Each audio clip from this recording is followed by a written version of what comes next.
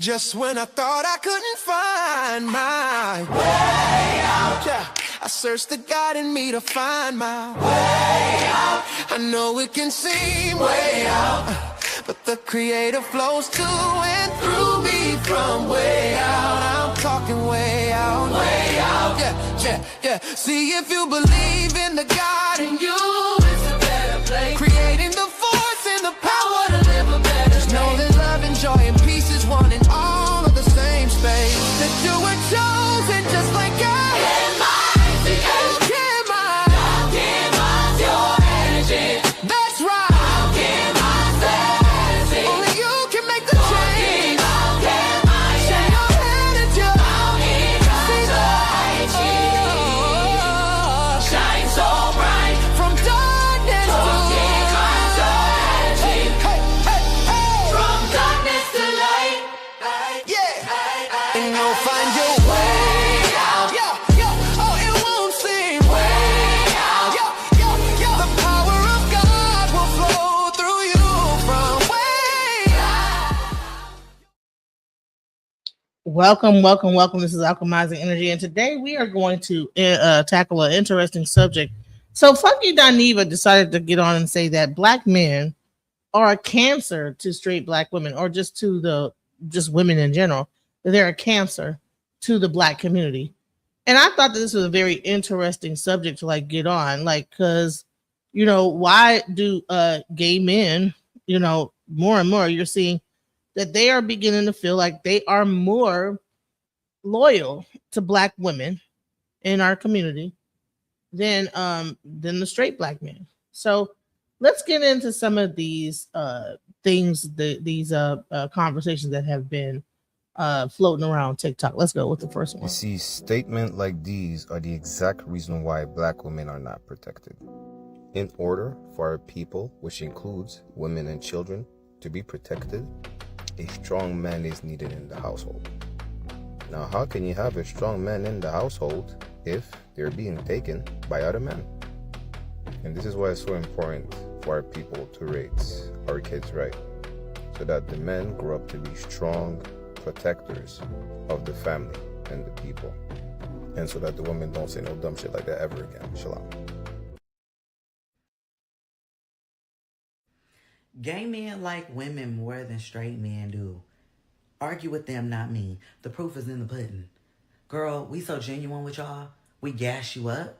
Don't we be making y'all feel so beautiful? When you down, we help you lift that head up. Girl, one thing about it too, we never put our hands on y'all. We love y'all. And that's all I gotta say. Gay men, we love women. We really do. We may not want to sleep with y'all, but y'all bad, and we love y'all. That's all I gotta say. I've noticed that a woman will respect a gay man more than a straight man. Why is that? Well, I mean, gay men do respect women more than straight men do. A woman will literally treat a gay man better than a straight man. A straight man literally would treat his homeboy better than a woman. They say that they don't want a feminine man. So stop bitching. So why are you so happy when you meet one? A person's sexuality has nothing to do with their feminine or masculine energy. But to answer your question, most time women are not happy around gay men. They feel comfortable, they feel safe, they feel protected. They be mad mean to straight men. They're always mean to straight men because they already know what you want from them. Vagina, booty hole, a game, or their gay best friend. I just don't get it. It makes me think that women want men to be feminine. Women don't want men to be feminine. Women want men to be men, whether he's more in touch with his feminine energy or masculine energy. Why does he get more respect than a straight man? I don't know. Maybe because he earned it. Why you so tender with his feelings? But a straight man, you could just disrespect with ease. You're stating that they disrespect y'all with ease and it's bothering you so much. But then you go to compare yourself to a feminine man. I think you should look in the mirror. It's often very weird, bro.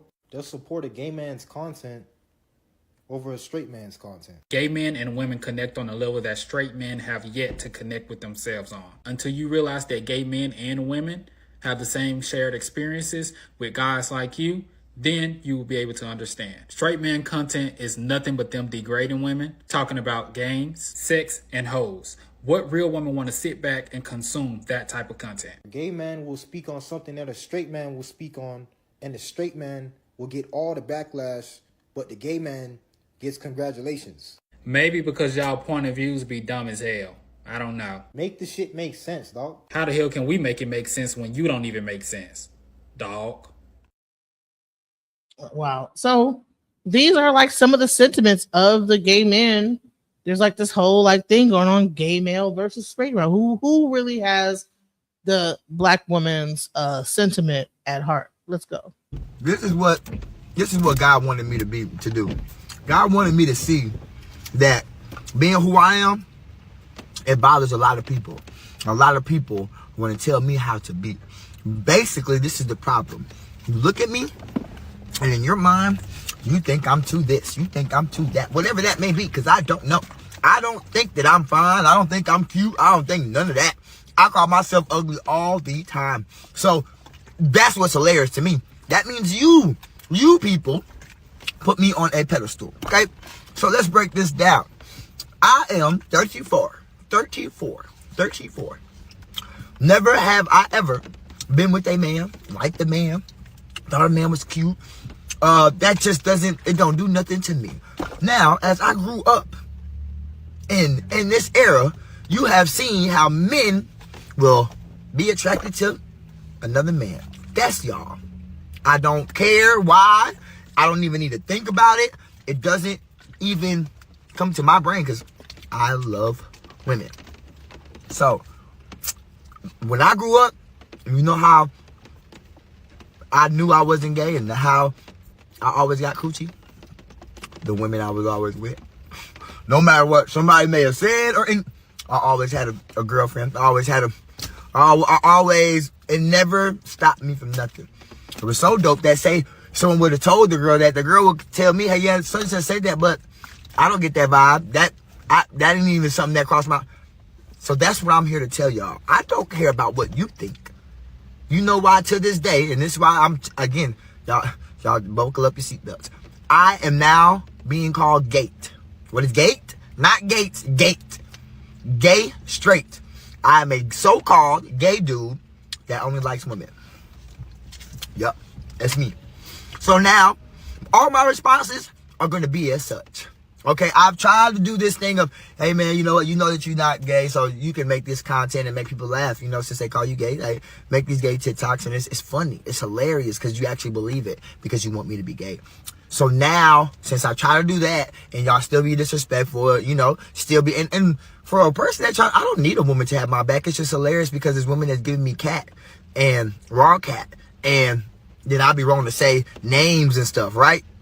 That's crazy. That's what's crazy to me. To where y'all getting this raw thing, but won't stand up and say, hey, so now that's what I'm finna do. Don't nobody get none. Just his hand. Look at me. Look at this glow. Ain't never feel like this before. So, for y'all, any dude that comment, you get removed. Any woman that has a problem with me being a straight man that loves women, even though I don't know what's wrong with your Uchi, you be removed. I never did this for no likes or no nothing. This is something that my niece told me to do, and I do it and I post it on YouTube. My YouTube is what pays me. My YouTube is what goes up every day when I'm asleep. This is just what I use to make the content, and I put it on there. So now I'm not responding to comments. Now I'm not like doing stuff for y'all. Now I'm not going to try to help you grow your page, because y'all just show that you can't be a good person. And that's what I am. I am a good person. It's just what I am. Regardless of what you try to say, I am a good person. That's why I wake up every day and nothing happens to me. That's why I wake up every day and God keeps blessing me. Every day you look through my TikTok, it's like he get better and better and better and better. When y'all reveal yourself, it literally makes me go. It's why every video I do today will be better than any video I did before. So, you know, when a straight man loves women, they consider him to be gay. But then you have these gay men saying, you know what, we love women more than straight men do. What do you think is the thing behind this? Why do you think there is? Because I hear a lot of things saying, you know, women are encouraging homosexuality. You know, like it's the mothers. You know, we are the mothers. You know that. You know, hey, if you know, we have to accept our children. You know, if our children decide that they want to be gay, we have to be the ones to say, you know what, we're gonna still love you no matter what. But you know, there's like this whole conundrum of like gay males, you know, that are really feeling like, you know, that the straight men are a cancer. And so Funky Deniva did a thing on Instagram where he sat there and he brought that out. Let's go. For a while, I ended up in my search for this clip or an extended version of the clip. I ended up going to his YouTube page and finding that there have been several videos centered around this thought on his page for the past couple of years. And I found one that I want to share a snippet with as well. But this is, in a nutshell, the sentiment. This is the clip that is now going viral. So you'll be able to hear this. Here we go. It has now come to the time that we have a conversation. I've been saying for years on this show that Black men need to have a conversation, Black men alone. We have got to figure out what is going on with us. This is not something that Black women can help us with. This conversation does not include Black women. Black women, stand down and stand to the side. Black men need to have a kumbaya amongst themselves. And I'm going to niche this out a little more. And it's heterosexual Black men. I'm going to catch a lot of flack for this, but I'm going to say it out loud with my whole chest. Straight Black men are the cancer of the Black community. That's where it starts and that's where it stops. Ladies, I'm here to tell y'all something. All this shit that y'all got going on, some of y'all, not all of y'all, with the gays and with the trans, let it go. Your issue is not a trans woman. Your issue is not a punk or not a sissy. Your issue is all of our issue. Straight Black men.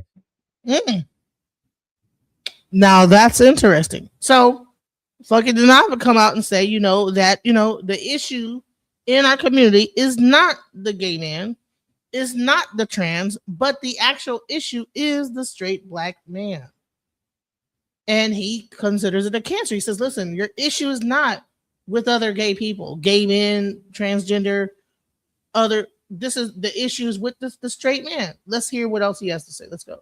Straight Black men are the enemy to the gays. Straight Black men are the enemy to the trans. Straight Black men are who are causing harm to the girls and the women. That's where it's at. Now, y'all can shoot the messenger. Y'all can call me all type of faggots on the Shade Room and all the other blog sites that's going to pick this up and I'll eat it. But you'll never see a situation where girls and women walking around saying they scared of the gay boys. They scared of their life for the gay boys. They don't want to be around the gay boys. It ain't us going around with these fragile ass egos, can't take rejection. We've got to ask ourselves, and I don't even know if the Black straight male collective can even answer this question because their egos tend to be so fragile.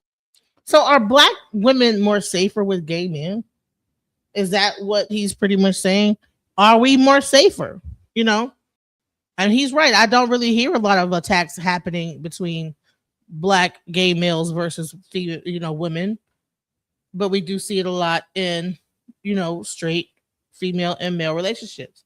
And a lot of times you have that gay best friend that might be the person that like, hey girl, you just need to, it's okay girl, I need to leave them alone, whatever, let's go. How is it we are raising boys with these fragile ass egos that feel it is okay to slam girls on their head for saying no? Why is it that we have to make the females of the community make all the adjustments? It's not fair. Straight Black men are the cancer of the Black community. Argue with your mammy. Ladies and gentlemen. Now, before she goes into what she's about to say, now here's the thing. If you're going to say, all right, so he's saying that yes, there's a lot of violence from straight Black men to women. Again, he's saying you don't see gay men slamming women like that. You know what I'm saying? And he's like, hey, who are women safer around?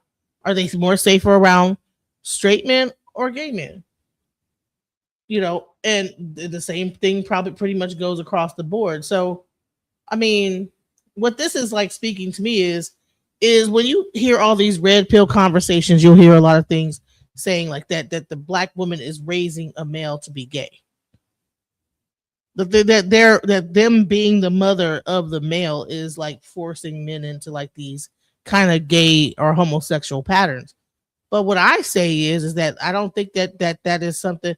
There's more to it than, oh, you have a single mother, and our little boy, our children, our little boys love their mother. But a lot of times something happens, something breaks within the mother and son connection and bond. And that's where you get a lot of like the domestic violence and things like this that happens. All right. So Ariel Maccabi says, black women not safe with no one. Only thing you got to worry with gay men is competition. They want your light. Interesting. Right. Competition for the D. Right. But not necessarily that you're going to get your behind whip behind it. Let's go. Those were his sentiments in a nutshell concerning black men and straight black men, to be even more specific about who he is speaking on and why he is speaking on them. Now, I found a different video, like I said, and I'm going to go ahead and share that with you now. Okay. Right. So what I'm gonna do is I'm gonna share the bigger version of it because she has like the smaller one, but I did find the original version. Let me go ahead and share this tab and play the original version because I mean I think this should be talked about. People are probably afraid to like listen. Black men, you should not be afraid to listen to a gay person talk. You should not be that like insecure in your sexuality that when you see a gay man speak, oh, I can't listen to that. Oh, that's gay, No, I mean, you should be secure within your manhood to hear what they got to say. So let's go. Within the black community, and they start and stop with the straight black man. Heterosexual black men, there is a conversation that y'all need to have amongst yourselves as a collective to help get the black community back on track. Want to talk about it? Here you go.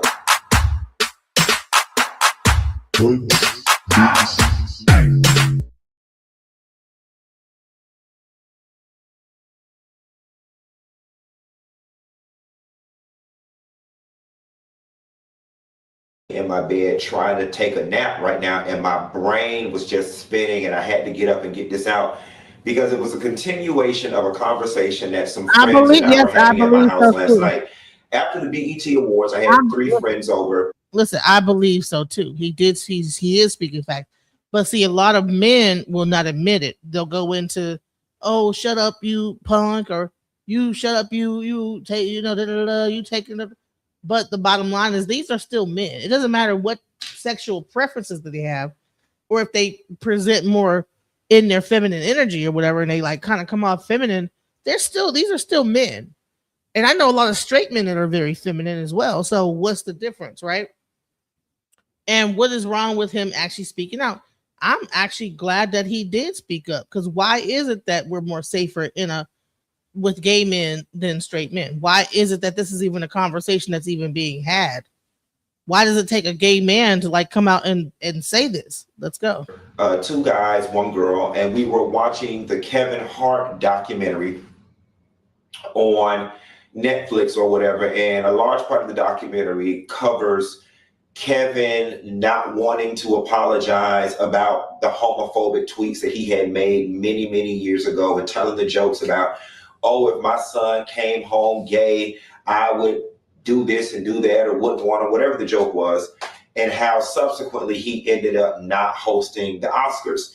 And so one of the gentlemen at my house made the comment, the Oscars got taken away from him. And I had to stop him. I said, hold on, let me fix this narrative, because that's not correct. The Oscars were not taken away from Kevin Hart. Kevin Hart chose to walk away because he refused to apologize again. And the point that I was making, or tried to make last night, was all Kevin had to do was apologize again. But for whatever reason, he was stuck in his ego, and his thought process was, I already apologized for this. I shouldn't have to apologize about it again. And I'm damn sure not going to succumb to the LGBTQ community or whatever and apologize about this shit. Fuck it. That was his attitude. And I went on to explain, that was his option. It was his choice. If it went against his principles, ideals, and morals, more power to him. But look at the bigger picture, what it could have done for the culture had he did it. And to apologize again cost him nothing. So then that conversation led to the greater conversation, which was black men, straight black men, in relation to homophobia, transphobia, homosexuality, and why does the presence of the homosexual black man challenge the existence of the straight man so much, right? And so we're talking, and one of my friends, straight guy, the two guys were straight, he said, him, and I've heard other people say this with the Black Lives Matters movement. He was like, why can't y'all put down the gay stuff and put down the trans stuff right now for a little bit, and let's just fight the black cause, right? And I've heard that. Why can't I just put down my demand for equality while being gay and trans and just fight for being black right now, because that's the movement that's got some momentum? And my response to that was, I can't put it down because I'm both simultaneously. I am black and I am gay simultaneously. And I am fighting for my life on this hand for being black, but I'm also fighting for my life on this hand for being gay. How can I choose one over the other when I'm not safe on either side? Which led me to a greater discussion, which was, Quentin Antoine Latham, I would be willing to subordinate my fight being gay and put that on the back burner if I could find safety and refuge amongst the black community, but I can't, right? Which then brought me to the point of my thesis and the analogy that I'm going to use to tie it all together. And I said to my two straight homeboys, and these are two guys that I love, I said, black men. Before he gets into this, so as he is talking, you're not here. So even though he might be gay, that might be his sexual preference. What I see right here is a man speaking. He's not speaking in like being extra feminine or whatever. He's given some real information. So why can't people hear it based on that and not tie it to who is going up his Duke shoe? You know what I'm saying? If he's able to address the issue and he just so happens to like other men, why is that an issue, right? A lot of people are not secure within their own sexuality. And so therefore it makes them feel uncomfortable having a conversation like this. And I'm going to say this, not all gay men are besties with women. There are some that get very catty. They call a woman a fish. The male, the gay male roasting is diabolical. I would hate to get roasted by a gay man. They know how to come with the words that they don't even have to whoop your ass. They could just talk to you a certain way, say a certain thing, and it'll make you like, damn, you know what I'm saying? Make you want to cry. And they're very catty. You know what I'm saying? There are gay men that are like that. Then they will make you feel like shit on wheels. They don't have to put their hands on you. They can verbally assault you in a way that will just run you down into the ground. But what I will say in this case, with how he is speaking, is not sounding catty. It is sounding very masculine. And just because he might have be saying he's gay, where this is like, let's listen to this and like, let's not look at this like, okay, and make gayness be the first thing, even though he's focusing on gay. But let's hear what he has to say. Let's hear him out though, because there might be something to it. You know, a lot of times when you see gay, people get scared. You know what I'm saying? But let's get into it. Let's go. There is a conversation that y'all need to have amongst each other.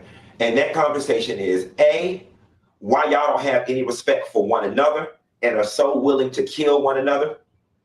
B, why y'all don't have respect for Black women and you see them as objects and disposable and less than. And C, why the presence of anything homosexual or trans just completely rattles you and gets your panties in a damn bunch. Those are 3 issues that Black men need to sit down, straight Black men need to sit down in a room with straight Black men, and y'all need to figure that shit out. Y'all need to figure that shit out. I can't even expect, and let me do the proverbial. It's not every Black man, it's good Black men out. Yes, we know that. But I'm talking about the collective, all right? Heterosexual Black men have got to get down to the bottom of why they don't see any value in one another, right? Why we're so willing to kill one another so freely. Then once we get down to that, we got to try to figure out the women thing. Then, we've got to figure out the gay thing. Why the presence of a gay man rattles y'all so much. I told my homeboys last night. And I can see this. I can say this. The problem is that there is a line sometimes. I mean, we just heard Magic Johnson's son say that he's more into straight men, right? But why? But because he's more so-called feminine presenting. Now, this might be a delusion in his mind, but that looks like a man that is very well groomed to me, So sometimes that could be a violation. So if gay men knows a man is straight, once that is known, that there should be a respect that is given, and then that man should back off and not be trying to like flirt with a straight male. Now, a lot of times, some of the cruising spots for gay men are in places where straight men are at as well. So could you imagine going to the gym and you don't know this is a well-known gay cruising spot, and you're trying to lift weights and you're getting winked at and whatever, you know what I'm saying? You're getting flirted with. And so so what he's saying, well, why do men feel uncomfortable with the gay aspect is because in places there's a certain level of violation that happens. And especially when you have a man on man situation, that is an issue. Okay. E.J. Johnson is one of the gay men who fetishizes straight men and feels they should only go after straight men because they are feminine. Right. Or straight men because they are feminine. So he feels, you're right. He in his why he fetishizes straight men. Right? Because like he feels like the gay male is probably effeminate as well, but there are very masculine gay men. So why would you go for a straight man? So that's where the issue is. Now, this video came out before E.J. Johnson said that, and I'm sure that he probably would have an answer to that as well. But let's go. One of the most emotionally unsafe places that a young gay boy can be is a barbershop, right? And what's unique about being gay, particularly young, is that I got to occupy several worlds, right? If I just sat still in the barbershop, I got to occupy the space of a straight black man. And I got to witness and listen and be a part of all the privilege that comes along with being a straight black man, right? Because I got to occupy that space. But being gay and oftentimes occupying a lot of female spaces, I had the advantage of being able to be privy to conversations and attitudes and opinions about the way men feel about women. I guess you could say I was a traitor in a sense, because I got the luxury of being able to sit in the barbershop and the hair salon. So I'm privy to two different conversations. And here's the thing about the barbershop, right? In the barbershop, as a young Black man, it truly is a microcosm of male masculinity and what I should be in every stage of my life. You come into the barbershop as a toddler, you see yourself as a young boy, you see yourself as a teenager, you see yourself as a man, and you see yourself as an elderly man, all in one sitting. Everything I am supposed to be from start to finish, I learn or can see or can pick up in a 2-hour sitting in the barbershop. How I'm Now, here's the thing about that, right? So he's able to, as a gay man, go into the beauty salon, and also as a gay man, go into the barbershop. So he is hearing the inside scoop, okay, from both sides. This is why there are so many gay female dating coaches teaching women about men. One, because they actually date men, you know. But the thing is that, like, if you are privy to both of those conversations, you walk into a barbershop, you can't, you know, you walk in there as a straight man and you get your hair cut, you know, people don't probably know that you're gay. And they get to talking and you get to hear all the inside scoop. And so what they've been doing is like, they like create YouTube channels and they tell us what they're saying about us. Like, there's so many gay male dating coaches that really break down how the male psyche is to women. I've watched a few, I'm not gonna lie. Let's go. supposed to sit, how I'm supposed to dress, how I'm supposed to treat my woman, what I'm supposed to think about gay people, what I'm supposed to think about that nigga from the other set. I learn all of these things in the barbershop. Here is what I've never heard in the barbershop. Hey man, y'all know we supposed to be loving one another, right? Yeah, you heard Junebug and Mike got into a fight last night, man. He shouldn't have shot that man. Somebody should have been over there to de-escalate that. That's not what we hear. What I heard is, hell yeah, my nigga, he should have shot that nigga. He shot a head. I was there to beat that nigga ass too. Yeah, I heard that nigga was over there from 31st Street. He came over there with that bullshit. Them niggas came in there, shot his ass up. Ha ha ha ha. I done did that shit too. Hell yeah. That's what I heard. In the barbershop, you also hear, yeah, man, my little lady mad with me. Why she mad, dog? Man, you know, I'm messing with that other chick, Lisa. Lisa called the house last night. My little lady answered the phone.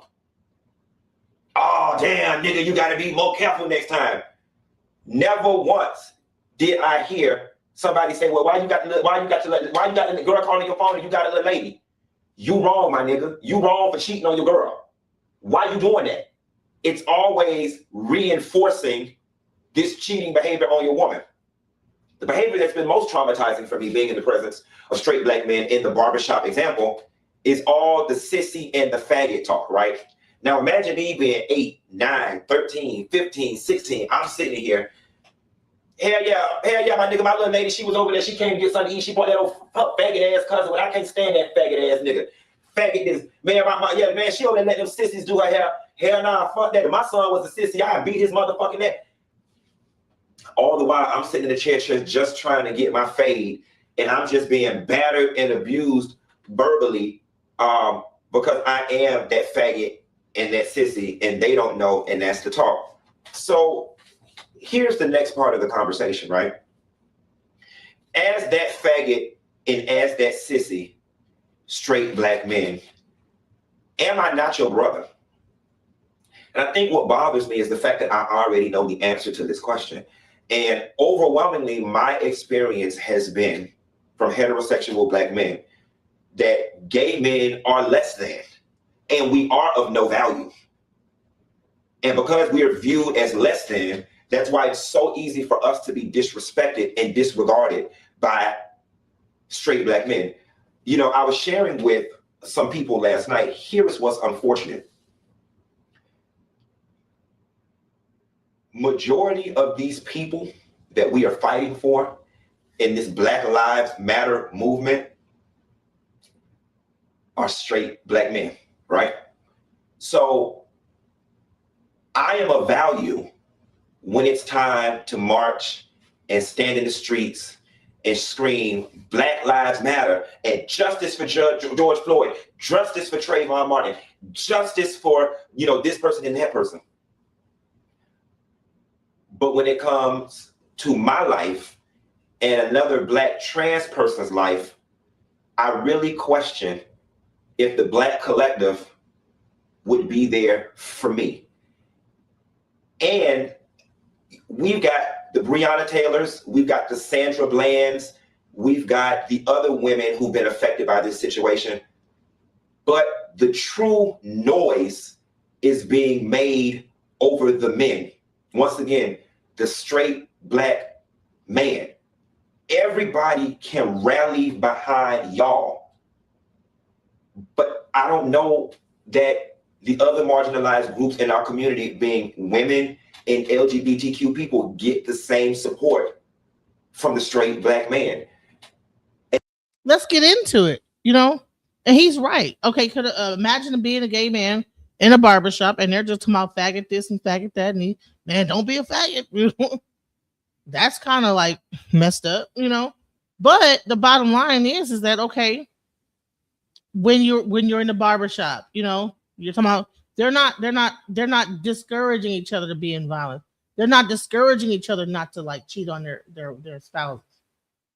They're encouraging it, right? And you have this gay man who gets to sit into this thing and witness it all, right? But then when he goes into a situation and say, if he gets hurt, like, does the Black community really stand up for that gay man? Like, if he were to get shot today, would people be like, R.I.P. Funky Dinaiva, and say the police shot him, right? Would the Black community come together and march for him? Because would we just say because he's gay, like, oh, well, he must have done? Because you know what? There's several. I've heard trans people get. I've heard gay people in Deep Ellum and stuff. I've heard them get like shot and different things like that, mugged and killed and stuff. I don't see the community outcry that happens when a straight Black man is killed. But the gay Black man will go out and march for that straight Black man. Why is it not the same thing, vice versa? I get it. Let's go. And that is a conversation, again, that y'all have to have with one another. A friend of mine last night asked me about relations when it comes to trans people and gay people. He was like, why do you think, straight Black men don't do this? Or why do you think straight Black men attack the trans, so on and so forth? And I told him, I said, you know what? That line of questioning is intellectually lazy. Why are you putting the onus on me to explain what it is y'all feel in y'all heart and in y'all soul when it comes to women and gay people? That's like asking somebody that's been raped, what can they do to prevent from being raped? Hey, rape victim, what can you do to prevent being appealing to rapists? Here's the thing. Here, exactly what you just said, Jamar. Most people worried about someone's sexual orientation are gay themselves. Or they have some either thoughts of it, yes, he is our brother. Yes, we have. It's tough at times. Yes. So gay Black men are valueless. How many times have you seen people marching for a gay Black man that got killed in any situation? I haven't seen it. And there was just a transgender woman killed in Deep Ellum, I think like 2 years ago. I didn't see a march. I think somebody didn't see all the hoopla. It just disappeared, right? Facts. Homophobic straight people do feel that non-straight men are less than. There's a lot to unpack that, especially when there are non-straight men who are a part of the DL culture. And here's the thing. People are so afraid of being considered gay that they won't march for that. So if he were to step outside, get into an altercation with a police officer, right? And maybe they shot him down, gunned him down. How many of the community would step out for him at being a gay man? And he's making a good point. We can't take all the extra drama.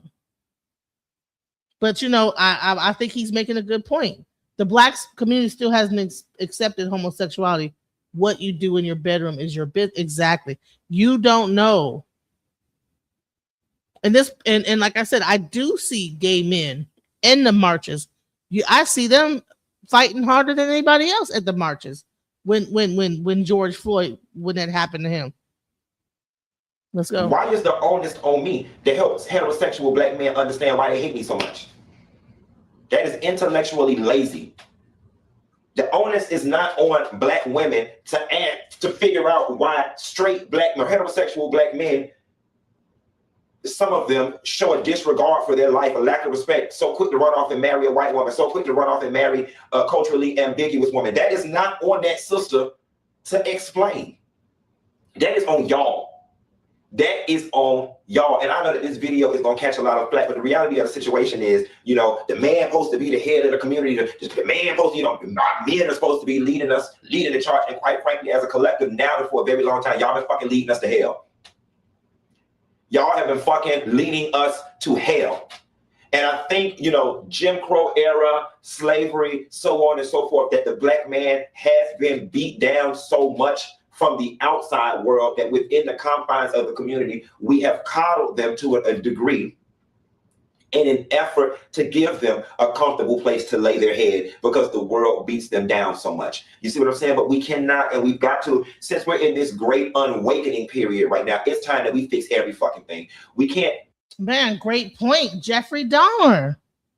We all watched that Jeffrey Dahmer movie and nobody said nothing. There were no discussions on the fact that he was killing black gay men, eating them. What? That should have been a huge discussion. Like, what? Why was he eating black gay men? What was up with that? You know, was there some kind of ritual sacrifice? Like, what was he into?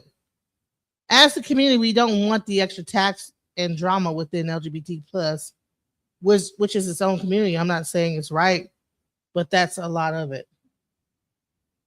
The changes you have, that changes when you have avocation.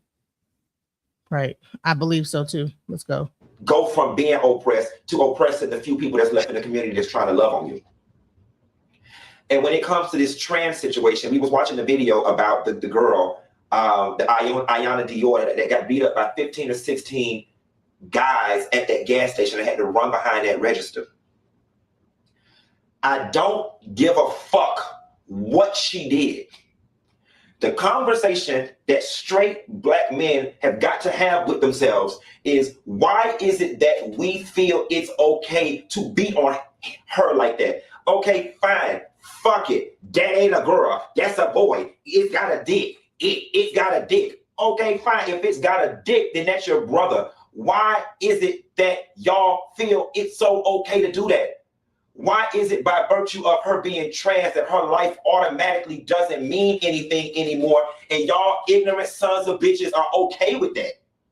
Why is it? She's still a black person, black woman, black man, you know, whatever you want to call black, you know, not to misgender, but you know, Jeffrey Dahmer's white privilege and not looking like a killer allowed him to not only get away with killing gay men, but black men. Facts. So let's make a language we can use to reunite the groups. Exactly. That's why I'm even doing this show. I believe that we should care. If a black man is murdered or hurt or whatever, and unjustly, it should not matter what his sexual orientation is or what her, if she's trans, or what his, if he's trans, all these different things. They're still black people. We need to unite, period. Let's go. But then when some shit go down with one of y'all, we all supposed to rally behind y'all because Black Lives Matter. And don't get me wrong, this is in no way, shape, or form am I trying to attach the gay agenda and the LGBTQ agenda to the Black Lives Matter agenda, because I understand that that agenda is a police brutality movement situation, and I'm completely aware of that. Outside of that, I am talking about the intrinsicness of when you say Black Lives Matter. But do they really? To each other. Do they matter to each other? Exactly. Make sure you hit the like button. Please subscribe if you haven't. I'm seeing a lot of new faces in here. Make sure you subscribe. A lot of this content, this is the type of stuff I do. I try to have very interesting topics. I try to talk about things that matter, things that are in our community. Shouts out. Please hit the like button. Please hit the like button. I should have never watched Jeffrey Dahmer. It was awful. Yes, it is. Be very careful about the things that you put into your psyche. They can affect you long term. Your brain cannot differentiate between what you watch on these movies and what's really happening in you. So therefore, you could be traumatizing yourself. And it's why I don't celebrate Halloween, because Michael Myers is based on white serial killers killing black people. I didn't know that. Is that what Michael Myers is about? I didn't know. That's a new develop. I didn't know that. So wow.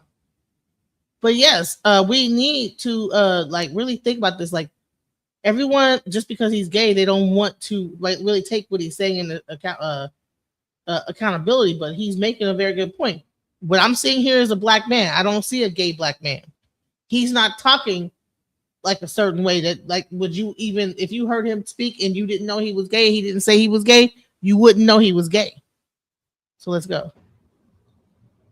Black men, what is that?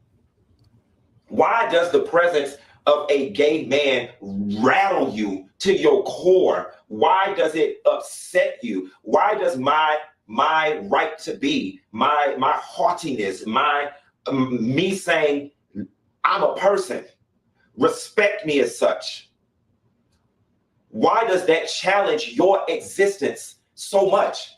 What people need to understand is we really don't want nothing from you. We're not trying to take nothing from you. We're not trying to date you. We just want to be left the fuck alone. We want to be able to walk into the gas station, get a Snickers, get 10 on number 20, regardless of how we sound, how we look, what we're wearing, if we have weave in our head or not, and be left the fuck alone. So what? I have on poom shorts, high heels, red lipstick, and a wig. Why does that challenge your existence so much? Why does that bring you to chorus? Why? Now I know why. And see, this is not because they're attracted to you, and something within them is bothering them that they're attracted to you, knowing that you have a wig on, even though you have a beard, and you're dressed up like a woman. There is a certain level of attraction, and there's something that bothers them within their soul about that. That's what it is. Let's go. the conversation that y'all are not ready and willing to have. It rattles you so much because you like it. Many of y'all like it, and you can't reconcile those feelings because you too sat in the barbershop, much like I, as a young black boy, and you heard all that faggot talk. Nobody said anything about white people. Wrong conversation, sir. True story. Let's go. And all that sissy talk. And you can't fathom being outcast and losing all that male privilege, now being that faggot and that sissy. So now you got to beat this person up to make you feel better about the old demons that you are battling. That ain't everybody. There's some people that just outright hate people because they was taught to hate them. But the overwhelming majority of y'all that are so vocal on LGBTQ matters, it makes people look at you sideways. I got a couple people that I know. It always baffles me when you see straight black men always on IG talking about gay issues. Dwayne Wade and what he doing with his son. The gay man is the breakdown of the black family. It always baffles me because I always say of all the 2,000 things you could have woke up this morning and talked about, that's the one that's at the forefront of your mind. And here's the thing. They always bash women for actually being on the side of gay men. But just like she just said, Renee, in high school, a lot of my closest friends were gay. A lot of the times the gay men, gay boys will be more, because they get like shunned by the men, they tend to flock more toward the women, and the women accept them for who they are because women are nurturing. That's a part of our nature. So you might have a more effeminate boy that ends up being gay at the end of the day, and that person ends up being their friend. So are we coddling that behavior? Well, listen, that person was gay before we became their friends.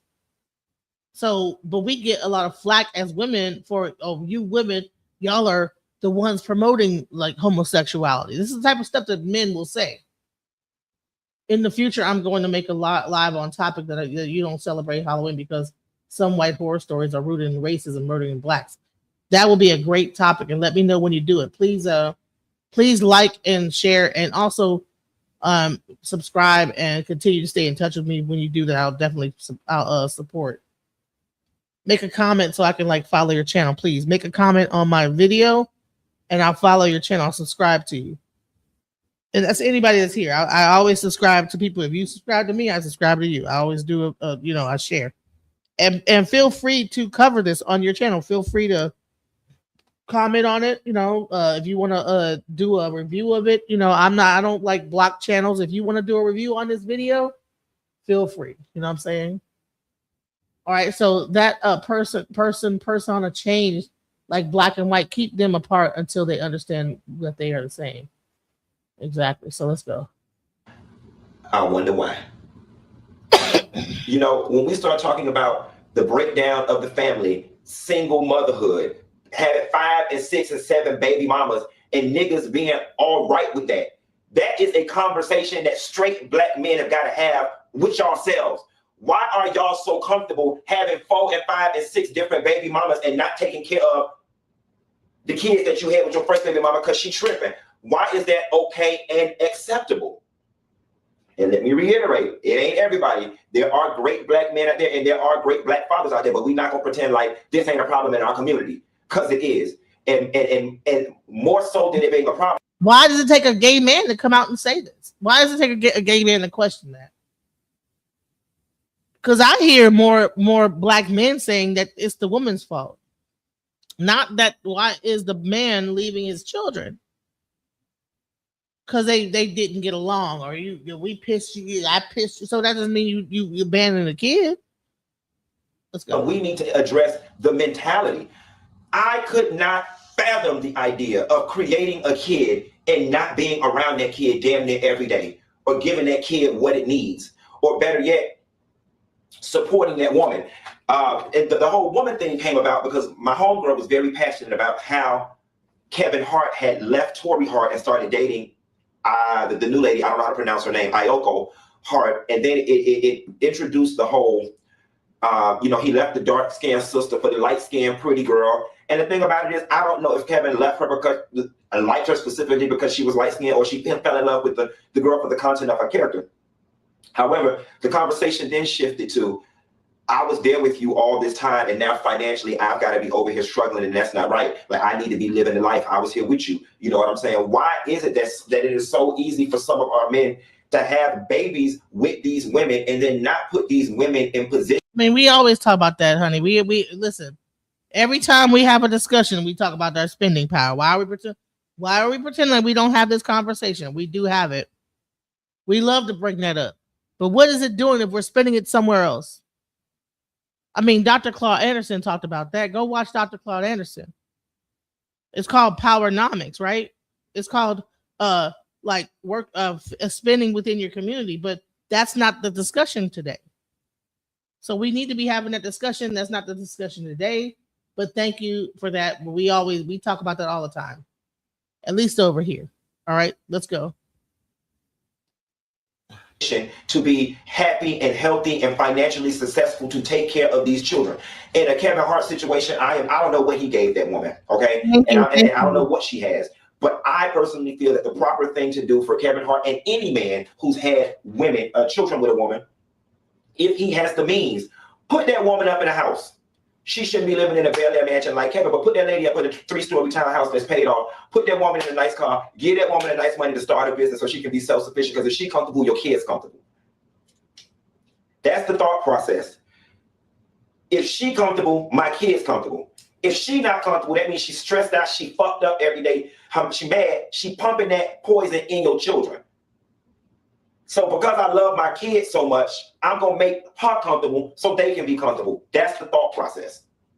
At least. Why does it take a gay man to have that thought process? Why is it that, listen, a lot of straight black men, especially on YouTube, religiously stand on the fact that men can be community penis, being it's in their nature.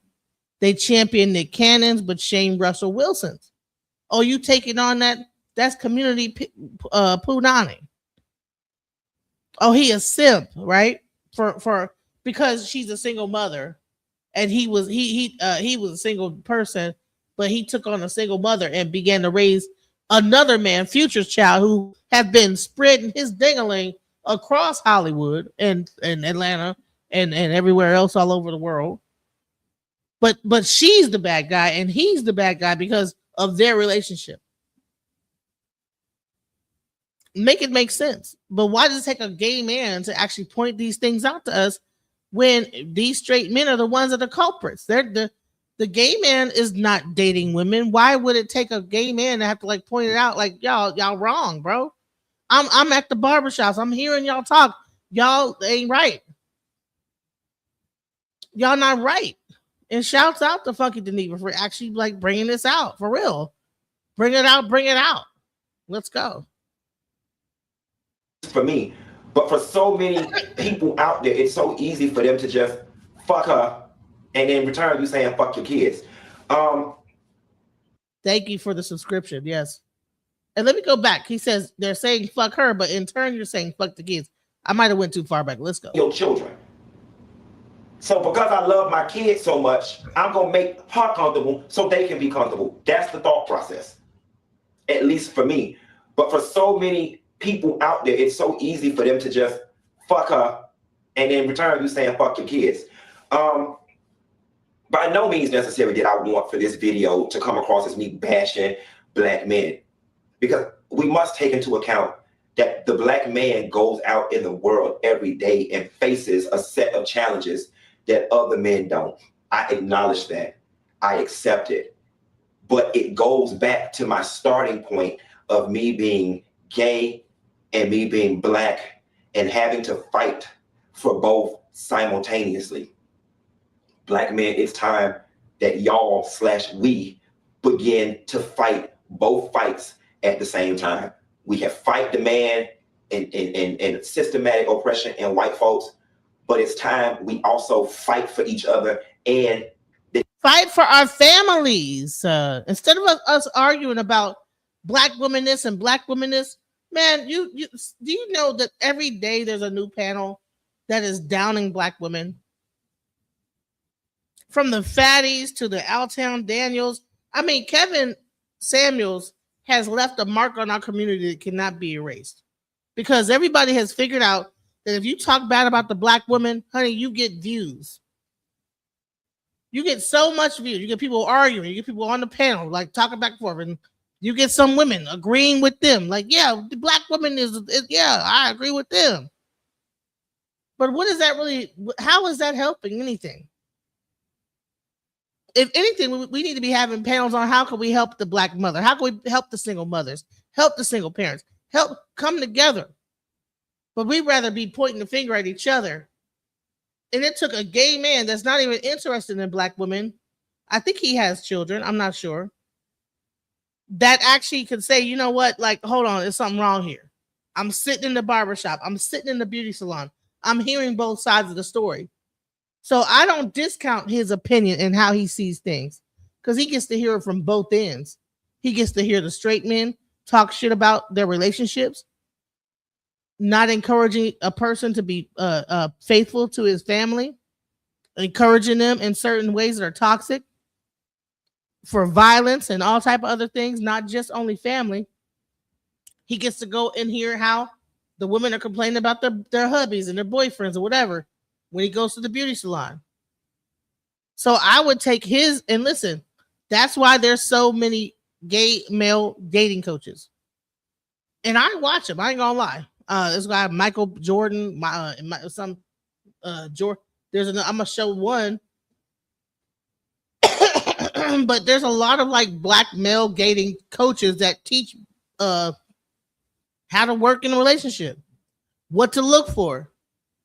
And black men hate it. It's like, well, how can this gay man tell you what to do? Well, they can't stand to see that dating coach trying to basically, it's trans that be breaking it down. Cherry the Boom will break down the men, how they be acting. And men hate it. It's like, well, how could this this faggot, whatever you want to call, tell you how to do? Well, do right, because they get to see it from both ends.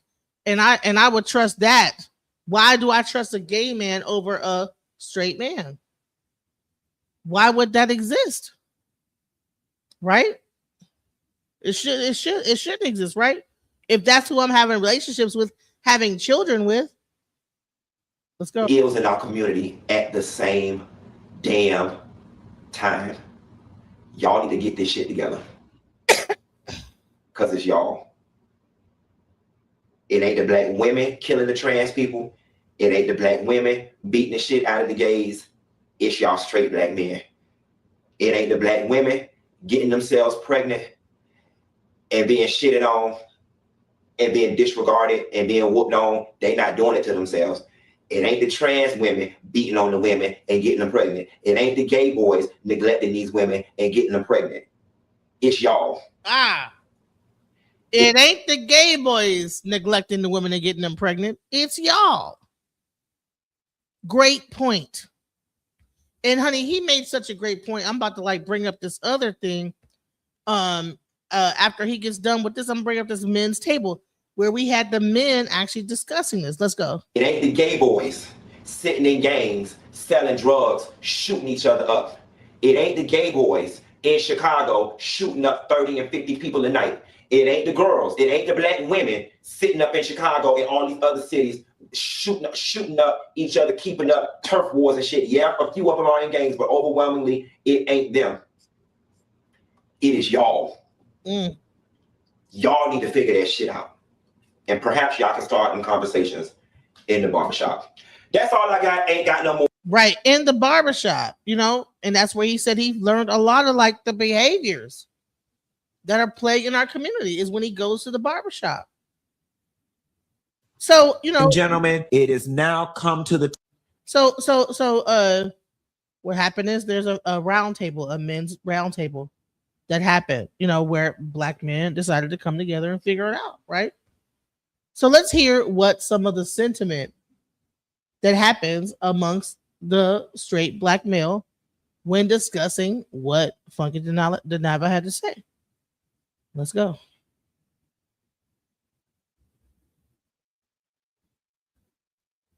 time that we have a conversation. I have been saying for years on this show that black men need to have a conversation, black men alone. We have got to figure out what is going on with us. This is not something that black women can help us with. This conversation does not include black women. Black women, stand down and stand to the side. Black men need to have a kumbaya amongst themselves. And I'm going to niche this out a little more. And it's heterosexual black men. I'm going to catch a lot of flack for this, but I'm going to say it out loud with my whole chest. Straight black men are the cancer of the black community. That's where it starts and that's where it stops. Ladies, I'm here to tell y'all something. All this shit that y'all got going on, some of y'all, not all of y'all, with the gays and with the trans, let it go. Your issue is not a trans woman. Your issue is not a punk or not a sissy. Your issue is all of our issue. Straight black men. Straight black men are the enemy to the gays. Straight black men are the enemy to the trans. Straight black men are who are causing harm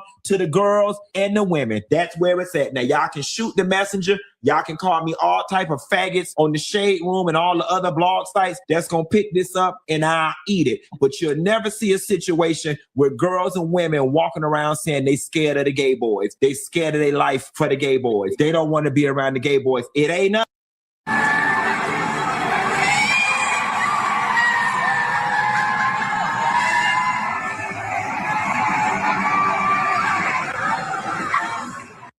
Tasha K, we've been good since Spoon's wedding. Somehow or another, you got a wild hair up your ass and decided, let me pick shit with Funky Dineva. And why? When people can't access you physically, they will try to access your emotions. Try to keep my peace with you, okay? But Tasha K, I want you to know this, and you can put this on record, okay? You can put this on record. The next time I publicly see you, I am going to walk up to you and I'm going to slap the shit out of you. And then I'm already just throw my setup and be ready to fight your husband. And the sad part about it is I actually like your husband a lot. I have no problems with your husband.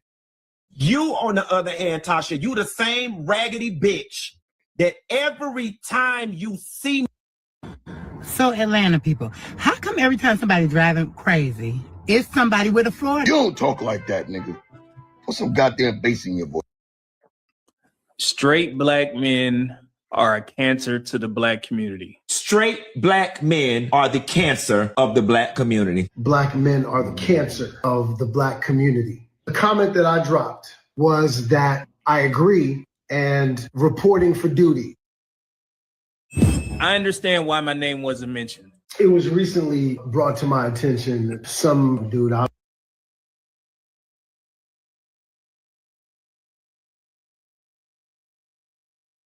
This is the, so you know what's happening, right? So I just had the initial conversation. Now we're going to take the men's side, right?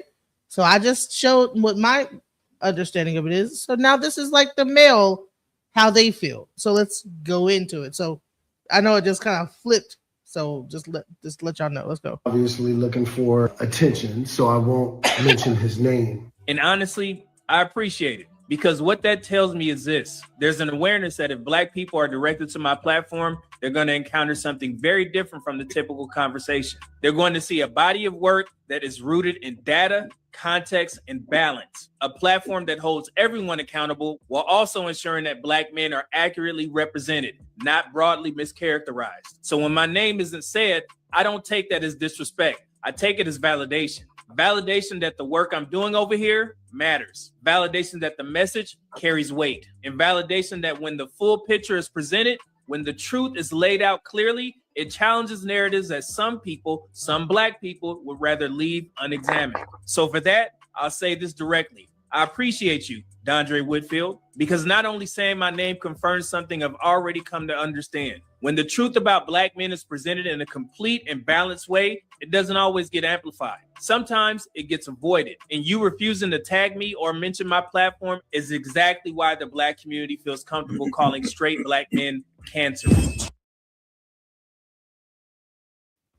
Listen, I just posted the StreamYard in the chat, and it's also pinned at the top. If you want to come up and speak, please feel free to. This is an open panel, so just letting y'all know. Let's go.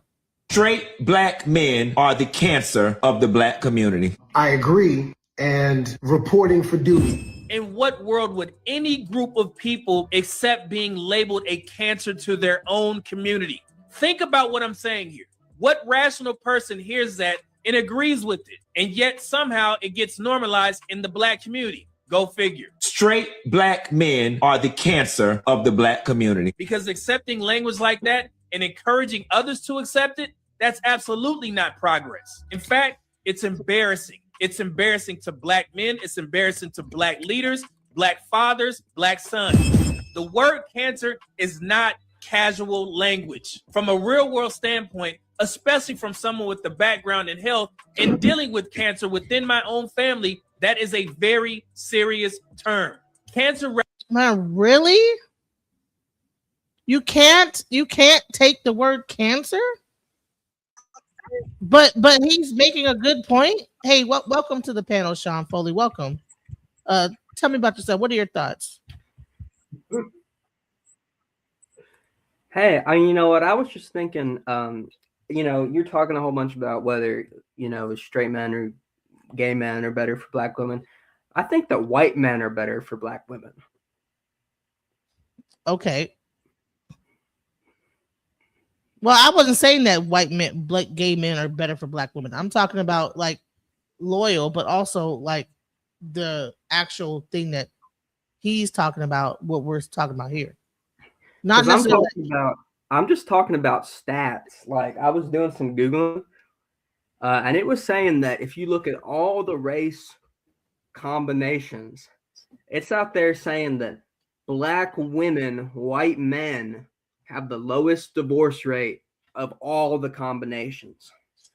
Black man, white woman, of Asian man, Latino woman, all the combinations. They're saying that just the stats, it has like the lowest divorce rate, etc. And I just, I'm looking at the stats and I think that's meaningful. Right. So, but the conversation is not about like the dating, whether it should be white or because I will have a show about that too. Like should black, I will do that. That will come up. But this is about what Funky Dinava is saying. Are black men a cancer to the black community? Black straight men. And that is what the subject is. So let's go. Represents something Well, I'm just destructive, thinking about something invasive, when you something ask me that that needs kind to of be question. removed. So when you apply that label to a group of men, your own black men, you are not making a critique. You are making a dehumanizing statement. And I'm not here for that. I don't trust most black leaders to speak on the behalf of black men because too many of you don't know black men. Too many of you are afraid to look at the facts and the statistics to see what you're. But isn't Funky Dinava a black man though? He's a black man. Are you trolling? You're laughing. Are you about to get kicked off? What's so funny? Oh, I didn't say nothing. No, I'm I didn't hearing say nothing. laughter. I'm hearing laughter in the background. This is like a joke or whatever. I see you have That, a black. that might be my roommates in the other room. But no, you have a black That ain't person me. sitting there as the image. Is this you? This is a black person. That's me, yeah. But you're not talking. I mean, you could hear my voice. Right. So is it like a looped video of you? I don't know what you're talking about. Sir, this is a looped video of looks like a child. I don't know what this is. It's an AI looped video. Child, get up off my damn page. Anyways, let me get back to what I was doing, okay? Because you like you are trolling, and I don't have. Listen, if you want, are you serious? What's the joke? What's so funny?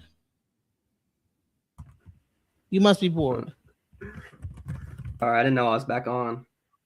No, I'm Man, no. Like never mind for the trolls, okay? Let's get back to what we're talking about because we were actually really having a good conversation, guys. Let's go. Fellow black men are doing. That's why I don't trust you all.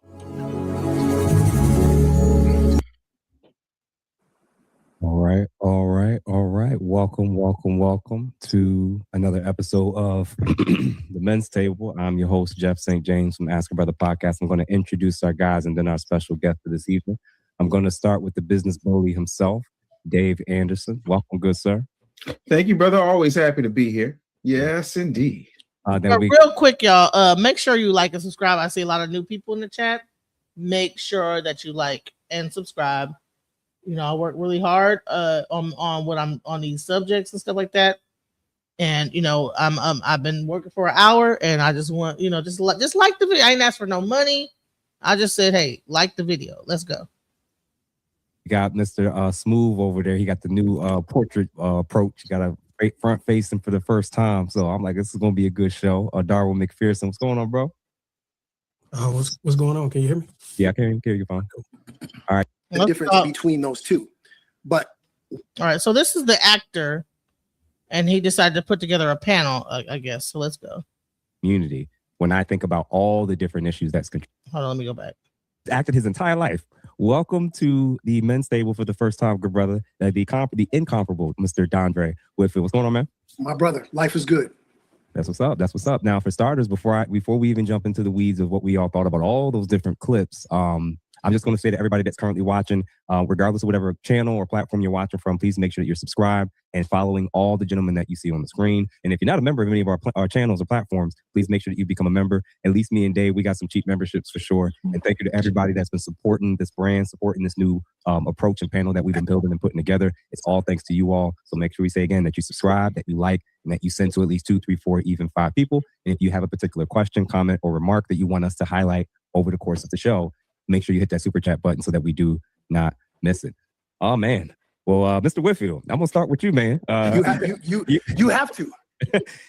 So it was wild for me to see that initial video from what's his name, Funky Dineva. Funky Dineva. Yeah, Funky Dineva. And I had a lot of competing thoughts in my head about why he narrowed down so specifically on Black men. All right, hold on, guys. I have a troll that wants to come up here, but if you want to come up here, you have to be on topic, okay? Sean, it's not about white men dating black women. This is about a gay man saying that black men are toxic to society, especially the black women. So let's go. What's your comment? Yeah, well, I was thinking about it while I was kicked out, and I think, even if that might be true, I've been just thinking about this. If maybe his point is right. I think that when you say something like that, you're trying to assign fault, to black men maybe, and I just don't think that that's even a fair thing to do because even if that's the case, I'm thinking that some people who have issues in the black community, I just think that it's part of upbringing. It's not because there are plenty of black men who are very affluent, and had great upbringings and great situations and are really successful people and pillars of the community and have healthy relationships. And I just think that's really an overgeneralization of black men. But do you think that there's something about that black straight men are a cancer to society? Do you think that that's a thing?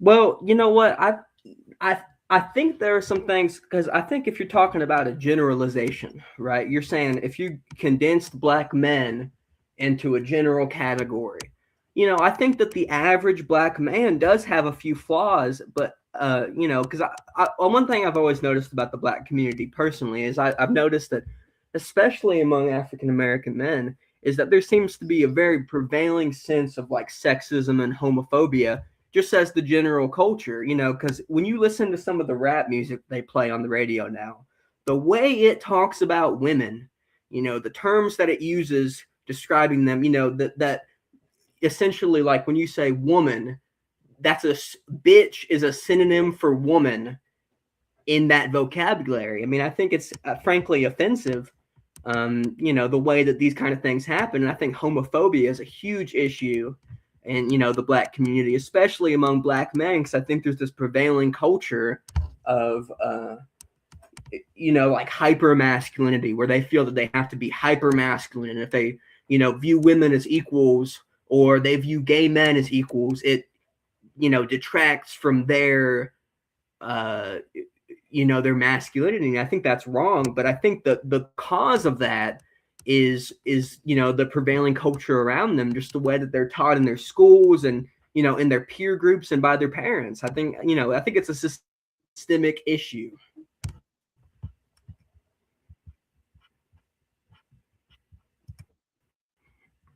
That's my personal thoughts on it. Yeah. Well, that was great what you just said. It definitely is, but I think the main thing is that he's talking from a gay standpoint of, like, I'm not sure. How long have you been watching the show? I've never seen the show before. Also, but I'm saying, how long have you been watching just now? Have you been watching the whole thing? No, I didn't. I was kicked out for a bit. It was cutting. All right, so let me just go back into it, right? So what he said is that as a black boy, being a gay man, he has been at the barbershops and he's been at the beauty salons, right? So when he goes to the barbershops and the black man will say, I whooped somebody's ass. Woo, woo, woo. They're not saying, man, you shouldn't do that. They're like, yeah, you should. Yeah, whoop his ass. Then if the guy's like, yeah, I was cheating on so-and-so with so-and-so and she found out, they're like, man, you know what? You should do this. You know what I'm saying? So like, it's encouraged. So he's get to hear the inside talk that happens at barbershops. I'm not sure if it happens the same thing in white barbershops, like how the people like get to like divulging all the information and talking and getting, just having male talk, like locker room talk. But in black barbershops, they have that talk, right? Same thing happens in beauty salons, right? Women get to talk about how the men treating them bad, this, that, the other. So I think that what happened is that when he hears this, it begins to bother him. Now he's not straight, or he's not straight, so he's listening to this as a gay male that has female friends, because most straight black men don't really believe that they could be friends with women unless they're having sex with them. You know what I'm saying? It's either a relationship or, there's like been red pill stuff. Like, no, women can't be friends with them. You know what I'm saying? So that's what's happening. And so what he did was he went out and he said, you know what? that black men are a cancer to the community. Cancer. And now you're right now hearing how black men are saying, you know what? They don't agree. Because I played his part. I showed what I thought about what he said, and now we're hearing their response, right? So that's what's happening now. Just to catch everybody up if you guys haven't been here the whole time. Right? So let's go. I got you. And just tell me to pause when you want to make a statement. Anybody else that wants to join the panel, the link is in the chat. Described as a cancer in the community when I think about all the different issues that's contributing. And then I was even more shocked when I looked down in the comments and saw that you was checking in. So I was like, man, I can't wait to hear this brother's response. I knew he was going to have one after, because I knew. Yeah. So for you, when you first saw that, how did you take it to warrant that reaction, and why did you do a follow-up, more fleshed out explanation? Yeah. So first, what we have to be able to define certain terms. In my book, Male versus Man, I talk about how males look to be served while men look to be of service. And unfortunately, not very many people understand the difference between those two. But we have to be able to understand where people are coming from. Just because someone says something doesn't mean they actually mean what they say. Many people speak this language, but very few people have command of it. So when he made that statement, I understood exactly what he was talking about. Unfortunately, black males look like black men. Why? They got hair on their face. They got pecs. They seem to carry themselves in a certain manner. They got the same physiques, but we are two completely different people. But in understanding what he was trying to convey, what basically what he meant to say is black men and black gay males, right? They look the same, but they're two different people. He just said black males. So what this is addressing is why are gay men more concerned to a certain extent, relationship wise to women, even addressing some of the things that are happening in black relationships and how black men treat their women than the very black men that are having a relationship with women. Why does it take a gay man to step up and say, you know what, there's something wrong with this? And I have this perspective on this. Shun the gay men, and shun him and say that, that's the problem. Go ahead. What are you going to say? I think that you're focusing on this gay man part of this, but I kind of come from a different background that because as a white man, I think I see this kind of same thing, in fraternity culture in colleges. I don't think it's so much a black man versus black gay man thing as it is a man thing. I think it's these kind of same cultural things that happen when they, you say you dehumanize women, you treat them differently. And when you're hanging around just a bunch of men, you promote ways of being that are really anti-woman, like, you should totally cheat on her, bro, or, whatever. I think these things are just cultural elements of manhood in general that I think maybe it's our Western culture, but, maybe it's a worldwide thing that I think that just in general, when men are born and when they're raised, they're encouraged to, be dominating. And often that's at the expense of the humanity of others. And I think it's not even just a black male thing. And I think that might be reductive to even look at it that way. I think what? Maybe it's because we don't have a bird's eye view into the white community and what happens there, So we think it's only happening in our community. We like, oh, you guys go to the barbershop. You guys like, man, fuck all the bitches, get all the women, And it looked like the white families are all look like they together and this, that, the other, and blah, blah, blah. So, but at the same time, you see frat guys, white frat guys, they'll have tons of relationships with all kinds of women and cheat on them and all these things.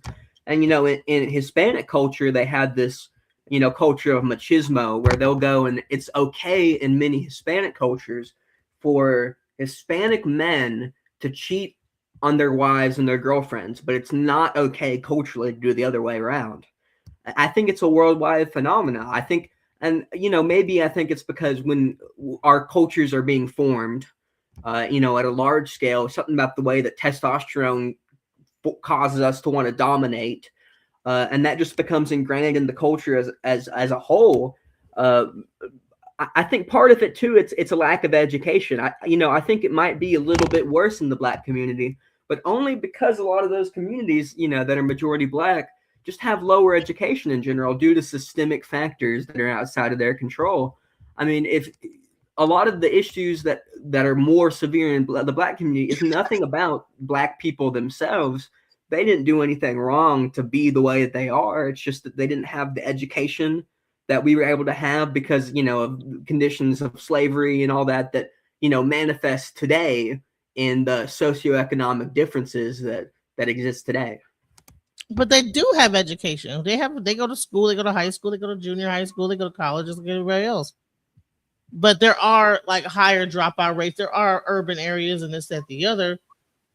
But but there is a more, I don't know. I don't know what, I think the incarceration, I don't think it's education. I think it's incarceration. You know what I'm saying?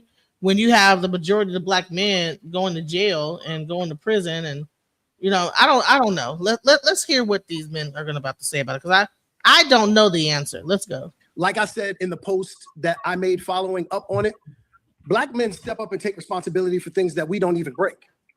So when I talked about those things, I was being very specific about us as Black men.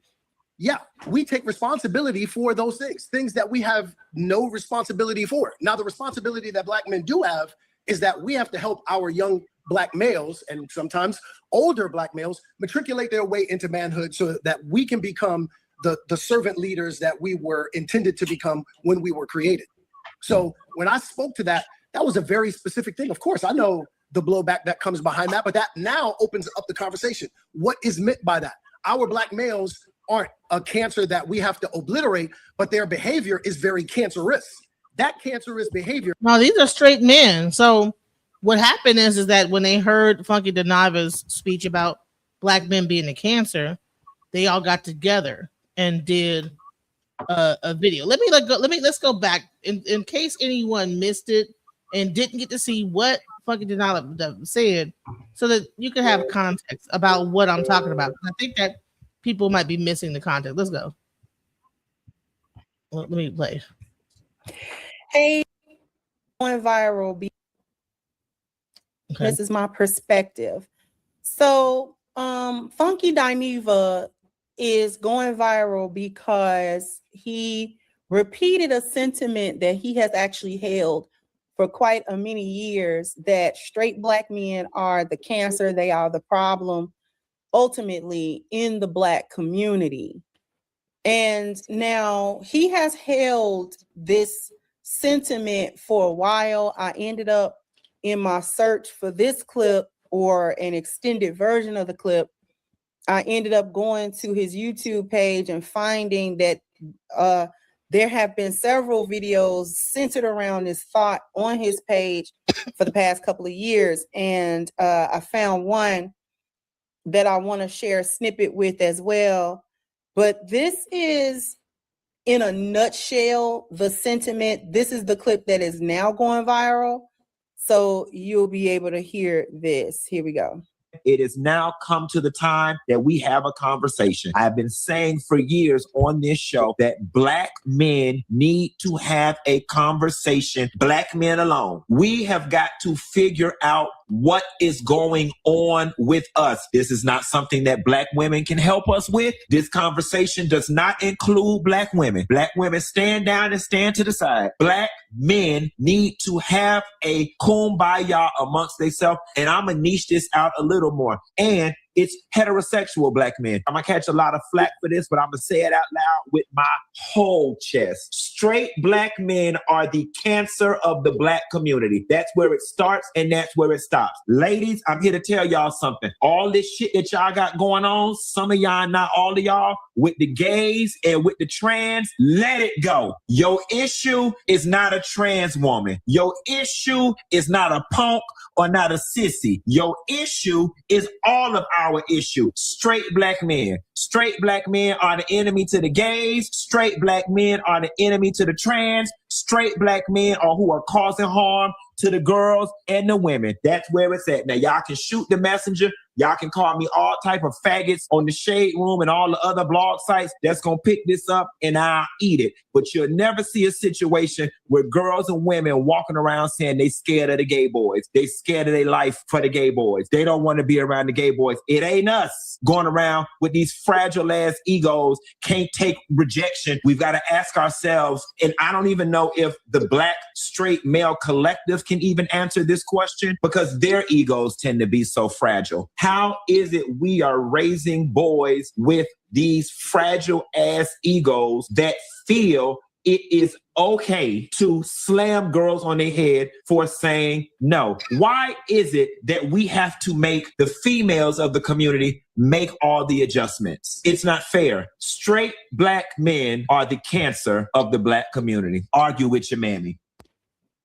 So now do you see what the subject is, Sean?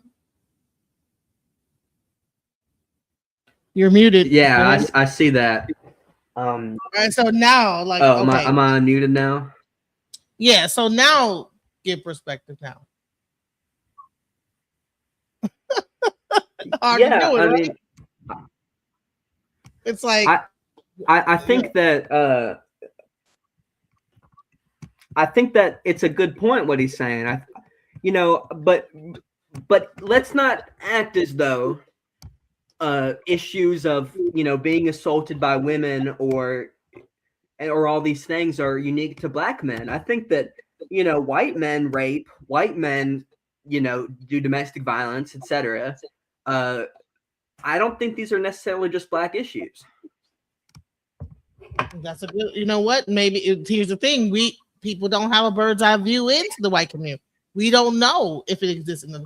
We just know about what's happening in our community. And that's what's being addressed. Like, okay, but you're probably right. If we did the statistics, we probably would see that. But everybody's not doing statistics.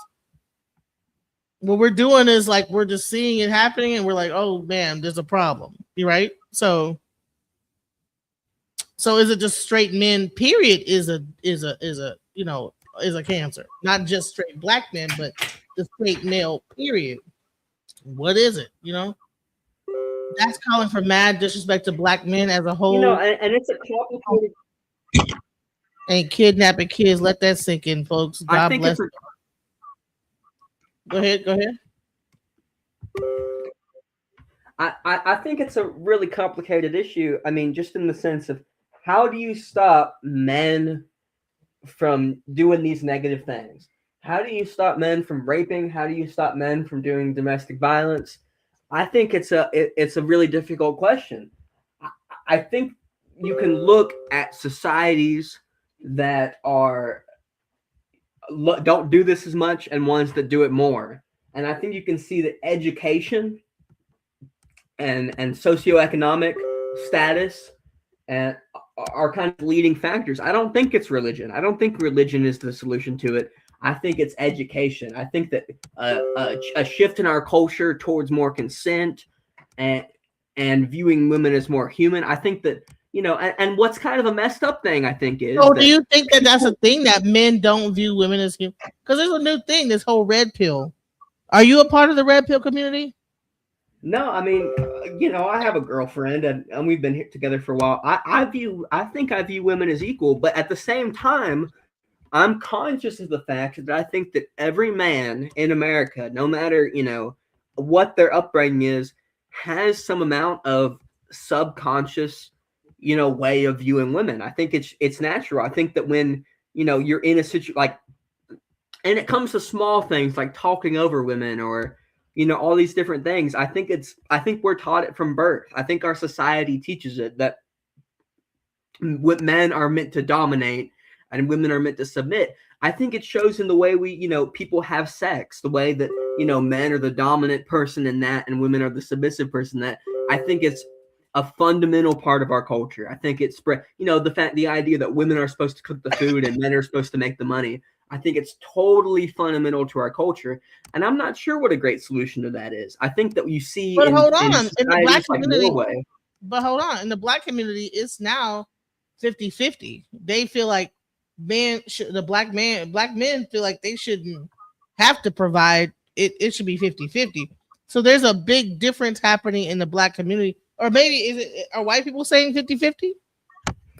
Well, I feel like at the same time when you hear like 50-50 in these relationships, I think that it's often saying, I mean, at least I see this in social media. I think that men want to have their cake and eat it too often. I think that they're saying women should have to work and all these things, but yet at the same time, you don't really see many of these videos of men cooking for their wives or all these kind of things. I think that men want to have their cake and eat it too, in the sense of they want to, have their woman cook for them, have their woman clean for them, and have a job. And I think it's not great. And I think Renee 5506 says psychology is a form of education, by the way. I just wanted to show you that. I'm not sure if you are looking at the screen, because you got like multiple screens up. I'm hearing dings and bings, but she said psychology is a form of education. Okay, I guess we lost him. So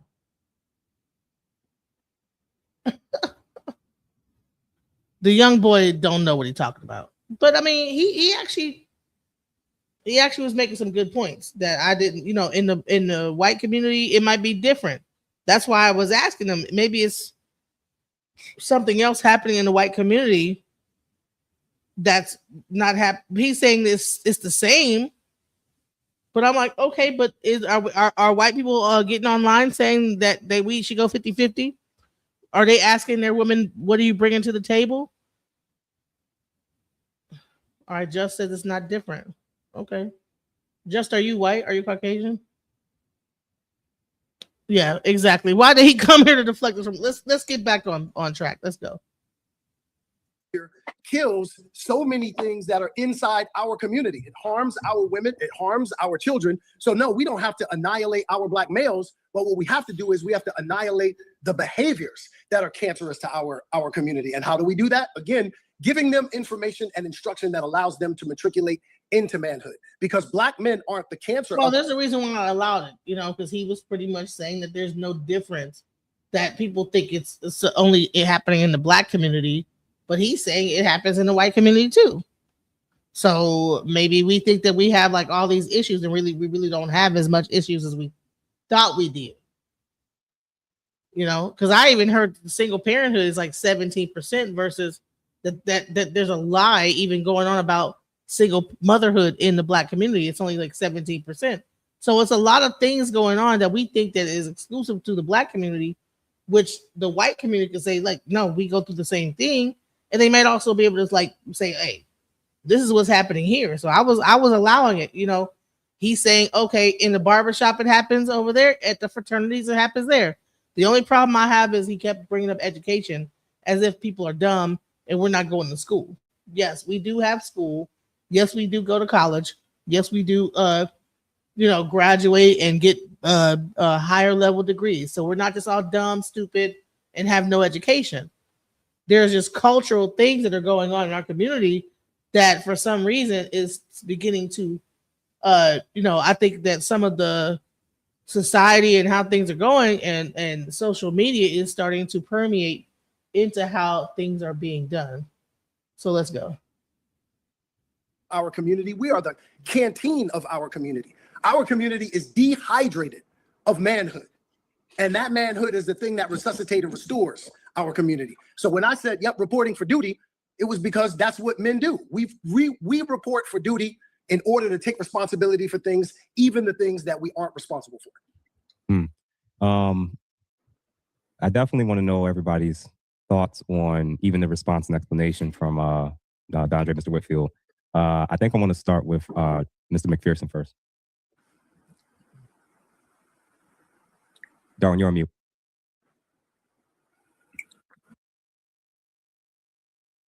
You're right, Renee. It is definitely a culture, religious, and psychological issue. There's like some kind of PTSD that our community is going through when it comes down to somehow you're talking about like missing fathers, like for the whole culture, the music, everything about our culture is about pretty much like we don't love them hoes and all type of crazy stuff.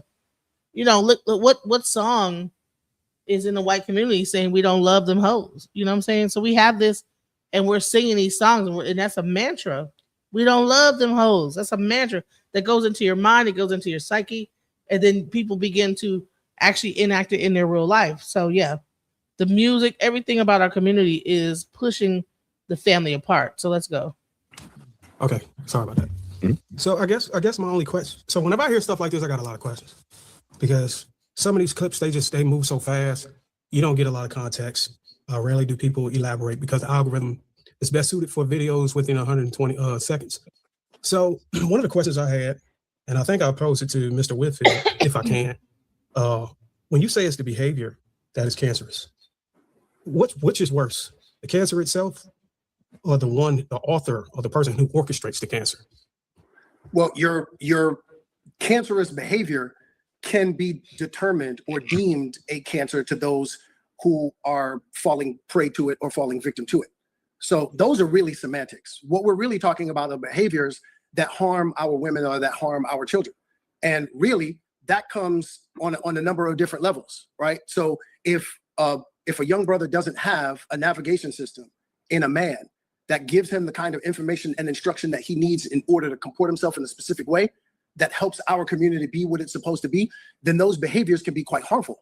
And so subsequently, those kinds of behaviors can be cancerous. And to some people who endure it, it can be deemed as a cancer. So what we're really talking about is one and the same. So is the navigation system already given, or is that something that had to be passed down? Religion is a huge topic. Because whenever you believe in a Bible that tells you that a woman shouldn't speak in the pulpit, she need to be seen, not heard, but the women are the main people that's even running the church. How can you have a whole church full of women, mainly women, and one pastor that's running the whole thing, maybe a few men, but then tell the woman that she's still lesser than? Like, it's crazy to me. Now, I don't know about white churches, but I know in black churches, this is majority women. Okay, so let's go. No, something got to be trained or educated or conditioned. It has to be trained. There are a bunch of us. So right. So my point is, if we're sending black men out or young boys, because I would argue that it starts before they become a man. If we're sending them out into the community, out in society to interact with women who are calling these men or whatever that is calling these men cancers, you're sending them out without the navigation system. How do we penalize somebody who is mal-equipped? Shouldn't we also, throw in the responsibility of those who are responsible for these young boys? Yeah, but it's interesting. My father went to prison. My father kidnapped me when I was 6 years old. My father went to prison for manslaughter when I was 13 years old. I have 2 biological children, but as I stated in my post and speaking about this particular topic, even though I only have 2 biological children, I have countless bonus children. And many of those children are young males who didn't have a navigation system because they were fatherless. And that's not their fault. So again, as I said earlier, men take responsibility for things that they didn't even break. I wasn't responsible for creating that young man, or excuse me, that young male who doesn't have a navigation system. But I do take the responsibility of giving him the information and instruction that allows him to be able to show up like the man that he was created to be. Right. I agree. I think that's very fortunate that you're able to do that. But if we're speaking for the totality or majority of black men, they're just not fortunate. And I think it's unfair to call black men a cancer based off of their behavior when we're not elaborating on how that behavior was configured. Again, we can't ping pong this, right? So I just explained earlier that certain behaviors can be cancerous to our community. Now, what someone else chooses to call that, again, as I said, I understood exactly where they were coming from. And as I stated right from the beginning, we have to really be able to determine what people are trying to get at. Just because someone says something doesn't actually mean that that's what they actually mean. Some people don't have enough command of the language in order to be able to express themselves properly. So when I talked about furthering this conversation, the conversation is, how do we get to our young males in order to give them what is necessary for them to be equipped to help? I gotta just address this, right?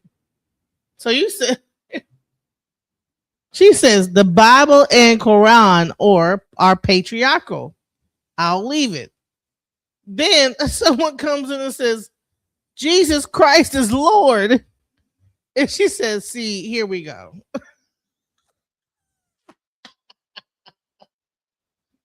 And then he says, what does that mean? Do the math. Just do the math. Just do the math. Our community be resuscitated and restored. And that's going to come off the backs of men like us that have the information and instruction, and to be able to take those young males and to say, hey, listen, this is how your behavior can be harmful to our community. And this is who you were destined to be. I understand that you don't know what that is because you didn't have the benefit of having a navigation system that allowed you to be able to matriculate into manhood. And now that we know that, every single man in our community has the ability to grab one. We heard the expression, each one teach one. Unfortunately, too many of us are not playing our position. Too many of us are not answering the call of our divine assignment. Right. What happened to that man in the community that was like, man, y'all kids, do what you gotta, you know what I'm saying? What happened to that guy?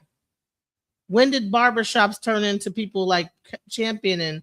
Yeah, go on ahead and get, you know, fucking the novice says, you know, he's at the barbershop and they're encouraging violence. They're encouraging you to cheat. What happened to the men that are stand-up men and trying to teach? Where are those guys in the community? That's the point. All right, so I'm going to yield to, I guess, the next speaker, but hopefully we can get into the details of the specific behaviors that would trigger a narrative like this in the future of this conversation. Go ahead, Jeff. Yeah, I want Dave to come in next, but I want to read a couple super chats. And guys, if everybody's currently still watching, please make sure that you hit those super chats to support the brand, support the panel, support, you know, all the different things we're trying to build, and especially if you have questions or comments.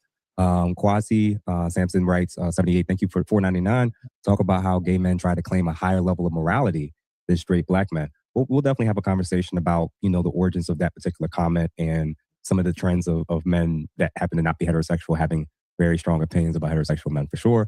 D. Coldis Jenkins, thank you for the $2. Society wants black men and our boys buck broken. Yeah, we're going to have a conversation relating to that too in terms of this particular. Thank you for Mr. Philip for Sadiq for the $5 as well. And then last but not least, Mr. X-Ray, thank you for the $10. What are the behaviors? I'm interested to know if it's criminal behavior or masculinity. Appreciate Brother Whitfield showing up. We'll definitely tap on that for sure in terms of what some of the concerning behaviors are. But Dave, why don't you go ahead and expound on what you've heard and seen so far? Yeah, but before I do that, Jeff, Dondre, I just want to tell you a few things. The first thing I want to say to you is, God bless you, brother. I have been a big fan of yours since you were Robert on the Cosby Show. My mom and Bill Cosby grew up together in the Richard Allen Projects. I love the majority of your work. I even love your taste in wives, bro. I am a huge fan of. Respectfully, I'm a married man. Like, people tell me my wife is beautiful all the time. What I'm saying is, see, that's the problem, Jeff. You and these sound effects, we're going to stop being disrespectful. We're going to have a Real men are here now, and we don't do anything for nothing in return. No one's asking you to do anything for nothing in return. What are you talking about? You don't find a woman, you don't think a woman is going to give you anything in return? That's the problem. That's the problem, is that you think that you being with a woman is not going to give you anything in return.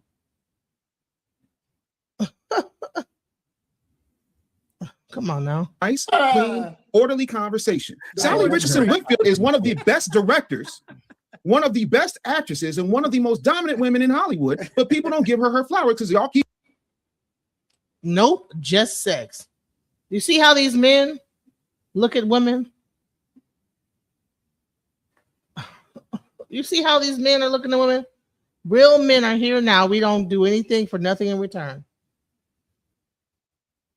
And then I said, so women don't give you anything in return? Nope, just sex. Now, a man is going inside of a woman's womb, and this is a place for procreation. So actually, you shouldn't even be having sex with a woman beyond procreation. So if she's giving you sex, then that's something in return. Period. Because if you're not procreating with that woman and you're gratifying yourself with that woman, and half the time women don't even get gratified off of sex, they don't have the same, it takes way more to orgasm and everything. They're doing that to please you, sir. So even sex is something in return. The fuck are you talking about? You know? This guy says, are black women loyal to black men? Yes, they are. What are you talking about? You know how long it took for women to even start dating outside of their race? And now you're seeing it in droves. But women were not doing that for the black women. Were not doing that for the longest. We just now started in the last, like probably like 5 years, doing like that in like large amounts. Meanwhile, black men were dating outside their race for the longest. But black women, you know, you can count on. Listen, I can count on my finger the black women I know that married to a white man. But it seems like that number is increasing now. Women should shut the fuck up. Okay, you should shut the fuck up, and you're about to get banned. Say something else stupid. Okay? It's not enough.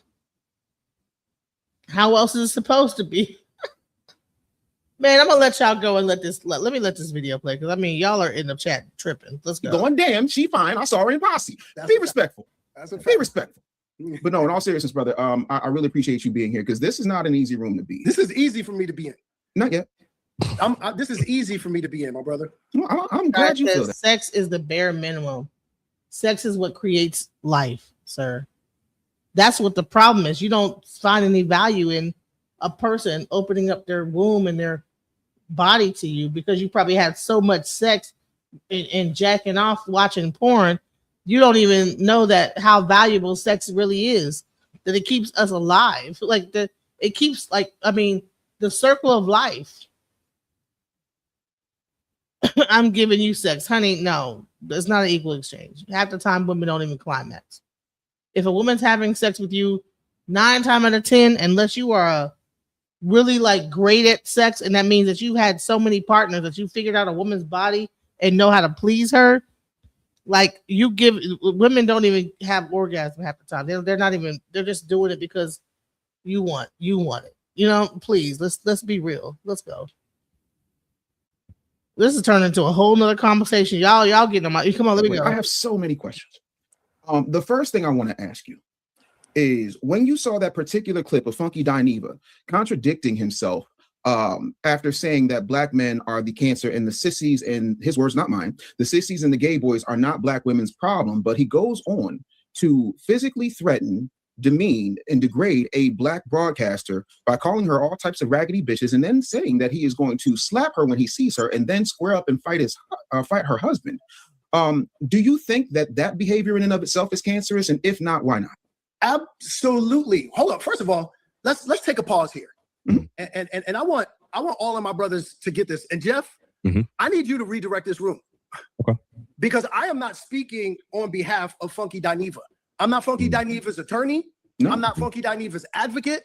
What Funky Dineva said about bringing harm to, I found it the irony of a person talking about how black males are the cancer of the community and accused us of having that cancerous behavior, and then actually displaying the very thing that is cancerous.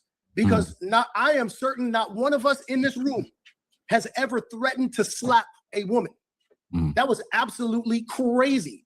So I don't know how But plenty of black men do be slapping a women. What the hell? What are we talking about? Do I need to pull out the domestic violence shit in the black community? Now, you got 5 people that probably haven't done it. You know, maybe. If they did, they're not going to say it. You know what I'm saying? Let's go. To this space of me being the one that is now speaking for Funky Dineva. Oh, let me be clear. I'm not asking you to speak for him. I'm asking so let me put it a different way. Or even speaking on his behalf. Not at all. First of all, you're your own man. Funky Dineva is his, her. I don't know his pronouns. His own person. Right. But what I'm saying is, do you have a daughter? Absolutely.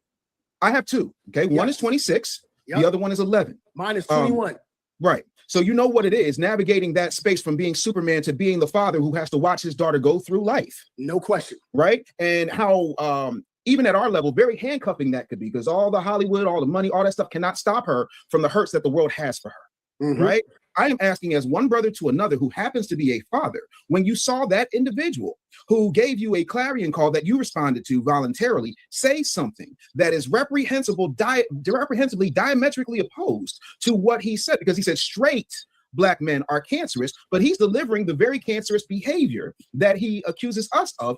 I'm not asking you to speak for him. I'm asking you, as a father of an adult girl or adult woman, How did that make you feel? And how do you respond to that? Because I condemn those comments outright. That's not me speaking for Funky Dineva. That's me standing in the gap and making sure, as a father, as a Black straight man who is not responsible for it, but now it's my duty to fix the thing that I did not break, which is standing up for a Black woman who is being threatened, and it's on some on-site type stuff. I'm asking you specifically, not as his representative, not as his lawyer, not as his attorney, but as a father looking objectively at someone threatening some other Black man's daughter with physical violence and calling her out of her name. Am I in the right room? Oh, yes. Jeff, am I in the right room? The way I'm hearing this, the way I'm hearing the question. Listen. Sorry, go ahead. My work as a Black man and an advocate for Black women and an advocate for Black people as a whole is you can look for decades. It's not up for questioning. Hold on. It's not even up for dispute. It's not even so to ask a question like that of me with a wife that you so generously highlighted in the beginning of the comment. That we've been together for 28 years. Yes, sir. I have a 21-year-old daughter, and anyone knows that in the defense of the women in my life, that somebody's back would absolutely be broken in half if they even thought about threatening a woman in my life. That kind of question, I take great offense to. Let me just say this. Okay. But to answer your question, I was more than offended by that comment. And absolutely, his behavior was beyond cancerous. And like I said earlier, I thought it was quite ironic that the person who started the question about straight Black men would then go on to do what he did. So emphatically, let everyone be clear about that. And I hope that the conversation gets redirected or repositioned, because I really don't understand why that question would even be posed based on what my stance has been about Black women and the Black community. I'm very confused by it. It's not, I think there's a disconnect in the question in and of itself and how you're receiving it. So I apologize. Let me be clear. What I'm saying is, right, this individual, it's kind of like if somebody, like, I'll give you an example. When I was 561 pounds, I wasn't telling people, go work out. I went and did the work before I gave anybody any weight loss advice. Bro, 561 pounds. God damn. I'm sorry. But we unlock. Come up. All right. So LKTH1 said they secretly hate women. They think they are better at it, don't they? All right. He says he's talking about Cat Williams at the Kevin Hart roast.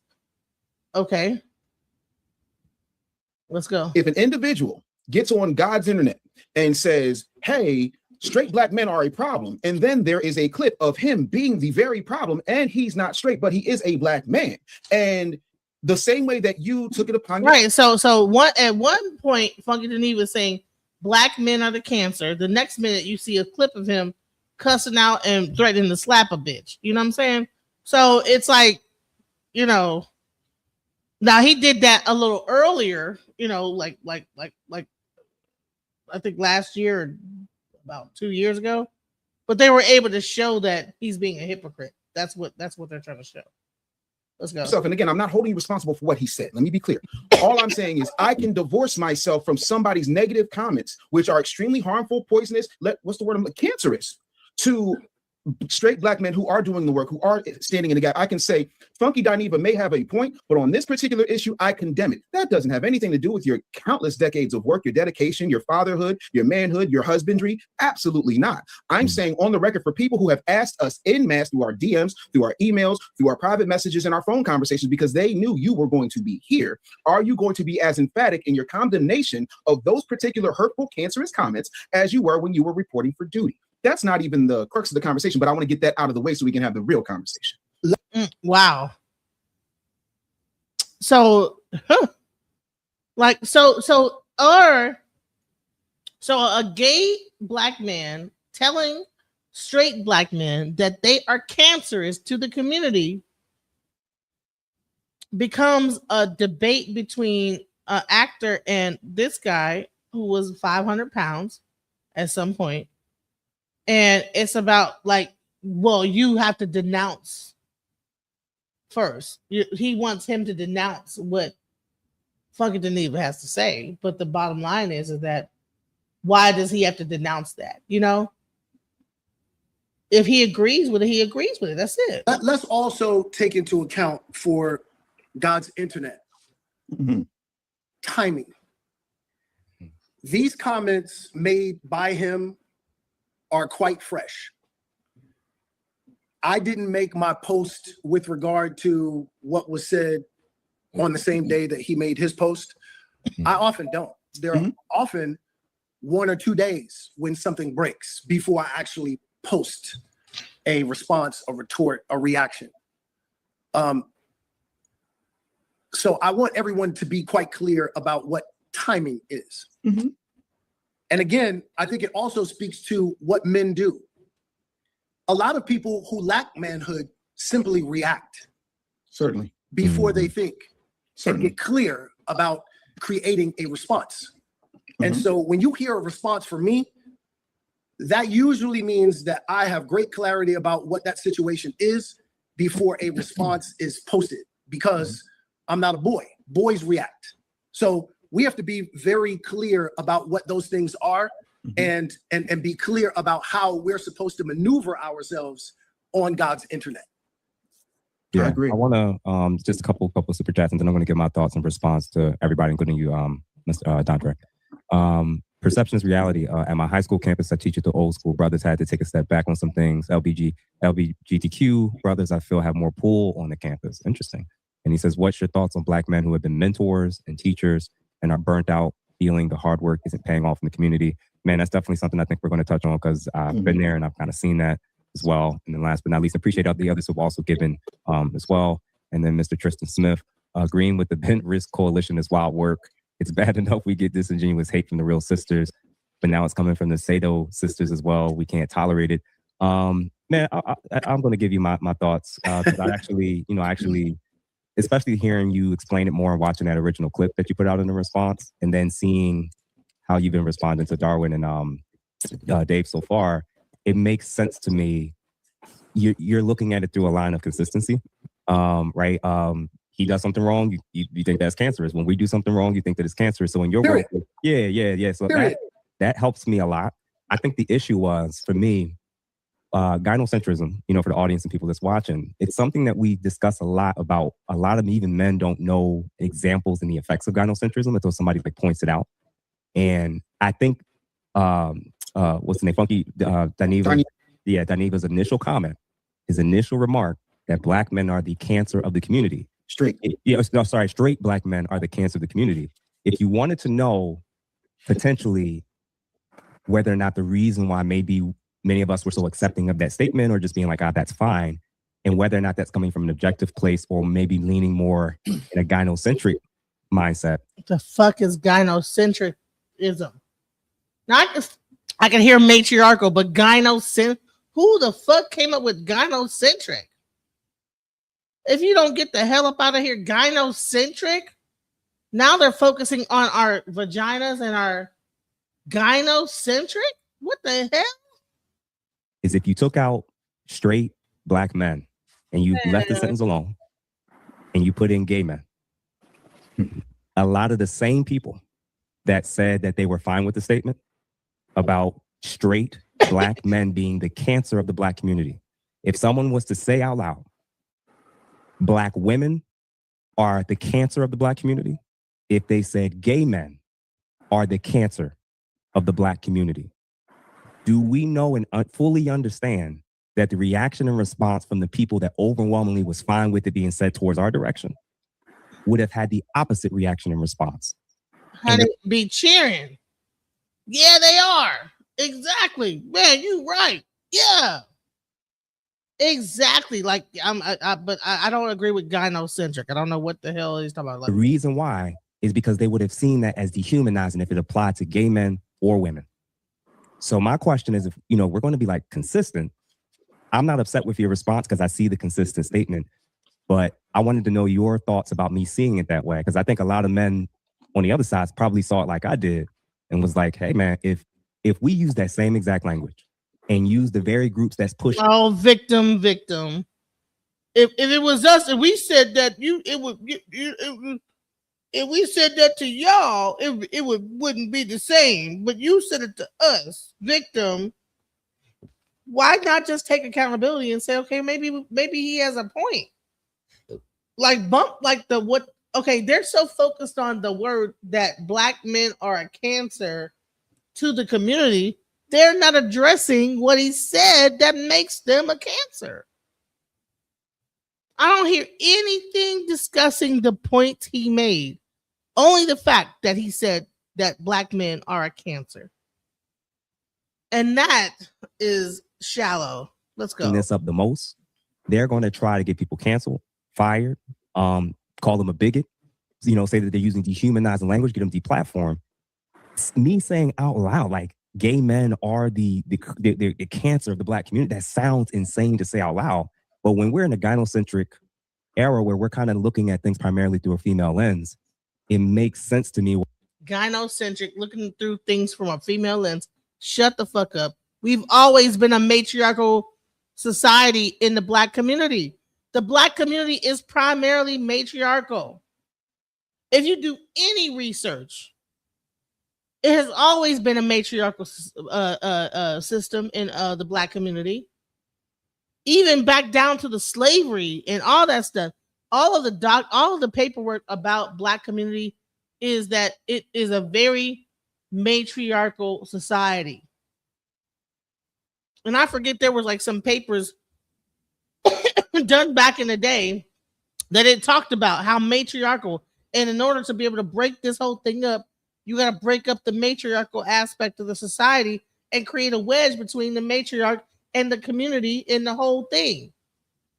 But now we want to take it from matriarchal to gyno and turn it into like a goddamn surgical thing, like you're like a doctoral gyno. What the fuck is gyno? Our pussy, a pussy-centered society? So it takes it away from being matriarchal to pussy. Gyno. You know what I'm saying? A gynocentric. See, these men are so, listen, he said it, and you see it right here in your own eyes. How that, well, if we were to say the same thing, it wouldn't be accepted the same in a gynocentric society, because that's what we're focused on. It's accepted. Man, if you don't get the hell out of here, he seemed like he gay too. Well, I think a lot of people couldn't have seen that comparison I and think how he much down more low. damaging it would have been to say that about anybody other than us. What you think, brother? Yeah, this is and here's the nuance of where we should really be looking at this. Because I am the leader of my house. Not because I tell people what to do, because I show people what to do. That's what makes a leader.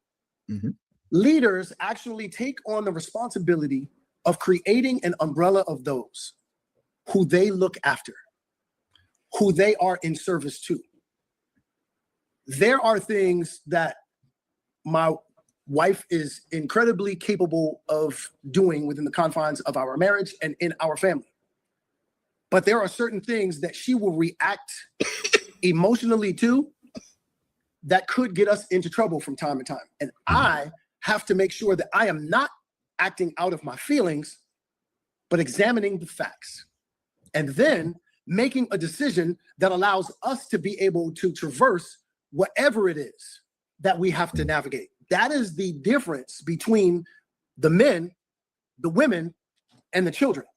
So this conversation has to be looked at through the lens of, as men, what do we take responsibility for even when we haven't had a hand in breaking it? And are we going to respond in the same way that the women respond, that the children respond, even our brothers who happen to be gay respond?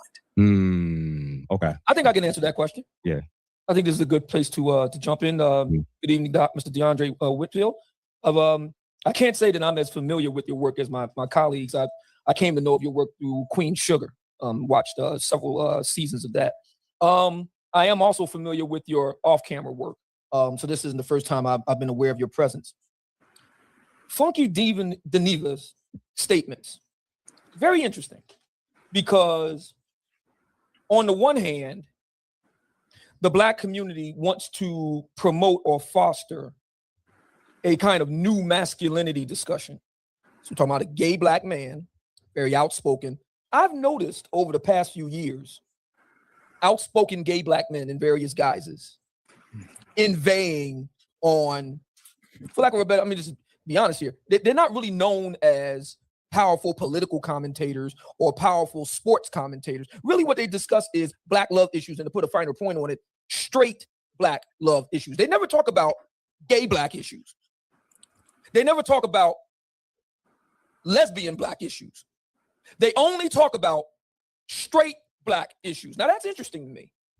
Why only straight Black men? Why don't they talk about gay Black men?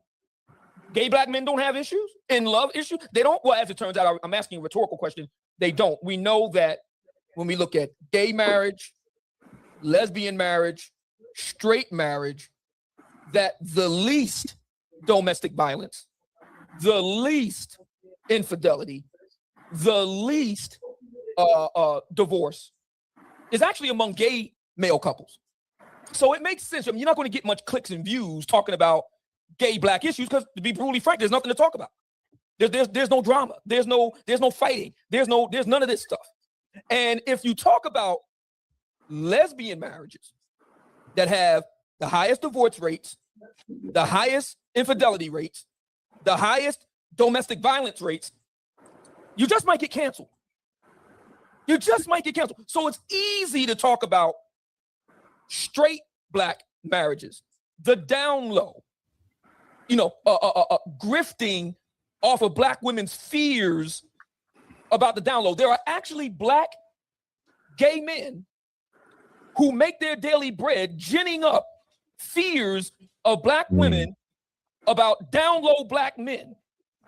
That is some nasty work. So the fact that we're here right now, rolling off the lead of a Black man talking about other Black men being a cancer, while at the same time threatening with violence a Black woman.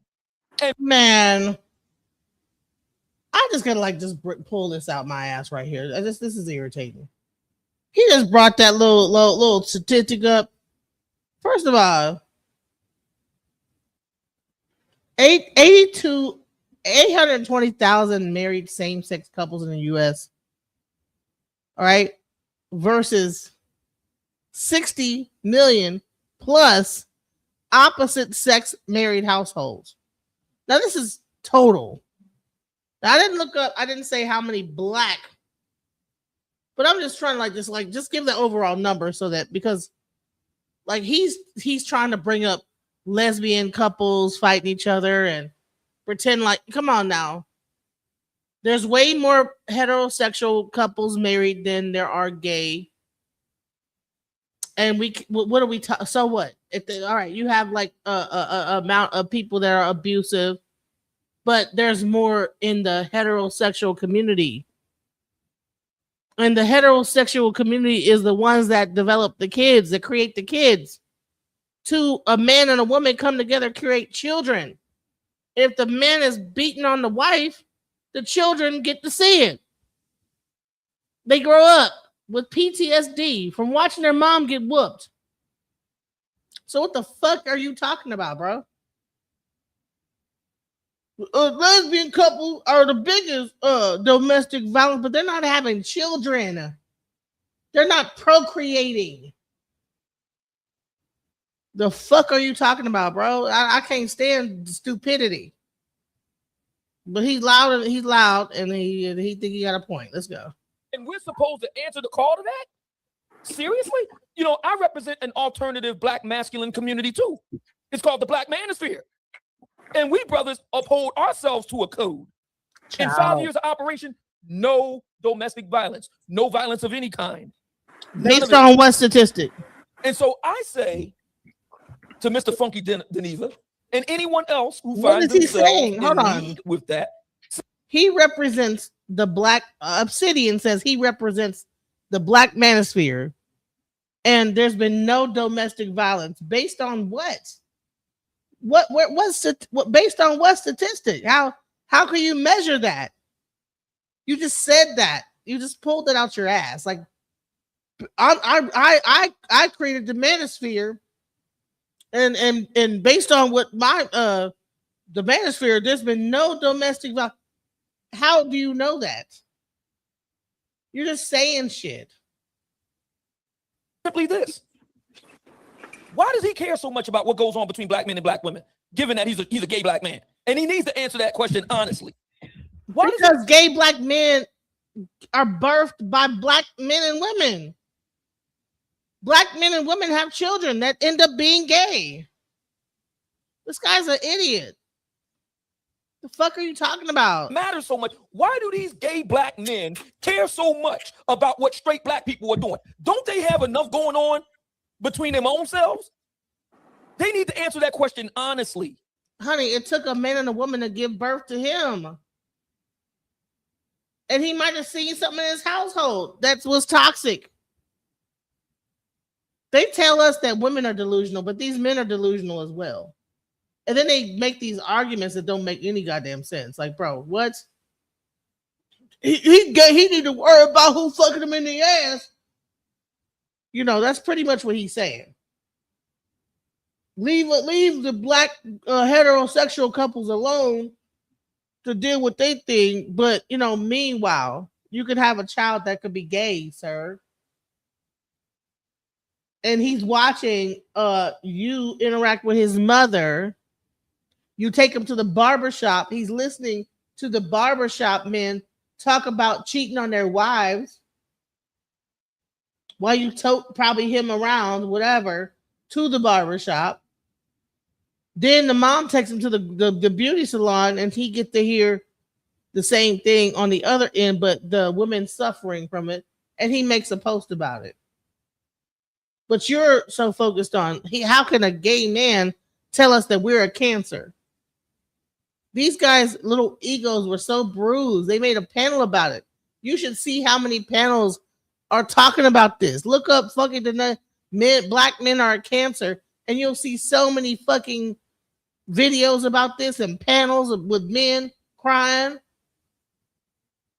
But what you gonna do about it though? Instead of like crying and like making up reasons why he's wrong for saying it, why don't you listen to what he said though?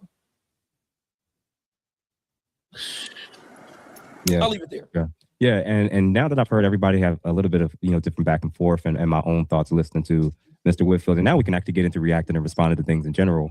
Although I obviously disagree, and like I said, I do think that language does appear to be something that's uniquely acceptable for heterosexual men.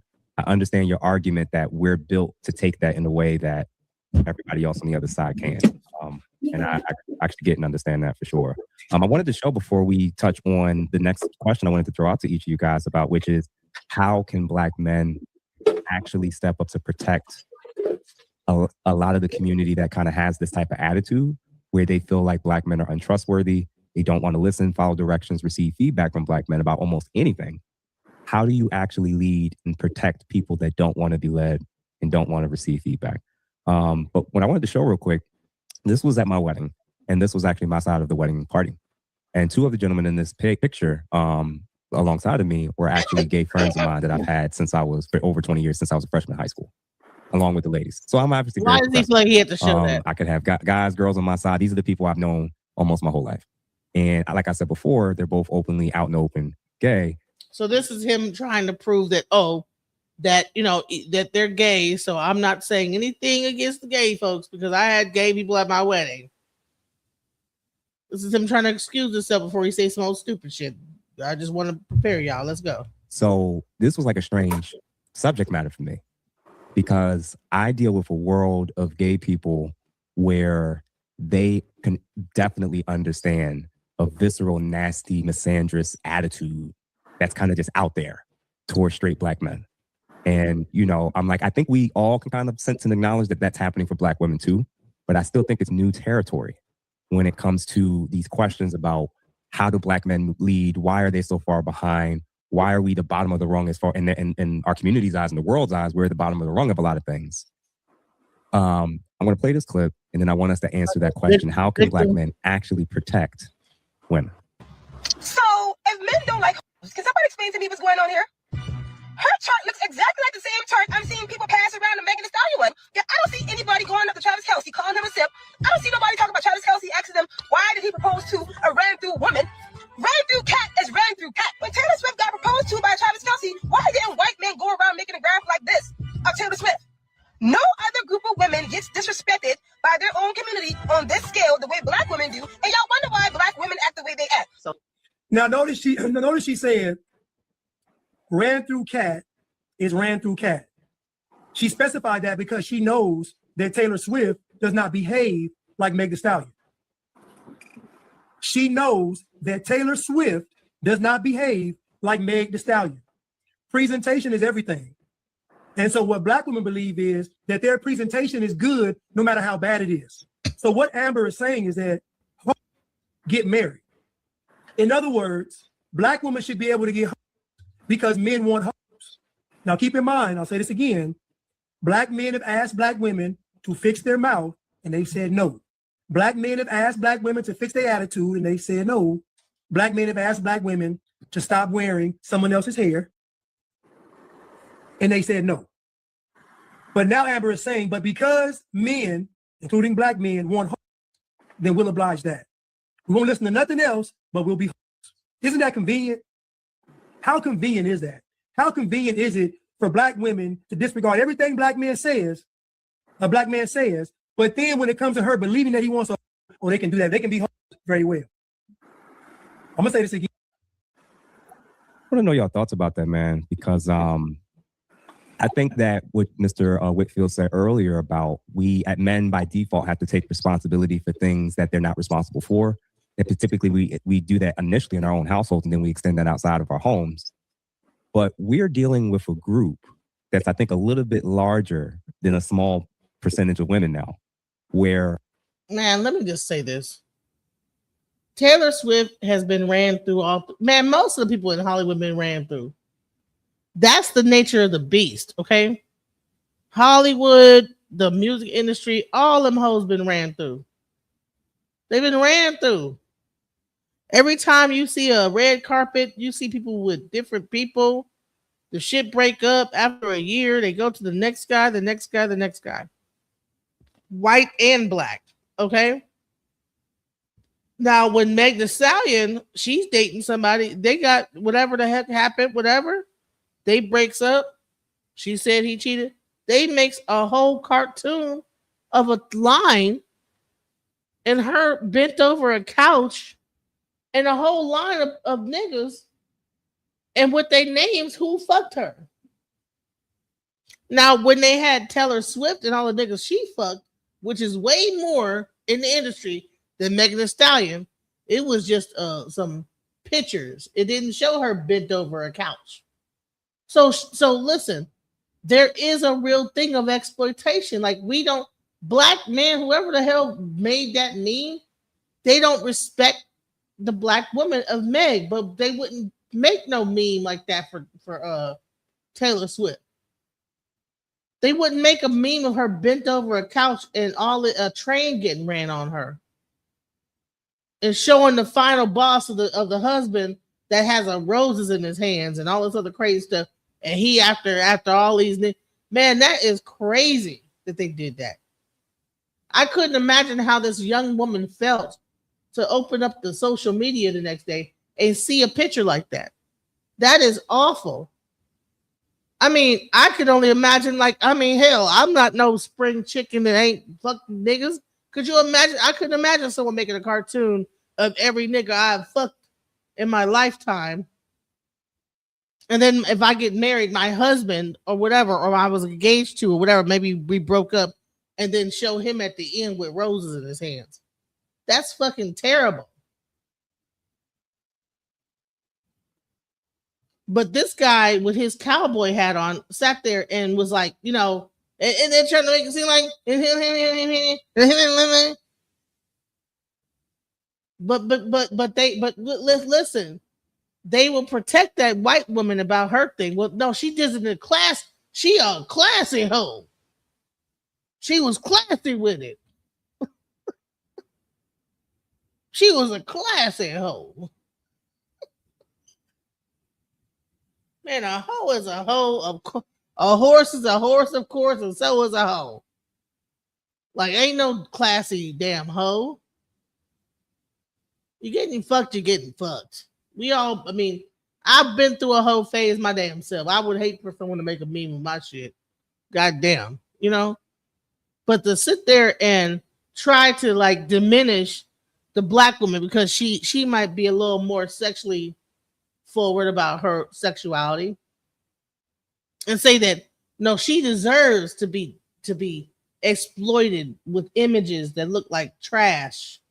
Whoever made that. She deserves that. But Taylor Swift, she was classy with her fucking, you know what I'm saying, throughout the industry. Guy after guy, you know, making songs like, you know what, you know,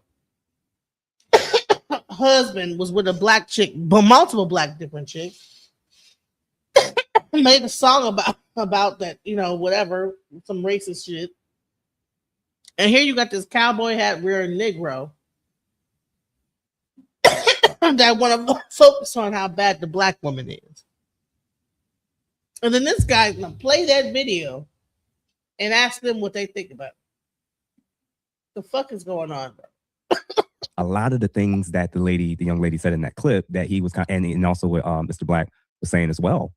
He's saying if you got a group of people out there, men or women, that's making it very clear we're gonna do what we want, F tradition. We're not thinking about the community. I want to do what I want, what makes me happy. Yes, the community overall suffers, but how do you lead and protect people with that mindset? This is open style popcorn. Anybody can jump in. I think to ask the question is to answer it, right?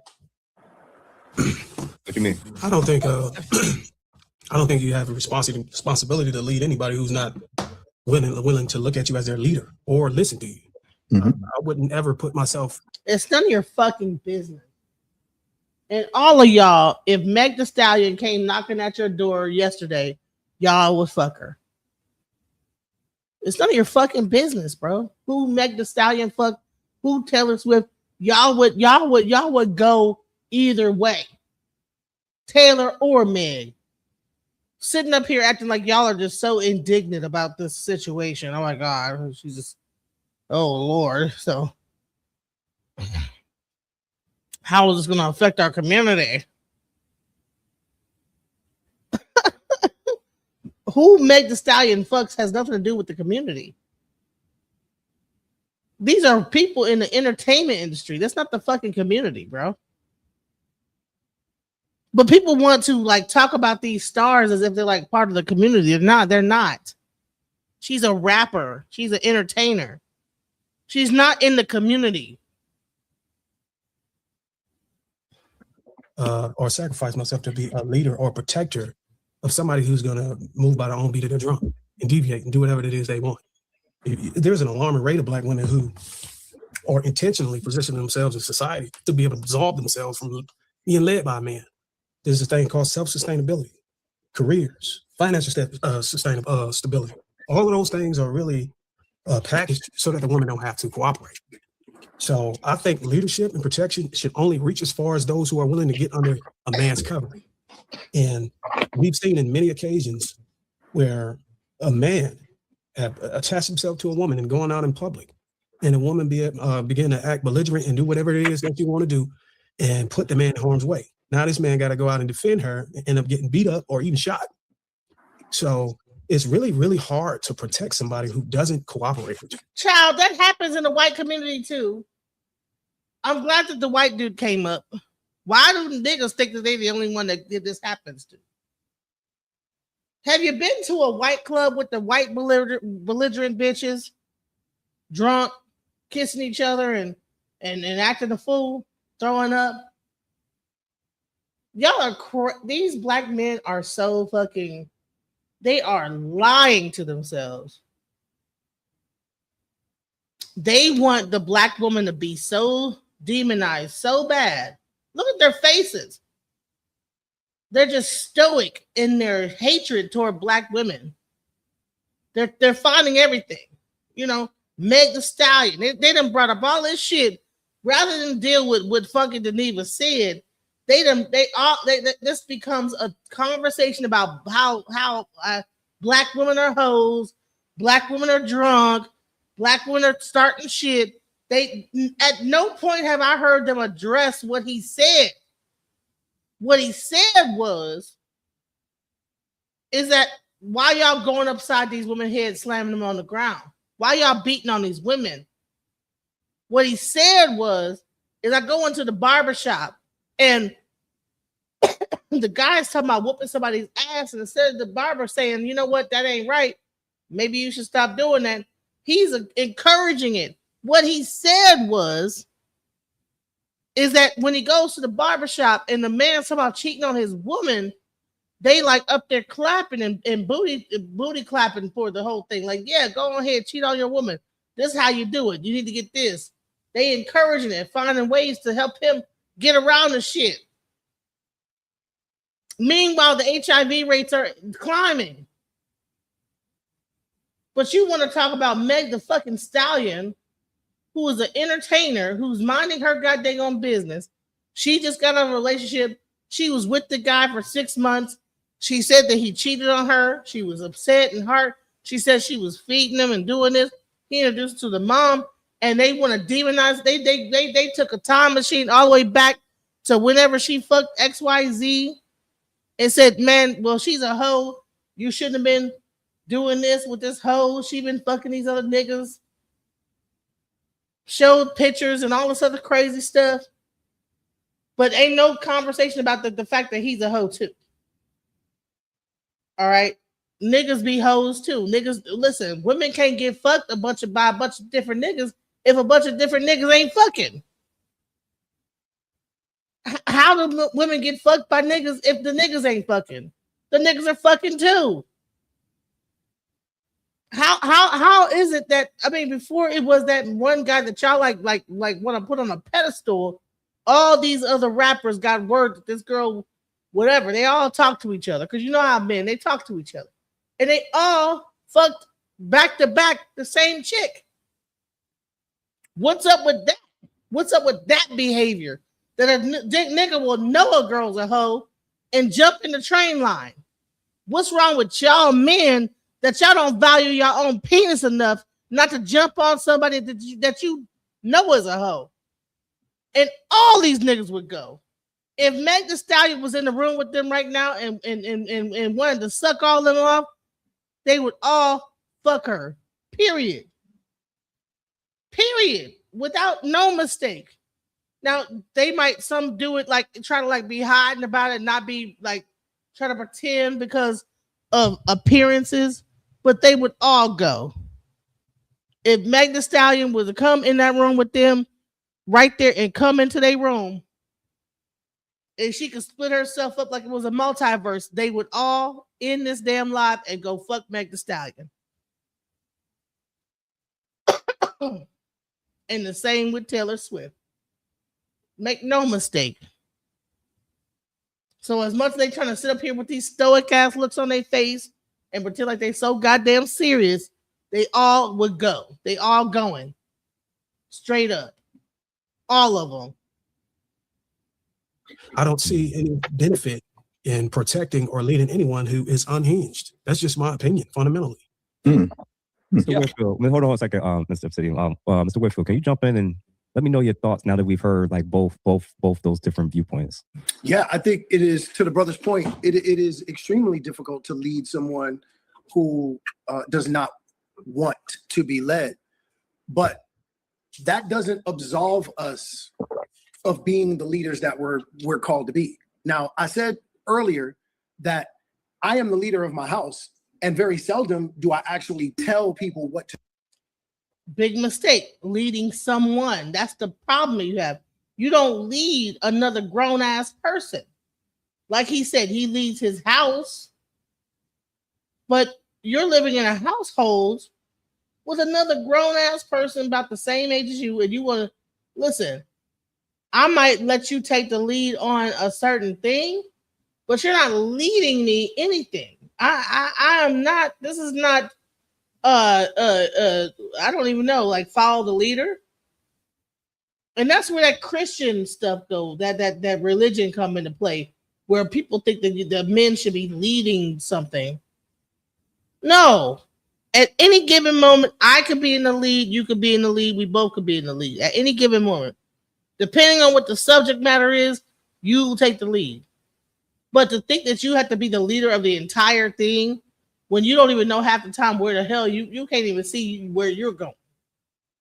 The fuck are we talking about, bro? Do. In particular, my wife. I don't say, hey, do this or do that.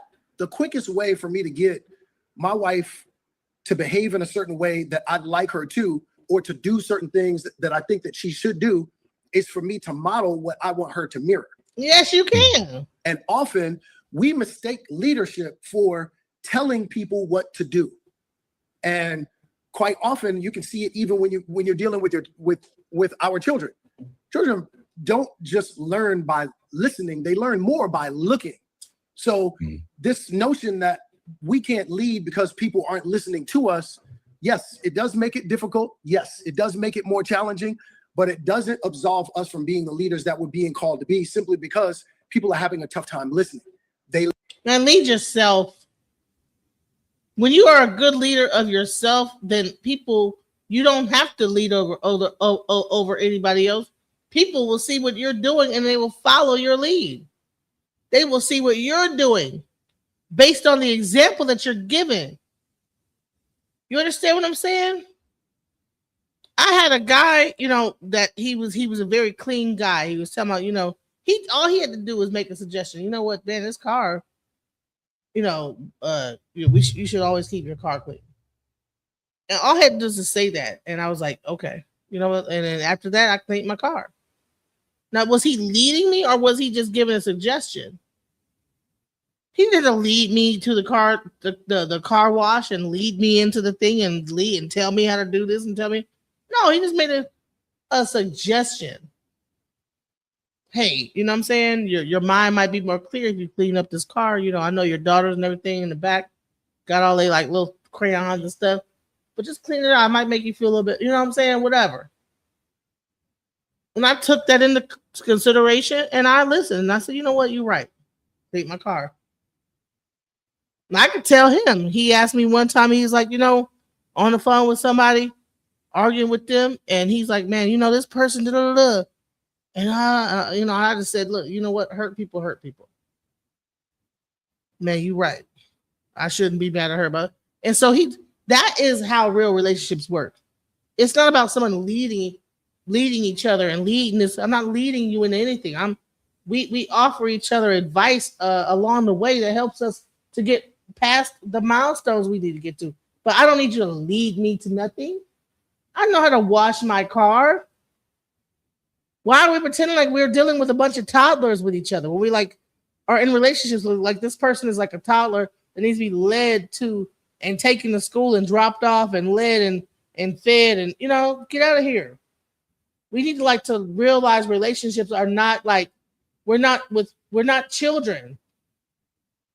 A grown-ass person don't need you to lead them. You could offer suggestions and they can either take your suggestion or not. But you're not leading anything. You're not leading nothing. Literally will learn more often by looking than they will listening. Well, I got a little bit of pushback. I understand exactly what you're saying.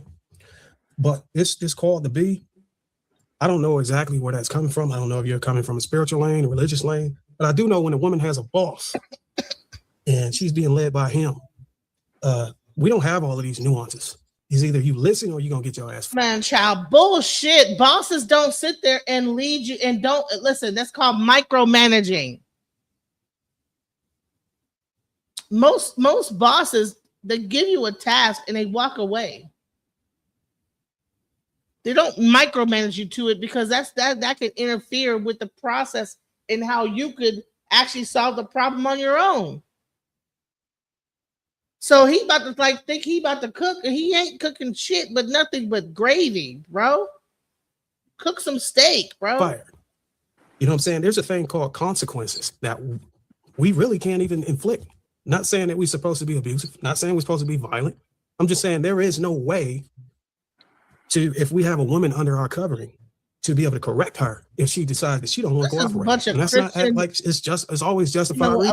I get so tired of the Christian church in our lives, man, because that Bible has us stupid as fuck, bro.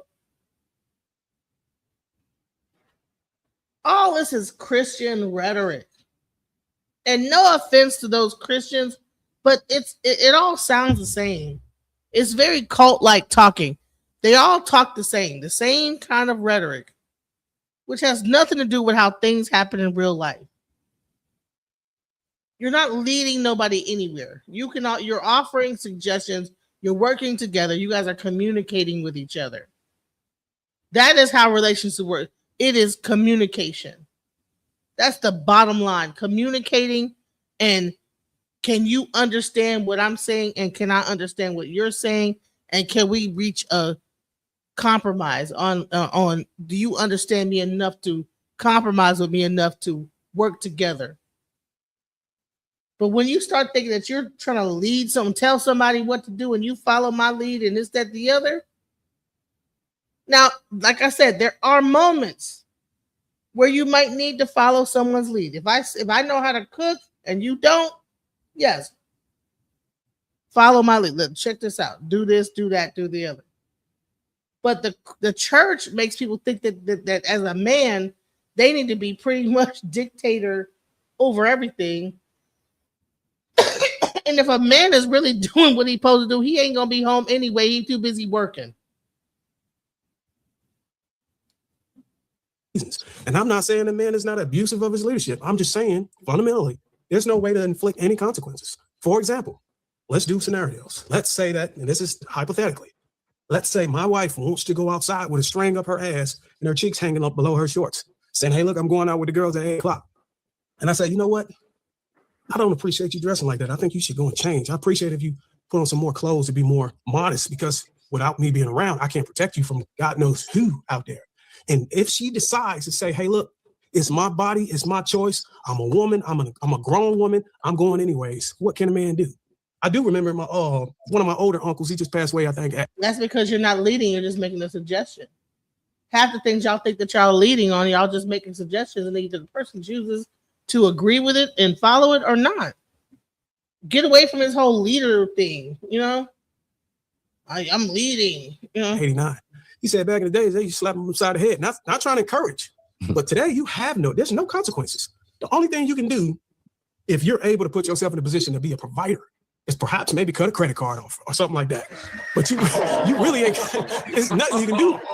So I'm saying, like, I hear about the calling, but there's something in my mind that's telling me, look, some of that needs to be elaborated, substantiated, so I can get a better understanding, because right now it just sounds like a little BS. No disrespect to you. It sounds like Mission Impossible if they don't want to work with you. Well, first of all, what we have to also begin to truly understand is that this is one of the reasons why it is necessary for us to have information and instruction about how to be a man. And one of the things that we need information and instruction about is how to choose a woman.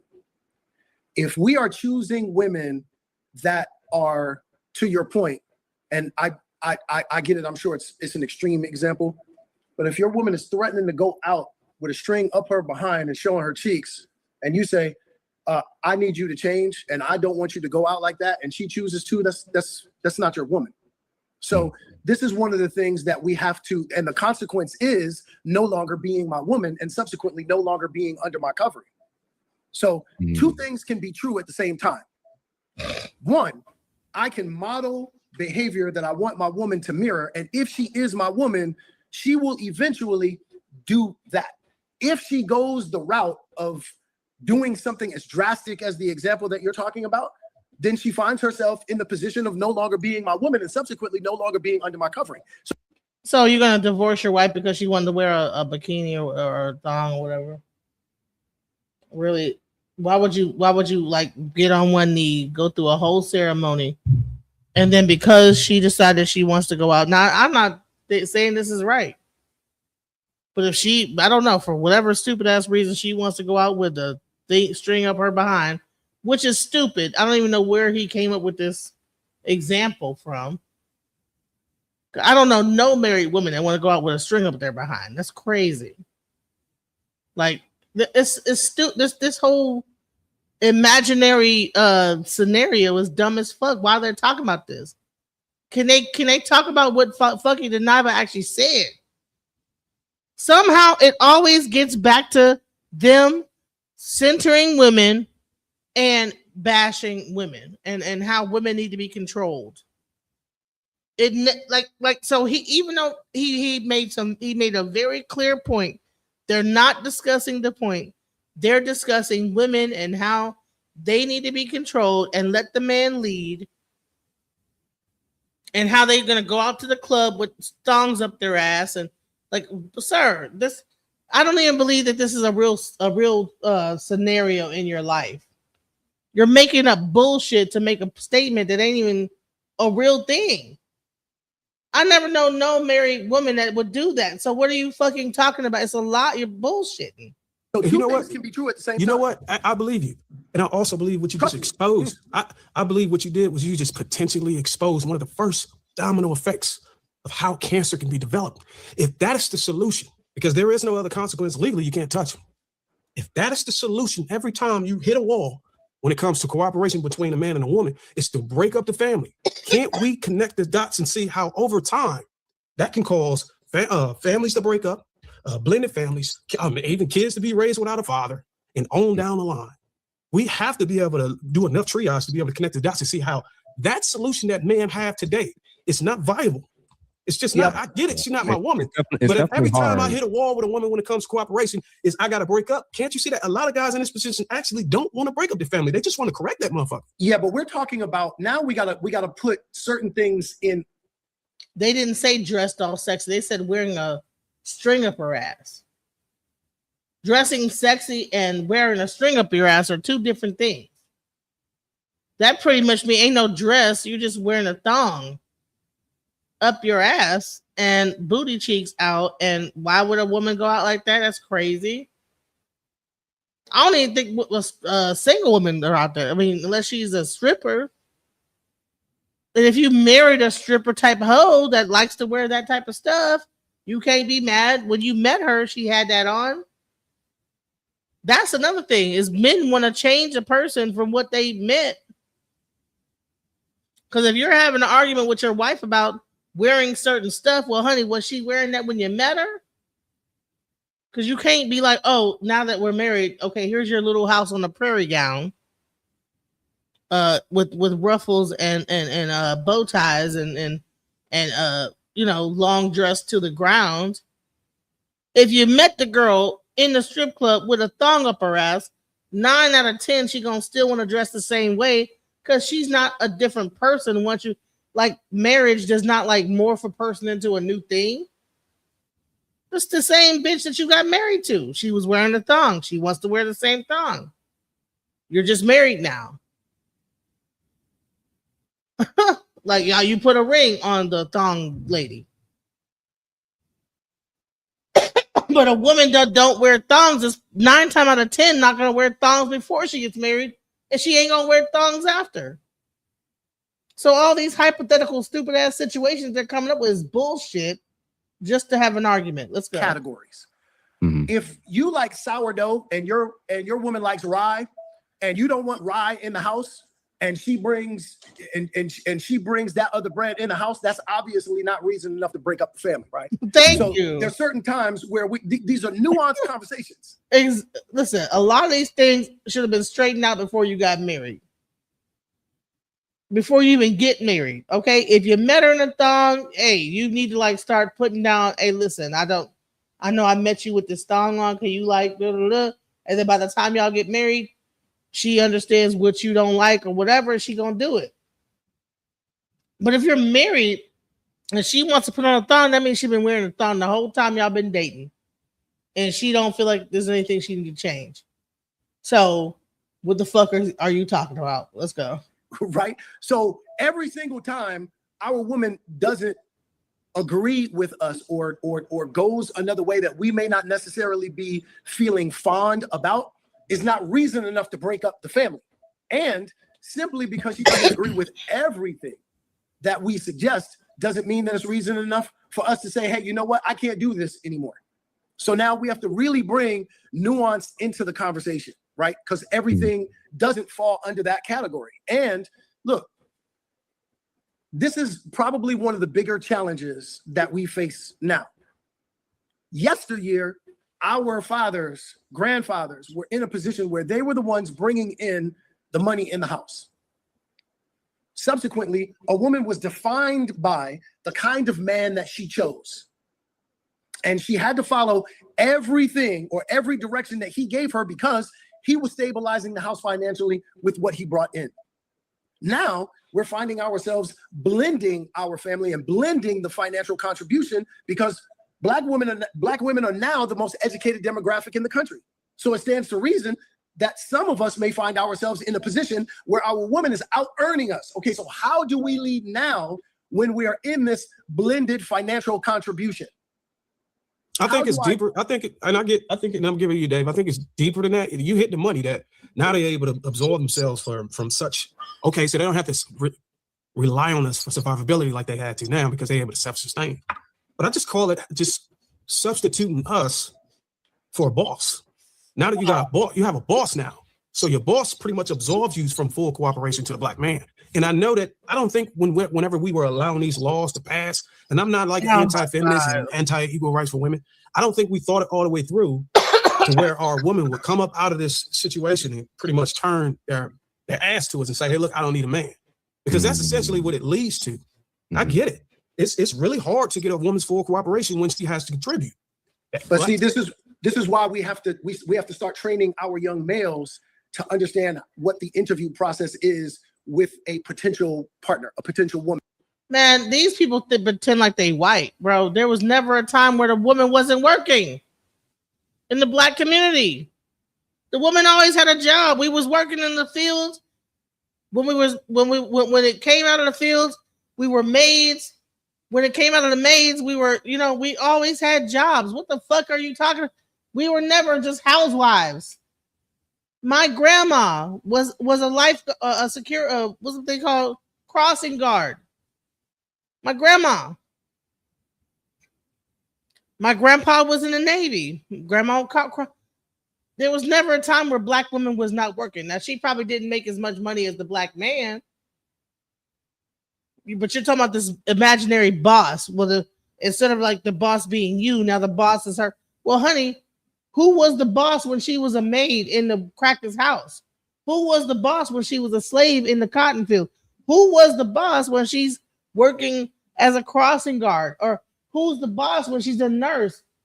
Women have been nurses the whole time. Nurses and all type of teachers. And who's the boss then? Stop. These men are so insecure. It is fucking, I want to scream. Well, if she got a job, then now she got a boss. Honey, Black people always had jobs. Why are we having these imaginary conversations like we're living our lives like Caucasians where the women get to 100% be the house mom? That didn't exist in the Black community like that. We always worked. Black women didn't have the same women's suffrage that the white women did. We were a matriarchal society, matrilineal. This guy want to call it a gynocracy or some stupid ass shit. But I don't know. I think that these men are in a delusional world of what they really think of. Like I don't know. Maybe they didn't meet their grandparents. Does your grandma have a job? Yeah, I'm sure she did. Was she just in the house, work not doing nothing? No, she worked. Maybe because you met her at the end of her life where she was retired and being grandma, you didn't know that she had a job when she was married to your grandpa. But grandma worked. Grandma had jobs. Now, by the time she becomes grandma, she's retired. She don't have to work. She could be a homemaker and relax and be retired. Take care of that grandpa, until his dying day, right? But up until then, she had to work. Sorry. In black houses, that's how I went. Straight up. What are your views on your financial contribution to our prospective household? And how do you view my leadership as it pertains to the leadership that you get from your boss? How do you see that? Because now this is a different dating and interview process. And I'm gonna let you have it, Dave. But I really, information and instruction is so necessary. yeah, I don't. I'm cut from a different cloth. My wife can't have a boss. She worked for me. I'm her only boss. And I'll just give you one fundamental example that you might be able to agree with. It's gonna be quick. Let's just say that my wife works, and we're at home and we're hanging out. We're watching Netflix, chilling and stuff. And her boss calls her and say, "Hey, somebody had to call out sick. I need you to come in right now. It's an emergency." Is she gonna ask me, can she go? Or is she gonna tell me, "Hey, my boss said I gotta go to work"? She's probably gonna tell me that she gotta go and, "Hey, look, I'll see you later." But if you flip it, and I said, "You know what, baby, I want you to come home. I want to spend the rest of the day with you. I got some stuff to do." And I call her and I say, "Hey, look, come on home." Is she gonna ask her boss to go? "Oh, can she leave?" Or you get where I'm going. She's not gonna tell her boss, "Hey, look, I gotta go to my husband." She's gonna ask, "Can she go?" So who does she submit to? She don't submit to me. Are you fucking kidding me? Are you fucking kidding me, bro? Are men that insecure? That's the most insecure shit I've ever heard in my life. That shit is so insecure. You want to have so much control over the woman that if she gets a job, you are questioning that, oh, okay, if she's a nurse and they say, "Listen, it's COVID. We need more nurses to come," because a lot of the jobs that women do are usually like some service, service industry, nurse, whatever. So if they're calling her, then she's probably needed because she's in some service industry type of a role, right? Probably a nurse, teacher, whatever, right? So she's sitting with you. She gets a call from a boss or from the hospital. It says, "Listen, we need some nurses on staff. It's getting hectic out here." So she says, "Hey, I'm on call. I gotta go to work." Now you're jealous of the fact that you're questioning. Oh, okay. Well, if I say I need you here with me to Netflix and chill and suck my dick or whatever it is, then can she just leave her job and do that? Can you, sir? If your wife said, I need some D right now, I need you to leave, are you gonna ask your boss to leave, or are you going to just leave to service your wife? And then so in both situations you're not in control, but you need the money for the household, don't you? But you're focused on the woman's role as your property, that she needs to be at your beck and call and not at anybody else's, even though 9 out of 10, the reason why women have jobs, unless like if he has a business and he's able to have his wife be a part of that, shouts out to him. But for the most part, most people work at Walmart, they're married, their wife work at Walmart, ain't got the money to be able to say, "Hey, listen, I got it. You could just stay at home." People are not being realistic. You know what I'm saying? People are talking from a unrealistic frame. And then a nigga will be working at fucking McDonald's watching this bullshit and think that they want to fucking tell. You know what I'm saying? You got a ball, they both working at McDonald's and they watch this shit, listen to him. Like, see, you got two bosses. You need to quit your. What the fuck are you talking about, bro? You have a very unique situation, sir. You're able to care for your wife and she don't have to work. That's a very unique situation. Everybody ain't got that luxury. Most American homes, both parties have to work.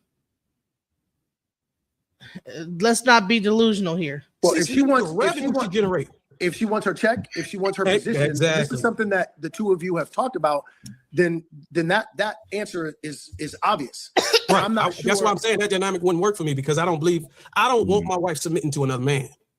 That's stupid. Would it be okay if she submitted? Another man? It's a corporation. It's not a man. Most of these things are listen. He's so focused on it that it might be a man that calls her into work, but the corporation is a corporate structure. It is not male or female. If I work at XYZ hospital, that's not a man. It might be a manager that calls me into work, but he's saying boss, right? All that person is there is a person put in place to run the corporation. And it's the fiduciary responsibility of the corporation to do what's best for the corporation. Corporation is its own entity. It's not male or female. But he's so insecure, he don't want no other man telling his wife to come to work. That is insane. That is like the most crazy level of insecurity I have heard on podcasts in a long ass time. That's insecurity.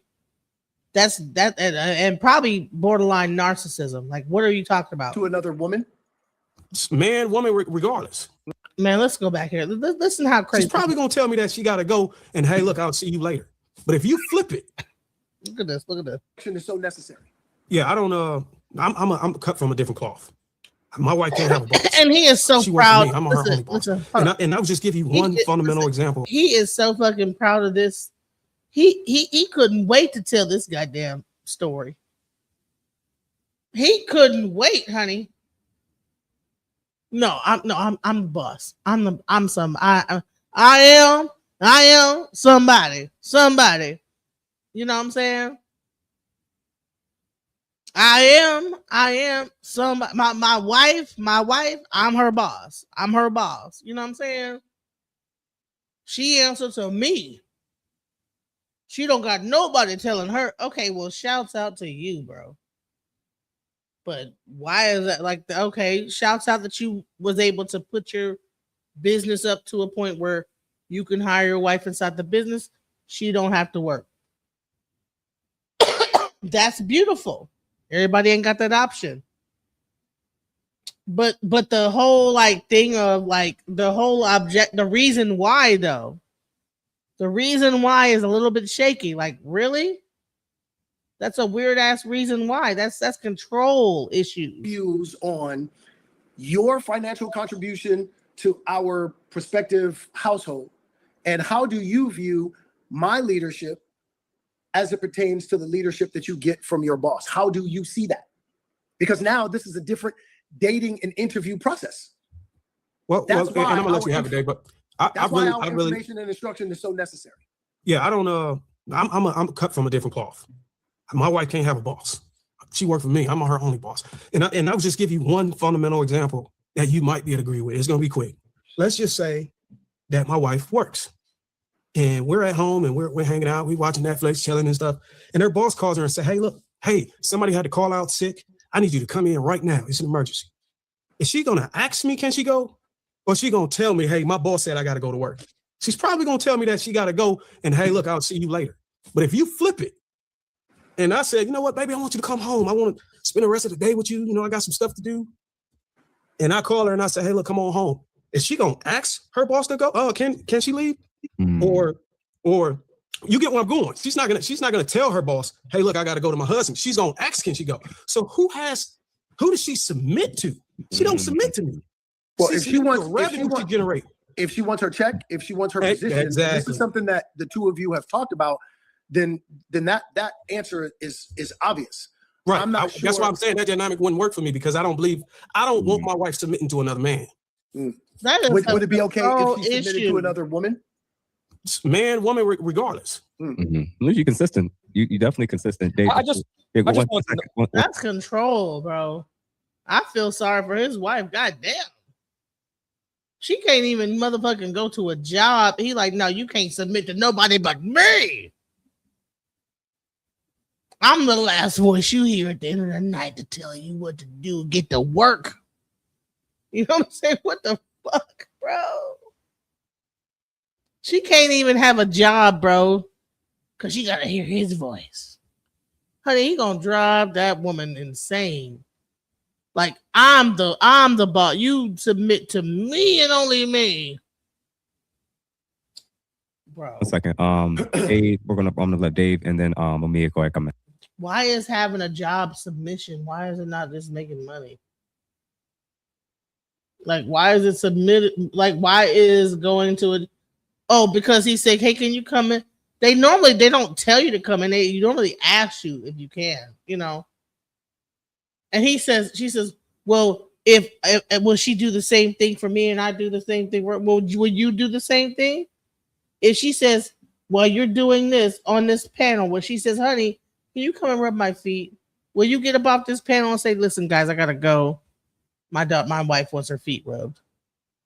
That's where it gets tricky at, right? You know what I'm saying? He gonna tell her, no, honey, you know, I gotta do this to make the money, so I can't rub your feet right now. So who is his boss? Who's your boss that you're submitting to? That you can't even do for you probably ain't gonna be able to stop what you're doing for your wife. You know what I'm saying? You see how stupid what he's saying sounds? Because if his wife came into the room right now and says, honey, you know, I just whatever. All right, give me a second. I gotta finish this live stream. I'm my own boss. I decide if I want to finish the live stream or not. But who is your boss? Are we your boss by watching you? That's pulling you in to do this live stream. Could you be with your wife doing something else? Go ahead, Dave. A couple of things. I just want, just for a point of clarity, for me, it's very important when we say things that we are basing those things in actual facts, not our feelings, not our interpretation, but the actual facts. Because what happens is we continue to perpetuate these myths because they sound good. It's like when people say this, oh, well, most black men are gay or in jail or gangbangers. That's a falsehood. Mm-hmm. Black women, by and large, are not the most educated group in America. They are the most enrolled group in America. They are also the group with the highest amount of student loan debt. But beside all of that, what I want to get to is understanding the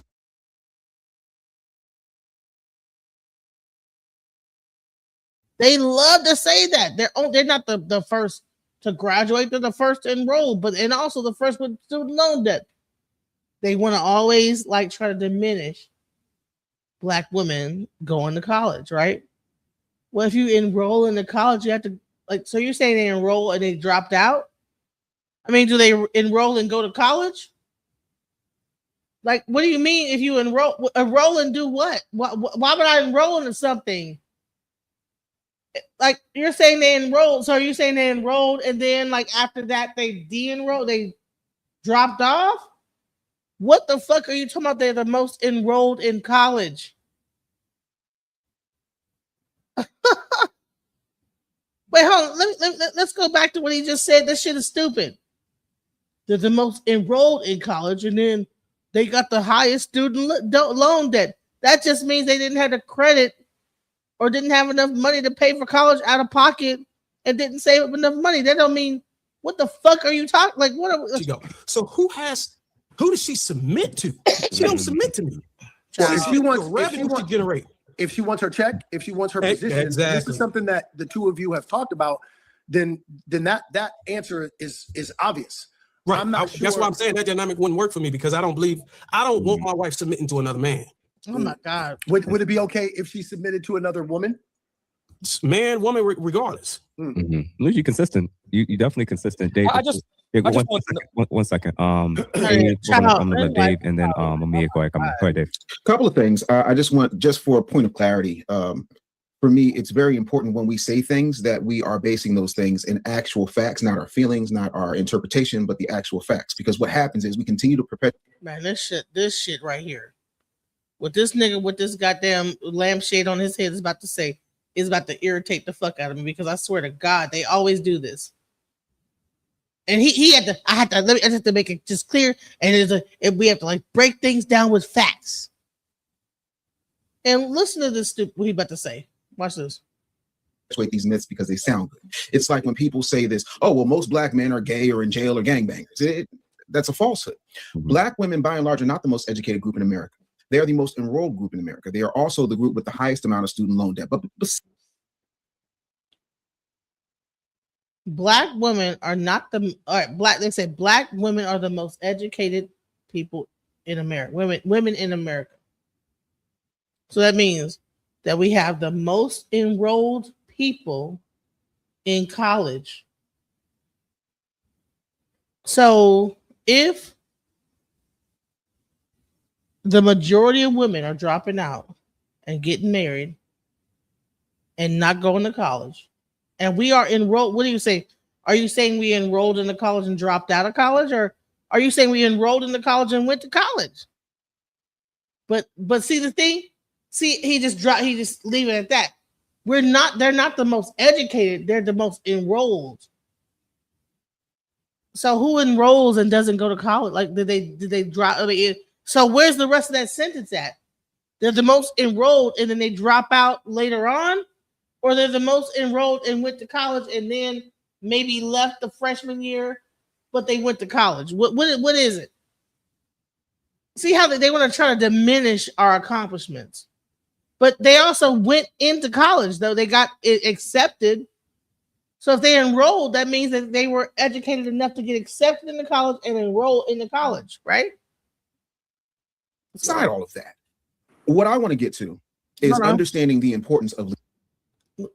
They're also One second.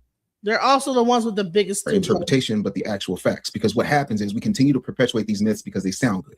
It's like when people say this, oh, well, most black men are gay or in jail or gangbangers. That's a falsehood. Black women, by and large, are not the most educated group in America. They are the most enrolled group in America. They are also the group with the highest amount of student loan debt. But beside all, the fuck does student loan debt got to do with anything? You see how dumb, how these niggas like to move the goalposts here and there. They ain't got shit to do with nothing. They're not the most intelligent. They're the most enrolled in college. Well, isn't that like to be able to go to? Okay. They're also have the most debt from going to college. That means they went to college, nigga. If they're the most enrolled and they have the most debt, that means they went to college, spent money on college, and now they're in debt from going to college. The fuck are you talking about, bro? They're the most enrolled. They enrolled, they incur debt from going to college, bro. So what all you did was prove that the black women go to college because they incurred debt from going to college, bro. And he thought he was cooking with that shit, bro. He thought he was cooking. Fuck, he didn't even need to come up on this panel and tell everybody to kiss his fucking gay ass. Because all they did was use Funky Dineva to start the panel, but now they centered on women and bashing women. These niggas don't like women. I believe that these men don't like women. Because anytime you can say some stupid shit like he just said, they're the most enrolled and they also have the biggest debt of student loans. How do you enroll into something, pay an owe student, and you didn't do anything? Like you wouldn't owe it if you didn't use it. How would I be the highest amount of student loans if I didn't go to college and use the student loan? So they enrolled, they went to school, incurred a debt, and now they owe the debt. So whether they went for 1 year, 2 years, or 4 years, they are more highly educated. That's why they have the highest amount of debt. Because they done went to goddamn college and either they passed and failed, probably can't get a job after that shit. To say they goddamn lives. They might have had some degrees that probably, whatever the hell they went in school for, But what is it? Man, these men are jealous, bro. They're jealous. Because he couldn't wait to come. Man, this whole time they've been having this conversation, he was up there with that goddamn white thing on his head, shivering, waiting to come with that goddamn bullshit ass statistic. He couldn't wait man, when they get done talking, I'm gonna bring up the whole fact about the student. Look, cause I'm gonna break it down like this because they incorrect. I'm gonna correct them on that. Couldn't wait to say something. And it's a bunch of bullshit what he just said. It's a bunch of bull fucking shit, bro. That. What I want to get to is understanding the importance of leadership. Dondre leads his house, Darwin leads his house, Jeff leads his house, I lead my house, and our wives, I know, submit to that leadership. Unfortunately for us, right here, statistically speaking, as 1, 2, 3, 4, 5 versus the community that we have to, your words, not mine, step up to fix that we did not break. When it comes to the majority of the community and the majority of our women remain unmarried, the majority of our women, especially when you start to get to the ages of 26 to 54, are single mothers. How do you propose we leave that group outside the marital confines? Because like you said, you got thousands of bonus sons. How do we fix the community that statistically since 1965 has run from a matriarchal perspective, basically making our leadership obsolete? How does that exactly work? How do we lead? Hold on, let me go back. What the fuck is he talking about, bro? This guy with his stupid ass thing on his head is gonna piss me off. Let's go. Ages of 26 to 54. Interpretation, but the actual facts, because what happens is we continue to perpetuate these myths because they sound good. It's like when people say this, oh, well, most black men are gay or in jail or gangbangers. That's a falsehood. Black women, by and large, are not the most educated group in America. They are the most enrolled group in America. They are also the group with the highest amount of student loan debt. But beside all of that, what I want to get all that is understanding the importance of leadership. He thought he could. Dondre leads his house, Darwin leads his house, Jeff leads his house, I lead my house, and our wives, I know, submit to that leadership. Unfortunately for us, right here, statistically speaking, as 1, 2, 3, 4, 5 versus the community that we have to, your words, not mine, step up to fix that we did not break. When it comes to the majority of the community and the majority of our women remain unmarried, the majority of our women, especially when you start to get to the ages of 26 to 54, are single mothers. How do you propose we leave that group outside the marital confines? Because like you said, you got thousands of bonus sons. How do we fix the community that statistically since 1965 has run from a matriarchal perspective, basically making our leadership obsolete? How does that exactly work? What the hell kind of word How do we lead? ass question was that? Like, what the fuck? What is the question? How, man, bro, like what? You're 25 to 55 or whatever, and then without our leadership, and how do we like? What are you talking? Like, what is he saying? What was the question, bro? Am I the only one that's like, what? Honey, what? They gonna be like, what? Look, let's see how they eyebrow. Let's see how his eyebrows are up like this. Like, what?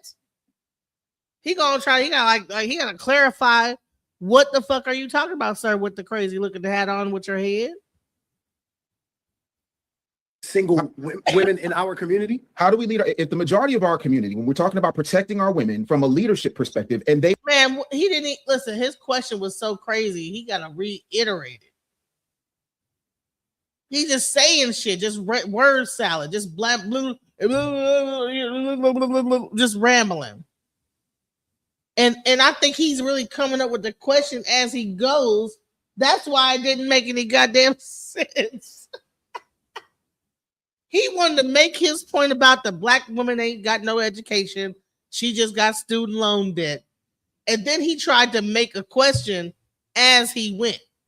And that's why the shit didn't make any sense. I can guarantee, I swear to God, if you go back and listen to what he said, he didn't have a question. He just made it up.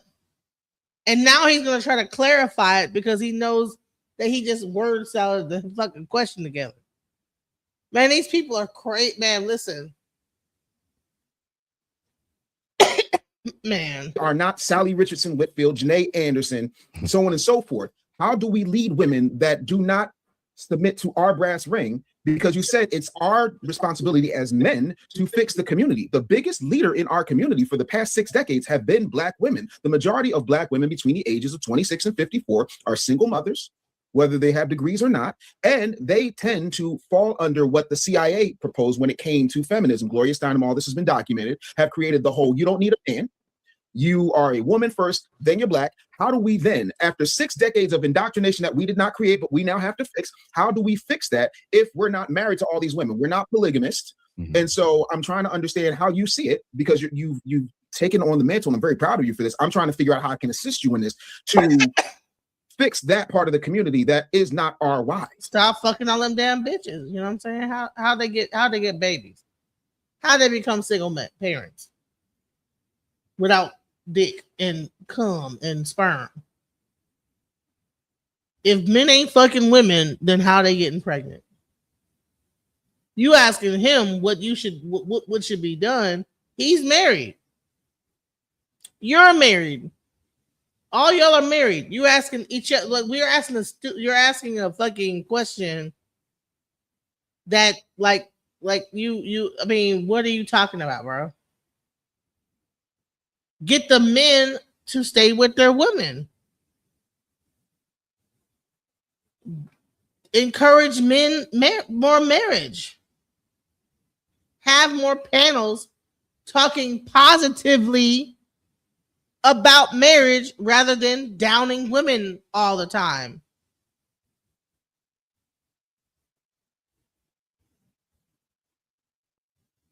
Well, unfortunately, there are certain things that we can't fix but can address.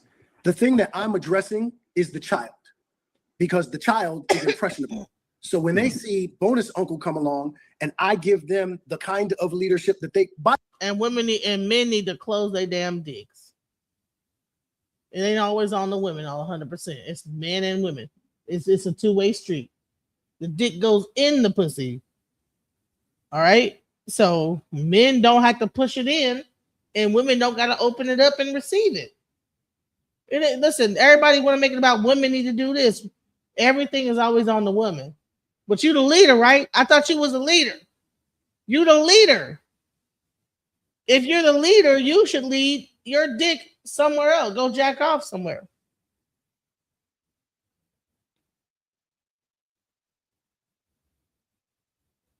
The leader should be doing that. The leader of the male leader need to stop fucking. And then guess what? You know, the birth rate will go down. And maybe humans will cease to exist and we'll all be better off. I don't know. But I just get so fucking tired of hearing this shit about single parenthood and single mothers. The damn birth rate is just declining, and we're up there like there's too many single mothers. By the way, all children are begging for it. Certainly. They're begging for it because many of our children are being neglected on many different levels. By the way, only 17% single women. That only 17% single mothers. So the black community. So they're like trying to solve for a problem that is not really as big of a problem as they really think it is. Particular hole, right? So we have to come and we have to fill that. So if that child sees, I'll give you a perfect example. So a brother friend of mine who passed away a few years ago, left behind 2 daughters. Every week, I just showed up. Now, my intention was to be a bonus father to these young ladies, but I certainly couldn't tell them that. They wouldn't even receive that because they're still grieving over the loss of their father. Exactly. But my intention was to be a bonus father. All I did every single week was show up just to take out the garbage cans. To put them on the street. Exactly, Kevin Fort Worth. Next day, show up, just bring in the garbage cans. Didn't say anything to anybody. All those 2 young ladies saw was a bonus father showing up every week to cover them in this small but gigantically significant way. What began to happen after a couple of months was they began to reach out to me, seeking my cover, seeking my advice, seeking my direction. And now we have the kind of relationship that just 2 weeks ago, there was a father and daughter dance that one asked me to be a part of. That is how we fill in the gaps. That's how we address certain situations that need our fixing. So when I said, hey, if I would have gone up and I would have said, hey, listen, you need to have a bonus father. That never would have worked. All I did was show up every single week, just show up. And then eventually they began to say, hey, I know exactly what I need. I need this. And so now what I'm actually going to do is I'm going to actually ask for what I see I clearly need. Okay. And I love that. I do. What I'm trying to get at is, right? So you've been in this industry as long, if not longer than I have, right? You know who controls what. You know who the gatekeepers are. You know who runs absolutely everything. You know who controls our image. And it usually is not us. The last guy who tried to control our image, well, we know what happened to him. What I'm trying to get at is if we cannot control our messaging in the media because we don't own any of the messaging in the media, if we can not beyond being a I'm not hating on guys. I'm just trying to take up for the women. Because these men want to sit up here and make it all about the women's fault all the time. And then they're trying to pretend like they're really trying to solve for a solution. But really, they're like dissing women at the same time. And it's bullshit. bonus father, which again, I admire you for. But if the majority of the people who are currently in charge of a broken community happen to be this group of women who are unmarried, degreed, and have children and feel as though they are empowered regardless of whether we exist or not, how do we then, if we're reporting for duty, fix that part of the community, the children notwithstanding? Because there are people every Sunday who find themselves having hedonistic ways and then going to church, hearing a sermon, hearing the call of God, and giving their lives over, because adults can change at any given time. How do we show up to help our community leaders who are not us, who tend to have ovaries and breasts, change so that we fix the community that we all agree has been broken and irreparably harmed to such a point where we don't know what to do? I'm asking, how do we report to duty when it comes to our women? Why do we have to report to our women in order to report for duty? I'm not saying report to what I'm saying is, how do we fix the leadership when it comes to our society? If our society, for example, if the chairman of the Joint Chiefs of Staff is Bozo the Clown, and Bozo the Clown gets Krusty the Clown, Ronald McDonald, and Wendy from Wendy's, and they're running our military, and everybody who comes into the military also puts on clown makeup, big floppy shoes, and then we go to war, and the people we're going to war against are so busy laughing at us because we're clowns, wouldn't it require some type of regime change? Isn't there a solution to address the clown behavior in our community? So they're trying to say that the women are clowns? You understand the type of bullshit ass rhetoric that he's saying here? You're saying stop hating on guys. He pretty much associated women with being Bozo the Clown, running the regime. And everybody's laughing at us because they see us dressed up as clowns or some shit like that. Whatever the fuck stupid ass shit that he's saying. Well, you know what? Shouldn't have left the fucking circus to the clowns. When all the all the acrobats left and the lion tamers left, and the only thing that was left in the circus was the clowns. You can't get mad that it's clowns. when everybody else leave and it's left, the clowns left, women left, and you want us to be clowns and say, oh, okay, well, only a woman can teach a man, can't teach a fucking clown to be an acrobat. A clown can't teach a clown to be an acrobat. A woman can't teach a man to be a man. Man, the whole thing, like, I don't know what the fuck. I'm still confused. Like, I don't know where is he? What is he getting at? When we need to be able to step up, how do we fix something that we did not break? Given though I'm trying to operate in your parameters when it comes to that. If the majority of the people who have been in charge for the past 60 years are women, in a documented matriarchy, if the majority of the households are single mom house, honey, it's been a matriarchy for hundreds of years, not 60, baby. Our whole society, even back to Africa. Listen, since Africa and even in ancient times, it was a matriarchal society. It's always been matriarchal, not just in the they want to only make it about when welfare kicked in. No, sir, the Black community has been matriarchal since its inception, and now you want to hold on to white ideals. You want to be like the cracker. That's what the issue is. Households, if the mentality has been from a marketing, a media, and a messaging standpoint that you don't need a man. I mean, we could go all the way back to no romance without finance. I don't want no scrubs, so on and so forth. There's been a much documented media campaign against the stability and the sustainability of black men, even in sitcoms with very few exceptions, and you and I can both name them, where the straight black man is a mumbling, bumbling buffoon who has absolutely no power and does not control his balls in the house. If that is the permeating message that has been going on for 6+ decades, how do we fix a community that we all here agree is broken when it comes to us stepping up as leadership and reporting for duty? So what's interesting about this, when you mentioned the sitcoms and the family situation, I actually addressed this when Jeff and I originally had our discussion, and I was the one who said you can't name one where the black man isn't being fixed by his woman, his children, or his parents or in-laws. What we have to start doing is we have to, hey, listen, if the women are doing their thing on that side, we don't need to actually work with that side in order for us to be able to lead. What we can do is exactly what we're doing right now. We've assembled men, just like we're assembled right now. We assemble, and then we go out and we get the children, and then we function and operate the way we need to. That in and of itself is leadership, because what we're doing now is we're modeling what we want the rest of our community to mirror. Yeah. So we don't see what he want him to say is we need to like go out and get like a damn billy club and slap it over top of the woman's head and make her comply. We need to whoop these bitches' asses and make them follow our lead. We're the leaders.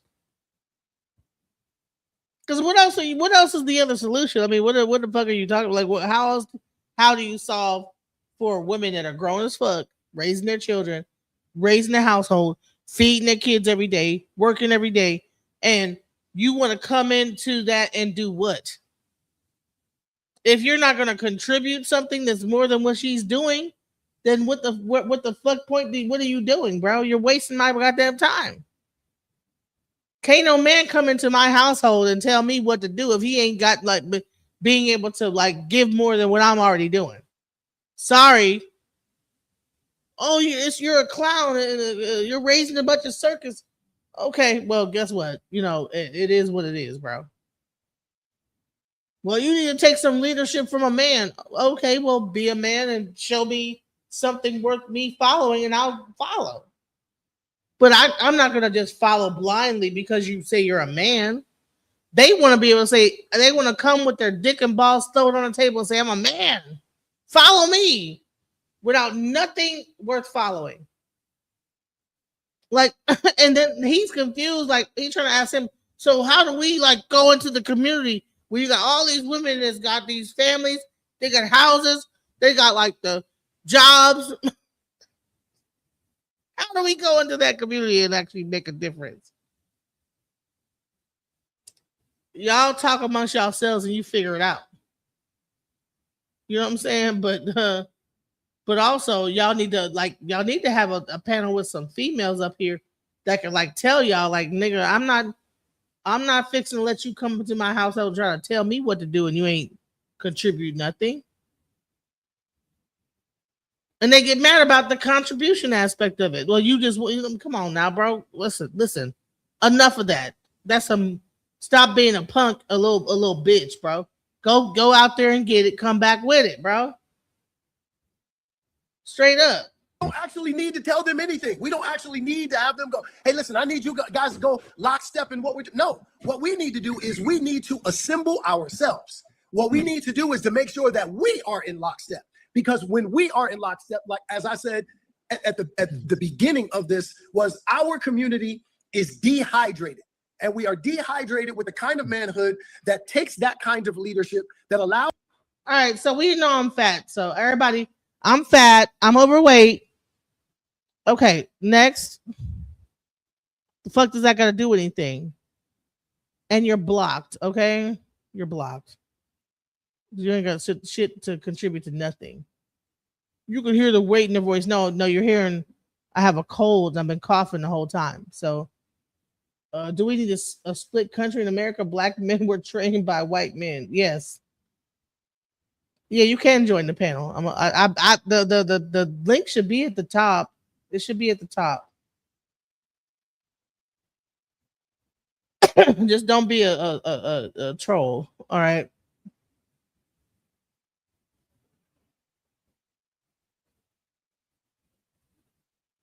It's a very skewed outlook. I mean, this guy's asking, so we pose a lead. So how we pose a lead? What are you talking about, bro? They damn near want to bring us back into the Stone Age and grab like a fucking billy club and knock us over the head and drag us into the cave somewhere. That's what this shit sounds like to me. How are we supposed to do it? Our young males to, in a healthy way, with information and instruction, to matriculate into manhood. And by the way, our young ladies need to be able to see that, because once they see that, once they feel that, once they get under the covering of what manhood is, they will then be able to choose men to partner with. Because why? Because they see that, they feel that, they understand exactly what manhood is, because they've been under the covering of it. But if the only thing that they see, if the only thing that they feel or get impacted by are the males that have that kind of disastrous behavior that hurts, that harms them, that's what their representation of what manhood looks like. And so subsequently, that's actually what they begin to choose. That's actually what they begin to procreate with, because they think that that's what manhood is. You know, what's interesting about all this, and I've dealt with Funky Denver earlier, so we'll put him to one side now. We'll deal with your statements, Mr. Dondre Whitfield. 10 years ago, I had no idea what I was doing on YouTube. I did a podcast called Why I Refuse to Be the Cleanup Man. And it unwittingly went viral. It was my very first time going viral. I got over 100,000 views, kind of put me on the map as a major voice. But to this day, I get black men talking to me all the time. You know, yeah, man, that podcast you did, man, that really said something to me. And what it was about was, let's just get right to this. Many black women have a singular talent for choosing the worst types of black men, not only to have sex with, that's one thing, but then to bring on the next generation of black Americans. Things invariably go bad, as we've heard of the numerous events of last month. And then all of a sudden the call goes out for other black men to come and clean up the mess and pick up the pieces. Now, going to your point about reporting for duty, what makes our country great and what we learned coming out of Vietnam is that we have a stronger military when it's voluntary, not a draft. I'm down for service when I choose it, not when it's imposed on me. Okay? I'm down to sign up and serve when the cause is right, when I feel compelled in my soul to sign up, but not when it's imposed from top down in a draconian net, to serve those who would mock me, to serve those who wouldn't piss on me, to put me out if I was on fire. No. I hold myself up to a standard. I ain't got baby mamas running around. I never beat a woman. I've never been mistreating a woman. Been with my lady for 17 years. She ain't seen a bill in 17 years. Ooh. Not one. Never cheated on her. Never beat her. Never mistreated her. I refuse to extend my gentlemanly courtesy, protection, empathy, care, expertise, protection to those who wouldn't put me out on fire, wouldn't piss on me to put me out if I was on fire and actively mock me. No, I'm not doing it. I reserve it for ladies, key word there, ladies, not feral females twerking at Kamala's presidential campaign event. I reserve the best of me for women who have proven themselves worthy of it. And I get to make that call. First of all, half these niggas is bald, right? So that means they're all in their like 40s, late 40s, about to be 50. You shouldn't be looking at a Meg Thee Stallion twerking. She is in her 20s. So that wouldn't even be that's not even your girl. That's not even your. See, these men, these older men are mad because they're looking at the younger women and how they are. And they're not like the old, like how we are. And they really want the younger woman to be like like to have the mentality of the older women but have the younger bodies. Why are you looking at a Meg Thee Stallion twerking? That's not even for you, bro. You're like 50 years old, bro. You're married. Shut the fuck up. Stop looking at little young girls twerking on anything. And talking about how you wouldn't want that woman. Yeah, you shouldn't want her. She's too young for you. She's in her 20s, bro. You're 50. You're bald. So, like, he's loud with this, proclaiming about this. I wouldn't want. She's too young for you anyway. She's not. That's not for you. She's not twerking for your old ass. She's probably trying to get somebody her age.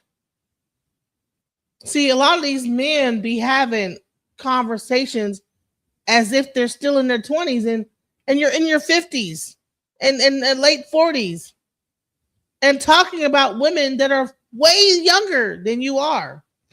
This is almost like back when people were doing the fucking twist and shit, you know, the demonic rock and roll, doing the twist, twerking, you know. I'm outraged, you know. And it's like we became the old people, old geezers. Look at those young people with that devil music doing the twist, listening to rock and roll. I get to decide who is worthy and who is not. Who will go on a date and who does not. Who will become a wife and who does not. Who gets to get their groceries taken out the car and who does not. I refuse. If this was a draft, I would be Muhammad Ali because I would burn my draft card, sir. Shit.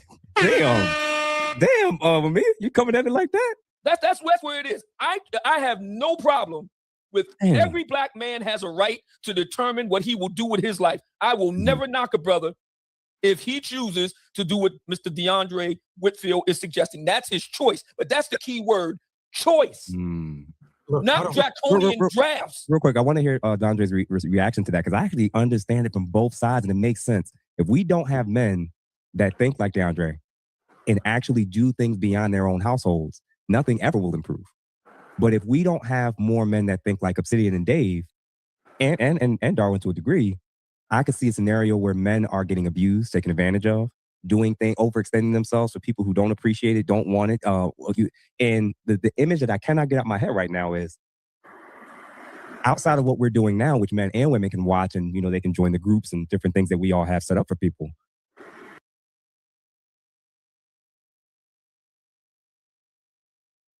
I'm glad somebody in the chat finally fucking said it. They're so busy trying to figure out how they can control these grown-ass people that's in their 20s and 30s and 40s and 50s, whatever, single parents, twerking and whatever the hell they're doing. In reality, they're not going to be able to do shit with them. You know where it starts? Your daughters. Be in your daughter's life. Teach them the right way. You can't do shit with these adults. Most adults, by the time they were 6, they already were who they were going to be. Whatever household they was in was probably hood as fuck with twerking. My daughter don't know how to twerk. She's 8 years old. She don't even know how to move her body in a sexual way. If I were to see it, it would be a problem. She don't gyrate her body in a snake-like format. She don't do none of that. If I were to see it, it would be a problem. My daughter did not grow up watching stuff, you know, twerking. When my daughter hears cursing, she changes the channel on the radio. When the song is a certain way, she changes it. And I don't have to change it. She changes it. If she sees someone talking wild on a song, she changes the song. Okay? And that's just because she learned from me. I don't listen to that. And I led by example. I didn't have to tell her what it was. She seen me change the channel. She seen when I heard certain things, I said, man, that's, oh my God, you know, what are they? And so therefore then she sees me as a mother not listening to certain things, and she therefore, right? These guys are all married. I'm sure they have little girls. You want to know how to fix the next community? You do it within your own household. You can't do shit with these grown ass women if they want to twerk. You can't take nobody's household in and try to change nobody that don't want to be changed. So let's not have a futile conversation. You change it within your own offspring. That's how you affect the next generation, and you make a change. Straight up. So all this conversation about how we're going to do something with the community is you're going to have some people that's going to make it and some people that ain't. Some kids, keep your kids away from those parents that ain't teaching their kids the same values that your kids are learning. Straight up. Period. I can't get the image out of my head when I found out about Kevin Samuels dying and seeing how these ladies move. Some, not all ladies, obviously, but a lot of women laughing and joking. Famous women too. And then also seeing whenever a black man gets accused of something, it's the instant assumption of guilt when it comes to us from our very own women, because they do the whole sisterhood thing and the Me Too movement. And I'm like, when you got people that don't know you and you don't have a relationship with, saying things online or maybe in your face about seeing you like cancer, believing the woman, in a situation that they don't have any information about, or even laughing or mocking your death in the case if they don't like your messaging of how you talk about these type of topics in the Kevin Samuels situation. I understand why I don't think men are being cowards for reevaluating where to extend that leadership to. Dondre, tell me if I'm off. Ain't nobody asking for your leadership, sir. The ones that want it will come and get it. You don't have to force it upon them. So these men want to they want to run out into the community and just, like I said, if they had billy clubs, they would just be knocking bitches upside their head. Like, you need to be led, bitch. Bring your kids over here so I can teach them, whatever. The whole thing is just barbaric, right? Their mindset. If they could, they would bring us back into the 1920s or even a time that didn't even exist, whatever, in the black community where women so-called were led by men and just, didn't work. That's a made up imaginary story, They're able to do this now because of the things that our ancestors did to make that possible, including the women, even probably their own grandparents that sacrificed to where they have an education enough or enough knowledge enough to be able to make their wives not have to work. Probably by design, right? But now people have forgotten, and they look down on the matrilineal societies that existed, and now they want to be Caucasian, patriarchal. They want to take on this patriarchal bullshit. The man is the leader. Well, honey, all I'm seeing when men lead is war. Let's go. Brother Mumia, first I didn't want to interrupt him, but 2 syllables, Dondre. Dondre, I'm sorry. Yes, sir. My bad. No worries. And look, the truth of the matter is everyone has the right to choose how they show up and if they show up. If my brother chooses not to show up, then that's on him. As the man that I am, I'm thinking about my grandmother, may she rest in peace. I'm thinking about my father, may he rest in peace. My father didn't have a man, his father, in his life to teach him how to be a man. And so subsequently, he didn't show up as one and couldn't give me the information and instruction about how to matriculate into manhood myself. Mm-hmm. My father would have become a great man had he had that information and instruction. My father would have become a great man had he had someone like me.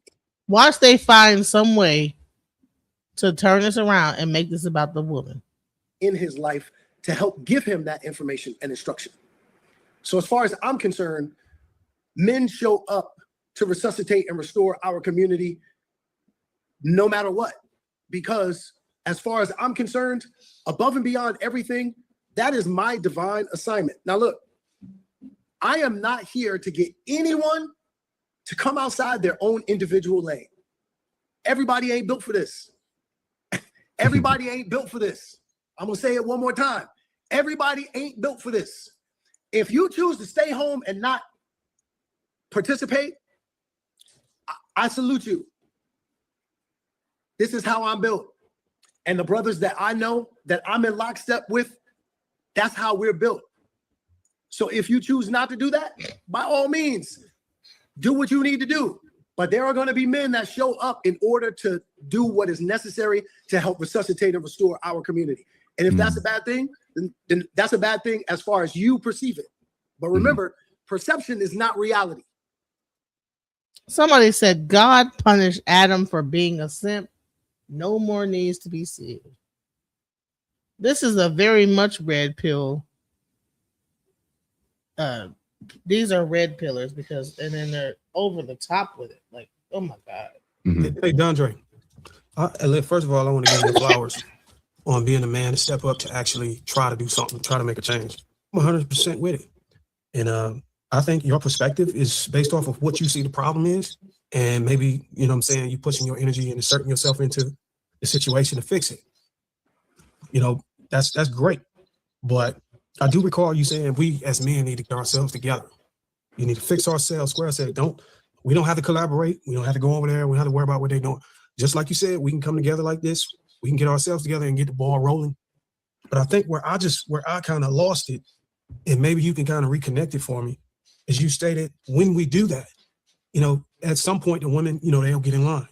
You know, at some point it'll have an impact on their discernment, because then they'll know what type of man to get covering from. I wholeheartedly you gotta teach your kids that. That's from you teaching your kids. Based off of my own expertise, you probably don't know me. Most definitely don't. I had a small channel, but over a course of maybe 1,000, maybe 1,500 hours of working and consultations and stuff, I discovered that the women, specifically Black women in this case, are targeting a fraction of men, and they're ignoring a great deal of men who would actually be suitable for the relationships.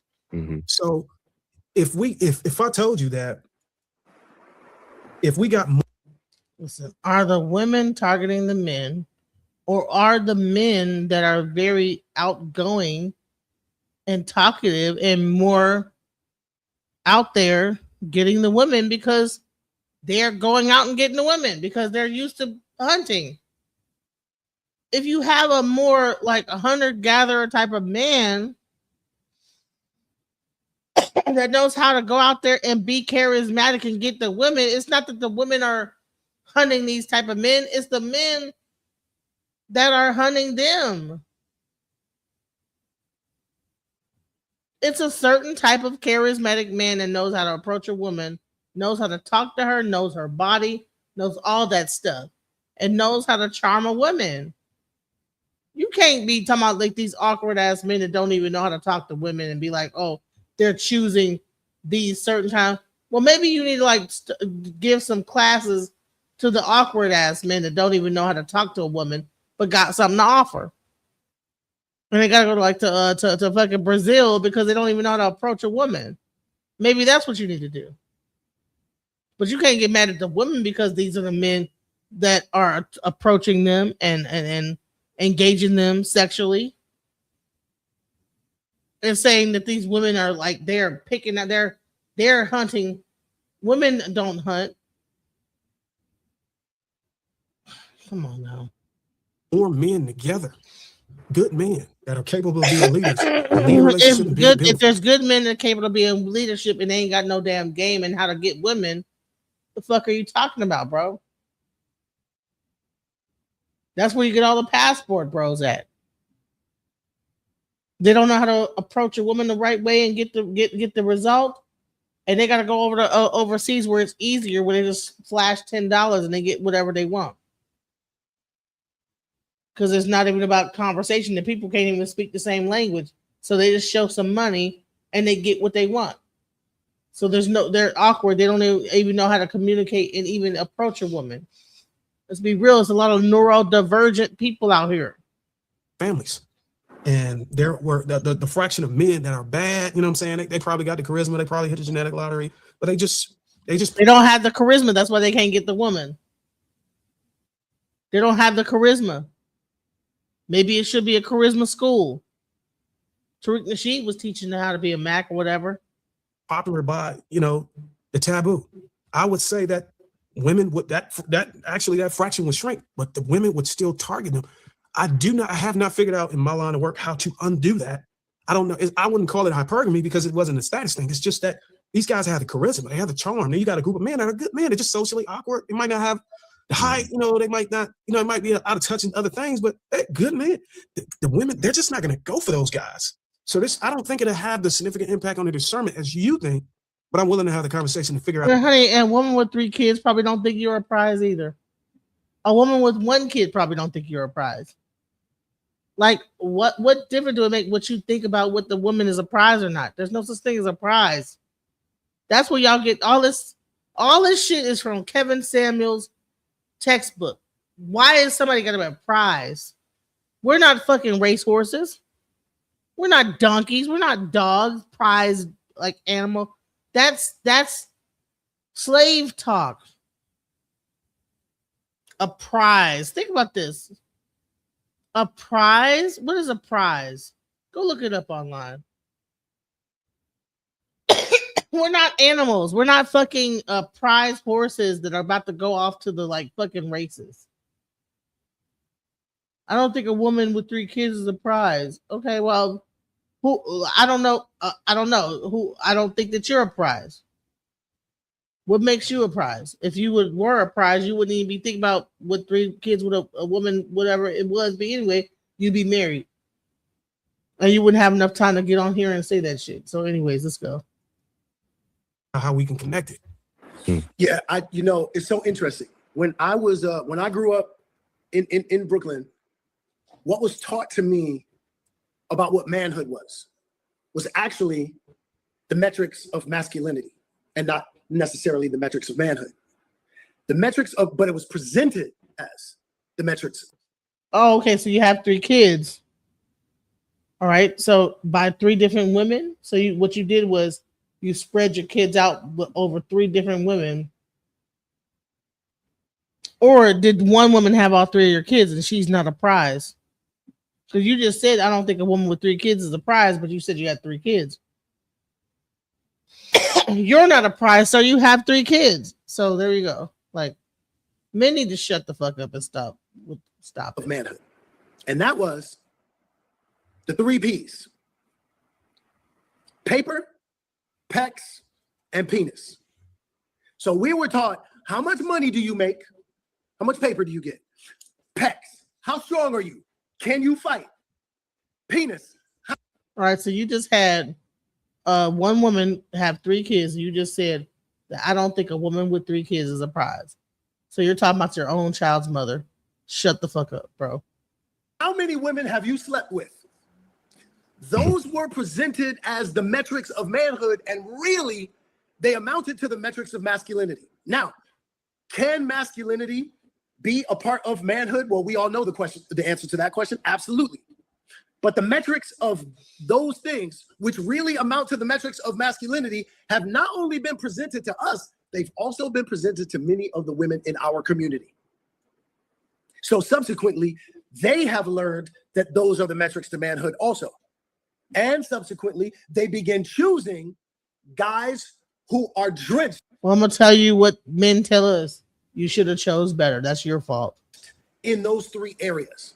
So when I talk about us getting ourselves together in order to fix our community, when we fix ourselves, we also begin to fix what the metrics of manhood look like, not just to our brothers, but to our sisters also. And so slowly but surely, those things will begin to make a turn. Is that going to happen tomorrow? Absolutely not. Look, it didn't take one day for us to be broken. It's not going to take one day for us to be fixed. So it sounds like you're hitting it like a regime change type thing, like Dave Anderson kind of stated when he was talking about military. And absolutely. But just a quick question: if we're talking about influence and impact, which would probably be significant in this situation, in order to be able to get people to maybe part away from the direction they're going to go in a different direction, is it safe to say that in 2026, that if two candidates was positioning themselves to be the actor? Listen, I'm gonna give y'all 5 more minutes of my time.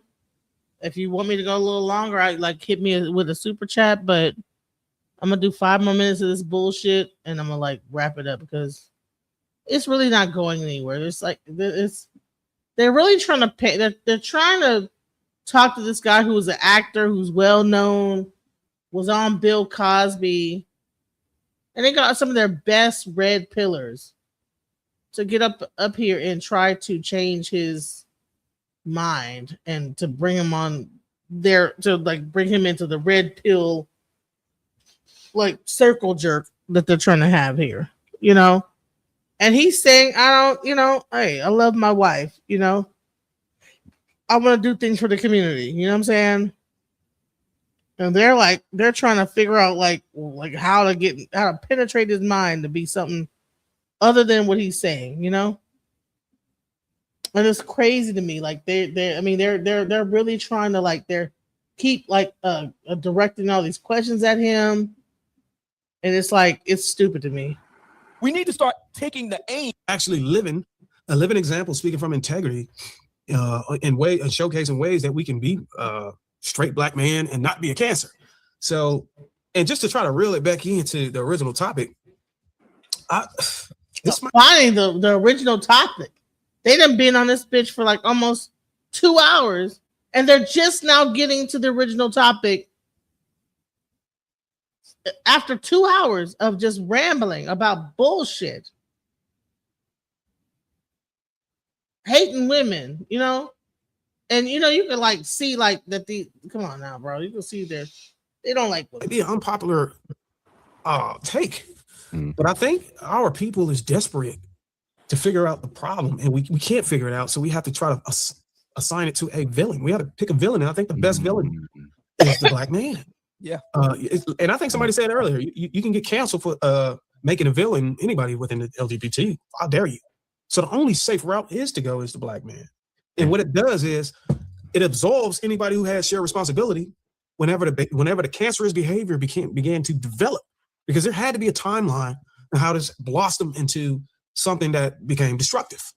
But the conversation doesn't start there. It kind of just starts at, okay, now he's an adult. He's having an impact on the community. Let's call these guys cancerous. And if we call them cancerous at adulthood, everything that happened before that, we can ignore it.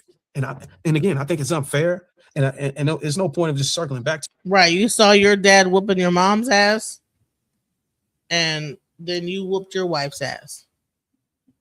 That's really what all it boiled down to. And then that little boy who might have been gay saw you doing it, and he grew up to love his mom and hate you as a man. But at the same point, I don't know. Maybe he was molested. I mean, there's so many things that could be possible in those situations. But I mean, I don't know. Before I go, I want to show you guys a gay man, and I talked about the fact that gay men give a lot of relationship advice to women, and I wanted to show this so that people could see, okay, that I wasn't just lying. Bro, there's so many channels of gay men giving relationship advice to women. And this is a common thing that happens, I thought it was a really interesting thing. Why? So if we get back into what Funky Dineva said, is that gay men seem to value women more. And they seem to give them advice. Let's go. Girl, I want to talk a little bit of shit about these guys. I mean, why not, right? Let's do some girl talk. I mean, many of you are over them anyway, so who cares? Now, as a dating coach for 14 years, but more importantly, as your fairy godbrother, I'm going to give you some tea that maybe a lot of people are not talking about, but we need to talk about. So, number one, girl, these black guys are not packing the way that they used to. So before it was like 75% pack in, 25% mid. Now it's like a third packing, a third mid, a third womp womp. And I think it's all the hormones and the meats and chickens and all the plastics in the food and all the, maybe the little Debbie snack cake swirl. It's the same as like these new hair Cantu products and perm that gives you all the fibroids inside. Bring back pink lotion and blue magic. The black girls will get that. Nobody else will. Also, don't listen to these African and Caribbean guys who tell you that they don't go down and they don't eat. No shade, but they grew up hungry and they'll eat anything. And if they ever tell you that they don't go downtown, just let them know that you not throw a neck for them. You know what I mean? Some guys that get looked over but don't need to be looked over, short kings, they're packing. Nerds, packing. You know who's not packing, but I hear a lot about? Korean men. Girl, K-pop is a K-flop, girl. I'm talking Squid Game down there. If you want to be with a Korean man, girl, it's up to you, girl, but just tell me you're a lesbian now, girl. Happy Pride Month to you. No shade, yeah? Also, Samoans. Short as well, girl. Short and thick, honey. It's like watching that Moana movie, girl. You're going to want more of it, and you're not going to get it. Saddest story of one's life. Okay, so Hispanic men cheat, but I think most of y'all know that already. Indian, Jewish, and Italian men, super spoiled. Their mothers give them everything. So a lot of these men will try to replace their mothers with you. So make sure you don't do anything with them. Also, broke guys, bestie will D you down. Pretty guys, 2 pumps, and it's over. It's just like my Snell Mucin, CosRx, which this should be a paid promotion. 2 pumps, over. You can't even warm it up with these pretty boys. And most of us are thinking like, oh my God, I bagged a pretty boy, but girl, he's never gonna hit your walls. Doctors are the same. Doctors are the worst in bed, which is crazy because they literally study anatomy for like years upon years, but they don't know where your spot is. No shade.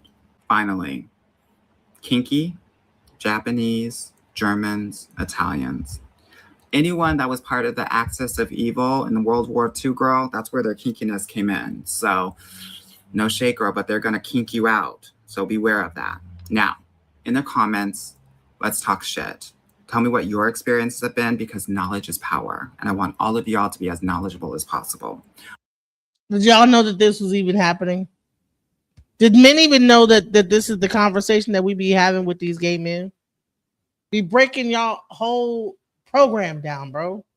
Watch this. Everything that you need to know about a man to stay safe, you can just check based on his face. Now, why do I say this? Well, because biology and microexpressions are very important and are universal languages. And as a dating coach for 15 years, and it's your fairy godbrother, I want to make sure that you're keeping safe because narcissists, sociopaths are getting smarter and smarter each day. And it requires you to also be able to see the signs so that you can keep yourself safe at the end of the day. So without further ado, let me share with you some of the things that I see on a man's face that will help you stay safe. Number one, look at that nose, girl. The width of the nose is the diameter of the D. So if he has a wide nose, girl, protect yourself because that D is going to be wide as well. No shade. Number two, if he smiles like this, that means that he probably beats women.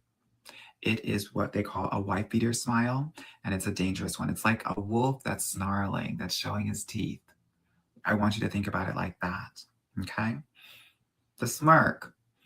If the guy is smirking while you're being vulnerable or emotional, he's probably a narcissist, okay? If he has well-groomed eyebrows and they're bushy and they're generally straight like this, he's probably narcissistic. And I'm sure I have mentioned most Arab men, so be it. Also, the way that he holds his head, if his chin is high, he's probably quite arrogant. If it's low like this, he's in protective mode and he's fearful and scary, okay? And then also, check for the wrinkles when he's being expressive and emotional. If he has those wrinkles here, he's generally a happy person. If he has the wrinkles here, he's probably an angry person. If he has the wrinkles here, he's probably an anxious person. If he has natural wrinkles here, we call that gay face, gay whiskers, because he's pursing a lot. If he has no wrinkles, he probably has Botox and he's probably gay. Let me know if this is helpful. Let me know if certain men come to mind. I was going to put pictures up here, but I didn't want to get sued. And let me know if this is helpful again. All right. Girl, when you're dating a guy, you need to understand that actually many of his compliments are insults. And we don't get that because many of us grew up in households where our parents didn't necessarily give us a lot of compliments. So as a dating coach for 15 years and as your fairy godbrother, I'm going to share with you some of the most common dating compliments that are actually insults and why they're insults. Okay, so if a guy calls you independent, please understand that's probably one of the biggest insults that he can call you, because what it tells you is that he doesn't want to do anything for you because he knows that you can do it yourself. And it means he's not going to go out of his way to pursue you. He thinks that he's the prize and he's going to want you to do everything in your masculine. If a guy calls you a strong black woman, for my black women out there, please understand that he is a weak white male. And that's the worst of the worst, girl. No shade. If he calls you big money, please understand that he is there to rob you, girl. If he says you're too good for me, believe him. It means that you're too good for him. He's literally telling you exactly what is going on, that he is not good enough for you. And I don't care who you are, you're going to have to understand that some men are not going to be on your level and some men are not going to be ready to be the man that he needs to be in a relationship with you. Now, if a man says, you're my peace, please understand he has a war inside of him. And you need to get away as quickly as possible before you become a casualty. If he calls you cute, please understand that he does not think of you in a sexually attractive way. That's what you call your little sister, not the woman that wants to be your potential girlfriend or wife. Please understand this. Okay? So he might say, how are you still single? And some of us might take that as a compliment, like, I'm so amazing. He thinks I'm so amazing that it's crazy that I'm single. No, girl, he's testing you. He wants to figure out, based on how you respond to that question, whether you're crazy or not. It's not a compliment. So please, I know a lot of us might feel really good about some of these things that these guys are saying, but oftentimes they're not complimenting you. They're insulting you. Let me know if I've missed anything, and if you need any help. Girl, if he has a biblical name, you need to block him. John, Matthew, Luke, block. Ezekiel, Jeremiah, Isaiah, double block. Okay, you hear me? Okay, if his name ends in Ante or Bon, block. Javante, Trayvon, block. If his name starts with a T-Y, block. Tyrone, Tyrell, block. Quans, if it ends in Quan, he's gone. Now, let's talk about these overly white names because they need to be blocked too. If his name is Tanner, Kyle, Shane, blocked. If his name is Brad, Chad, or Thad, blocked. Do you hear me? I had a date today and he stood me up. Should I call him? Is that your man or is that a parole officer? That's a no-no, sis. That's a no-no. Here's the thing too. When you have been so independent all of your life, I'm talking to you, black girls, brown girls, that energy can feel like love. He just wants to know where I am. He wants to make sure that he can come to me if something's ever an issue. Girl, take you 5 seconds to text that man if something's up. No. This is about losing your autonomy. This is about him trying to control you. Now, I don't know all the details. I'm not in your relationship, but it's important to understand that, like, he doesn't need to know everything. Now, I will say this. If he reaches out to you today and you don't get back to him by tomorrow and you all are in a relationship, that's an issue too. So it goes both ways. All right. Welcome to the stage, James Harlan. What's up? Hey, how you doing? I was it's the first time listening to your show. Very interesting. You said that this is the advice that women get.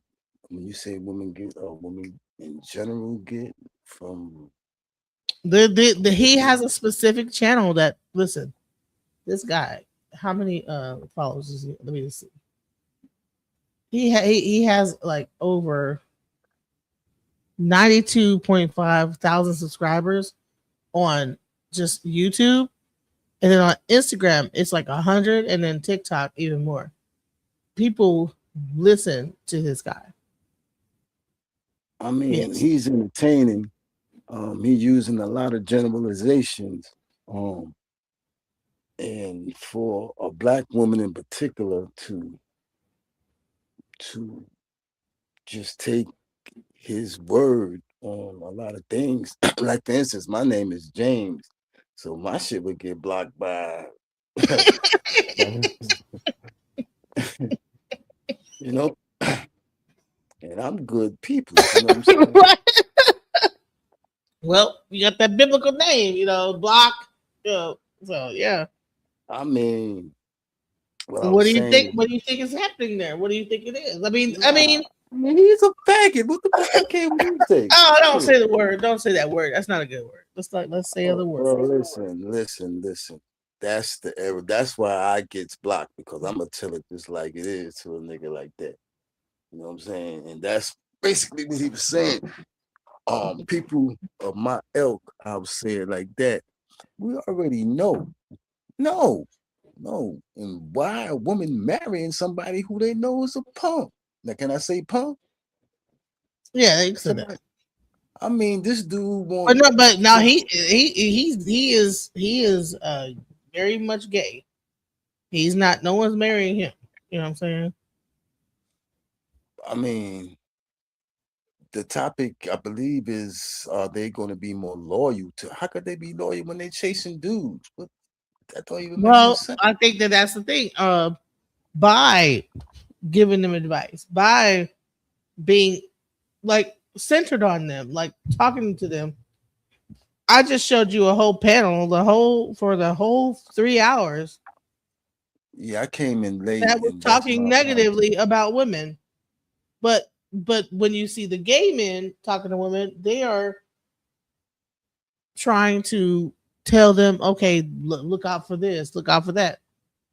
So what, are they more, I'm gonna have to kiss the. Are they looking out for women more because they're giving advice and trying to teach them about how to have relationships and this, that, the other? What is it? You'll see more masculine energy. Mm-hmm. With that dude, I mean, some of the things he was saying, may have been spot on, but he's disingenuous with it because he's trying to be entertaining. In his effort to be entertaining, for what little I seen, he says some incredibly crazy stuff, and so. But I missed the broadcast. You said there were a lot of dudes that were just talking negatively about women. When you say the whole 2 hours, did anybody say anything? Was the percentage of it was pretty much about we need to be running these women, we need to be leading them, and it was an interesting. You gotta watch the replay. I can't. Okay. I've been here for too long. I was about to wrap things up. You know what I'm saying? Because I'm tired. But did anybody say that you can lead by following? Because they did not. If I meet a woman, no, they did not. This is how the conversation. Let me just bring it back up. this is how the conversation was going. So just so you can like kind of hear a little bit of it before I like go off of here, just to get an idea. All right, so this is how it was going. To it right now, we gotta run. What do they call it? Triage. Your words. We gotta run triage and try to fix it from a reactive standpoint and then a proactive instead of a proactive. Let me tell you something. Ain't nothing fair about leadership. Ain't nothing fair about leadership. Leadership is going to be questioned at all times. At all times. I don't care what kind of leader you are. It is going to be called into question at all times. Let's look at someone like a Barack Obama, right? Sure. This black man represents excellence on so many different levels.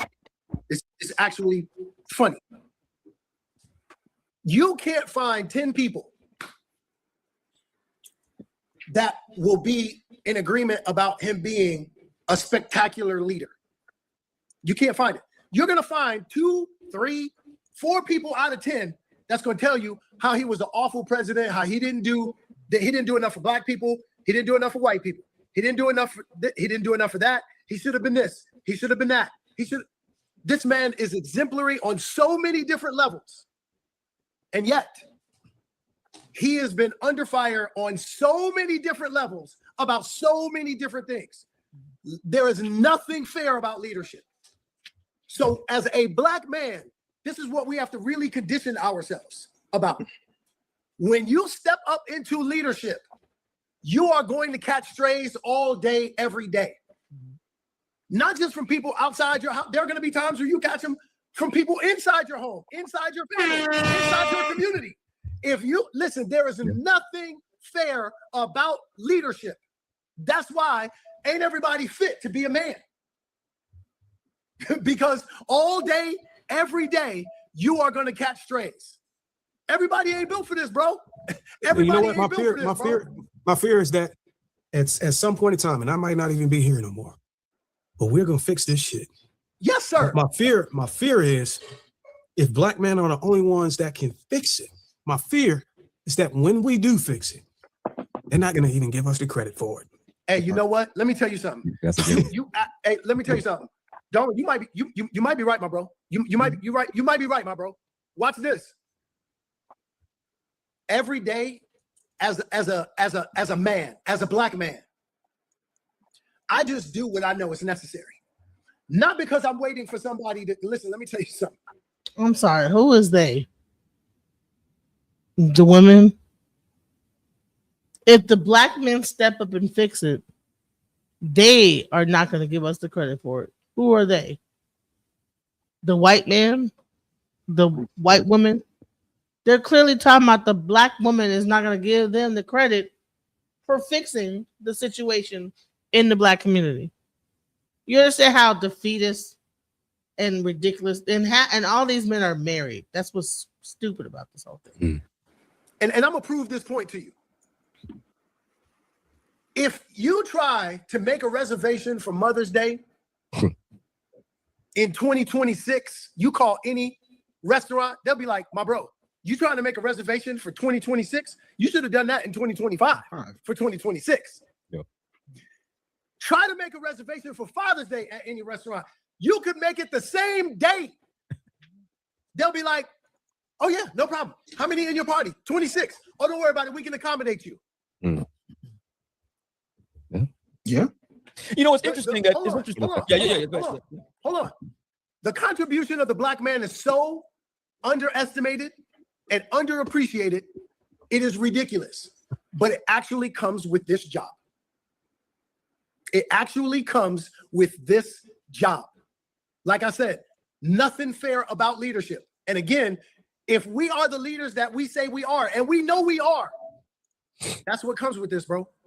That's why we got to be on our game. That's why conversations like this and us empowering each other, void of the black woman, is necessary because we know how difficult this job is.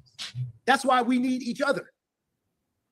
You know, it's interesting, Mr. Whitfield bringing up we couldn't former wait. president number 44, Barack Hussein Obama Jr. Because I don't. it's a very difficult spot he's in, because former First Lady Michelle Obama, whom Black women, I think rightly, greatly admire her for good reason. Princeton, Harvard Law, was doing very well in the private sector in the early days. Her and Barack Obama got together, so on and so forth. So I take nothing away from her accomplishments. But I was very disturbed by her. And I would go along if it was just a one-off comment. Everybody gets grace on a one-off from me. But these are sustained comments over the past year or so that she has made about her husband in public. And, you know. Do you see what I'm saying here? Can you kind of like get how no matter where the conversation is going, they have to bring it right around to how the Black woman is fucking up. No matter what it is, he's like Pinocchio, he's like Mickey Mouse. Well, Minnie Mouse. Let me tell you how Minnie Mouse was wearing that goddamn polka dot outfit. You know what I'm saying? They're just no matter what the subject is. Goddamn Scooby-Doo. Let me tell you about how Peggy pissed off Scooby-Doo. Like, no matter what it is, no matter what the subject is, the Black woman. I'm glad you brought up Barack Obama. I gotta like use this platform right now to talk about Michelle and how she several times. Why? This conversation was initially about, if y'all forgot, by the way, because I've been here for 4 hours and I have to bring everything back to the original point, was about what fucking Daniva said, that Black men are a cancer to the community. Now, we've heard 2 hours of men speaking, right? And they have yet to directly address anything he said, because everything was about the Black woman. These men are so distraught about the Black woman. Like, I mean, it's like, oh my God. And it's sickening to me. It's like, really? Hold on. Let me go ahead, speak. Yeah, these are bad examples. And I only saw that small portion, but they're giving, hurt vibes. I'm not sure what's going on in their marriages. I've never been married, but I've been with several women for years and years and years. And I love Black women. I wouldn't want to be on this earth without them. Just go ahead and take me now, if that's going to be the case. So, and when I said earlier, by you leading by knowing how to follow, for instance, you might be far more successful financially than me because of my upbringing, and your upbringing allowed you that success. If somehow we connect and we love each other, to be a real man, I have to accept the fact that just you getting that bread, you know how to get that. And I'm not going to try to hurt you. I'm going to try to help you. And I'm going to be proud of you. And I'm not going to be... Honey, you missed it. And they were talking about the women need to be up underneath my guidance and leadership.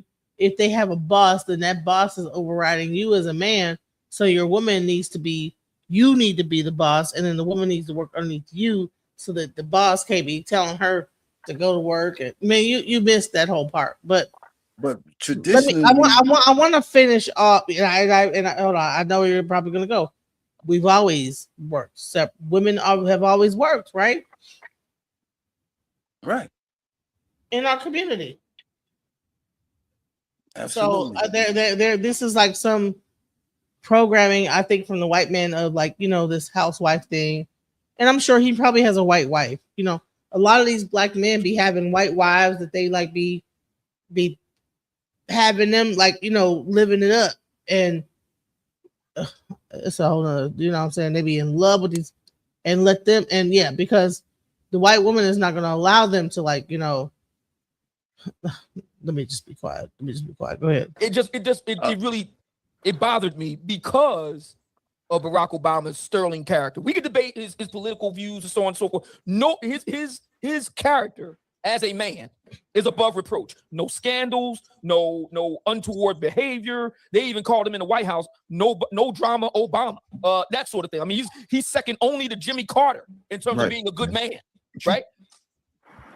Hillary Rodham Clinton went on record when asked what would be her role in William Jefferson Clinton's White House, and she said, "What am I supposed to do? I'm not going to be up there baking cookies and stand by your man."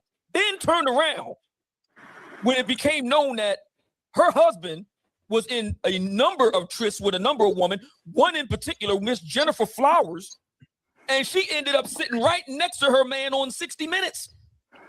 When he was revealed in flagrante with Monica Lewinsky, she once again went to bat on the Today Show talking about a vast right-wing conspiracy.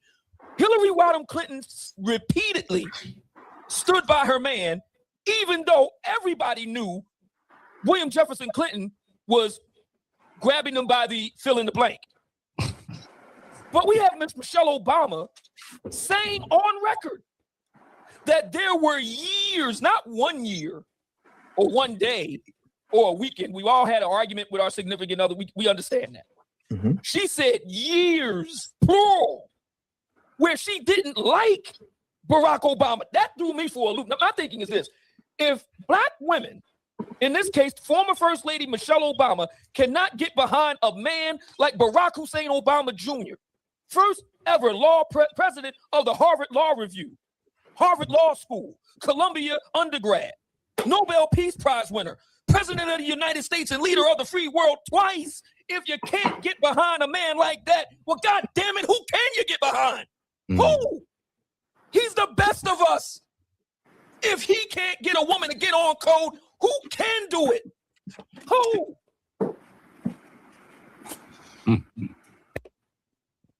So women can't have moments. Women can't have so even a president. So you don't think, I mean, see, the difference is that Michelle Obama was honest, right? She said, "Hey, you know, there's time where we don't even like each other. You know what? I don't like him, whatever the hell it is, whatever she said, right?" She's being honest. He turned that into a whole thing of that she can't get behind her husband. But she was behind him for 4 fucking years and all the way up to his presidency before that. But she said that one statement and erased everything that she's done to support her husband. This is the type of bullshit I'm fucking talking about. But in that position, I understand what he's saying because she should be unwavering. And that was the example that most of the first ladies set. Unwavering loyalty to their man. Now, there's some skepticism about Obama's I'm trying to phrase it correctly, but there may be issues with him that garnered a great deal of disrespect from her that enhanced her to voice those kinds of opinions about him live to the world. And there ain't no change in that, you know what I'm saying? But I understand what he's saying, that it's her loyalty for the president of the United States, who is her husband, even though he's a former president, should be unwavering, at least in public. If you're going to be with him, be with him. Whatever he doing, if you don't like it, okay, go ahead and eat that. And he gave a perfect example with Hillary, because she stood by a dude. You ain't never hear her say, "Yo, I hate that nigga for doing what he do, but he's still my dude." Nah, she ain't say none of that. There was no wavering. You know what I'm saying? She held the line. So I cannot disagree with him on that. I just can't.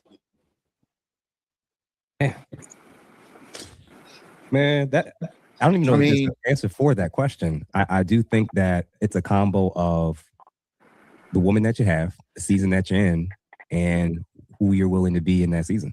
As shockingly as it is, and I don't think that's going to satisfy people. I think the harsh reality, we are dealing with human beings. We're dealing with people.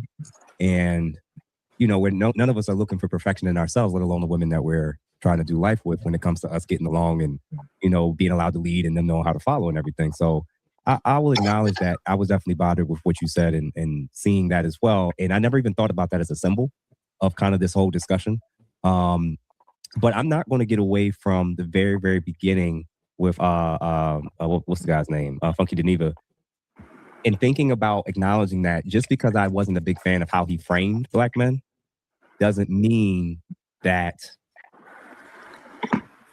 my frustration with the framing and some of the, in my mind, dehumanizing language that they wouldn't use for anybody else doesn't take away from my acknowledgement of the elephant in the room when it comes to men and it comes to black men in regards to homicides and the violence and stuff that's happening in the community. I, like many a man, you know, we've come across a very extremely small percentage of men that are actually offenders, that are actually doing a lot of these homicides in comparison to the overall population of men that are not.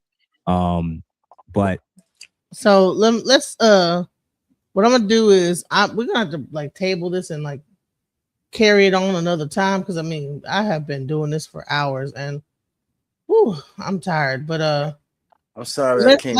me oops, is my audio down again? Is it down? My audio down? I can hear you. Okay, so let's play it real quick.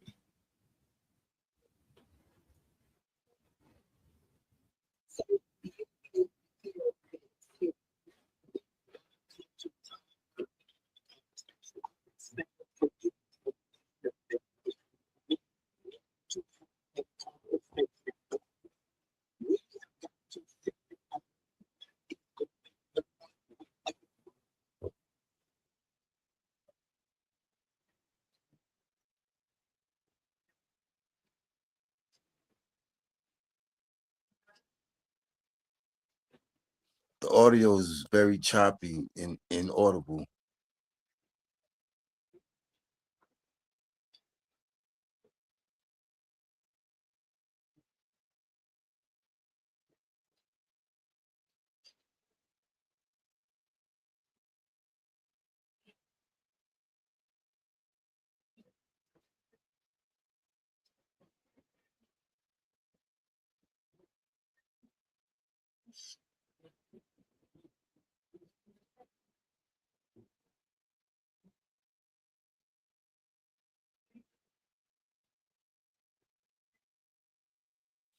Yeah, there's no audible right now.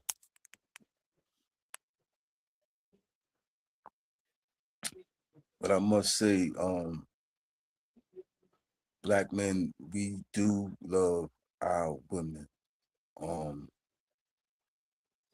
And that's just not going to change.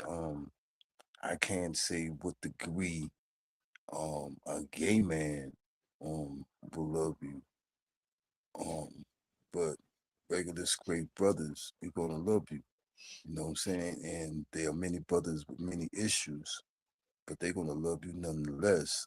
Maybe they won't love you to the degree that you might think that you should.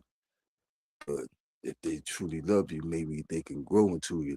It's very nuanced. It's very nuanced, but there's no man that's chasing another man gonna love you more than a man who just loved you.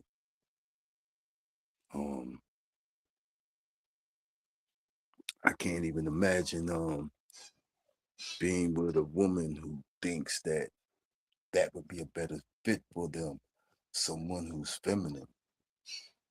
Honey, it's not about being a better fit.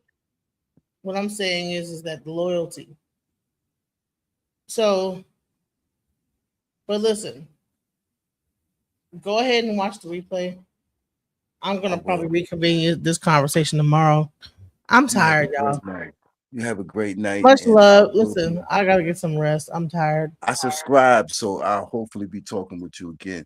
But I appreciate your subject matter, and I think you are a genuine person. Thank you. Thank you, thank you, thank you. So, listen, guys, I am beat. I gotta get some rest. I've been doing this. I'm at like 4 hours and 39 minutes. But I hope that you guys was able to, like, you know, get some information, come to some conclusions. I hope that you liked the show. Much love to everybody who stuck around. Please like and subscribe. Peace, guys. Peace, peace, peace.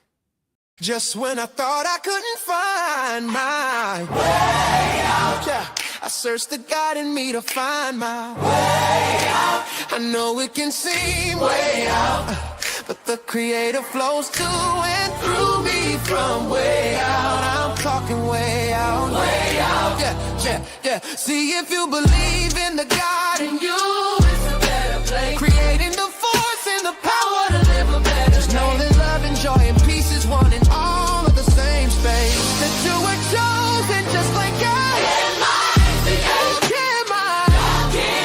Your energy. That's right. Only you can make the change. Shine your head at you. Shine so bright from darkness to light.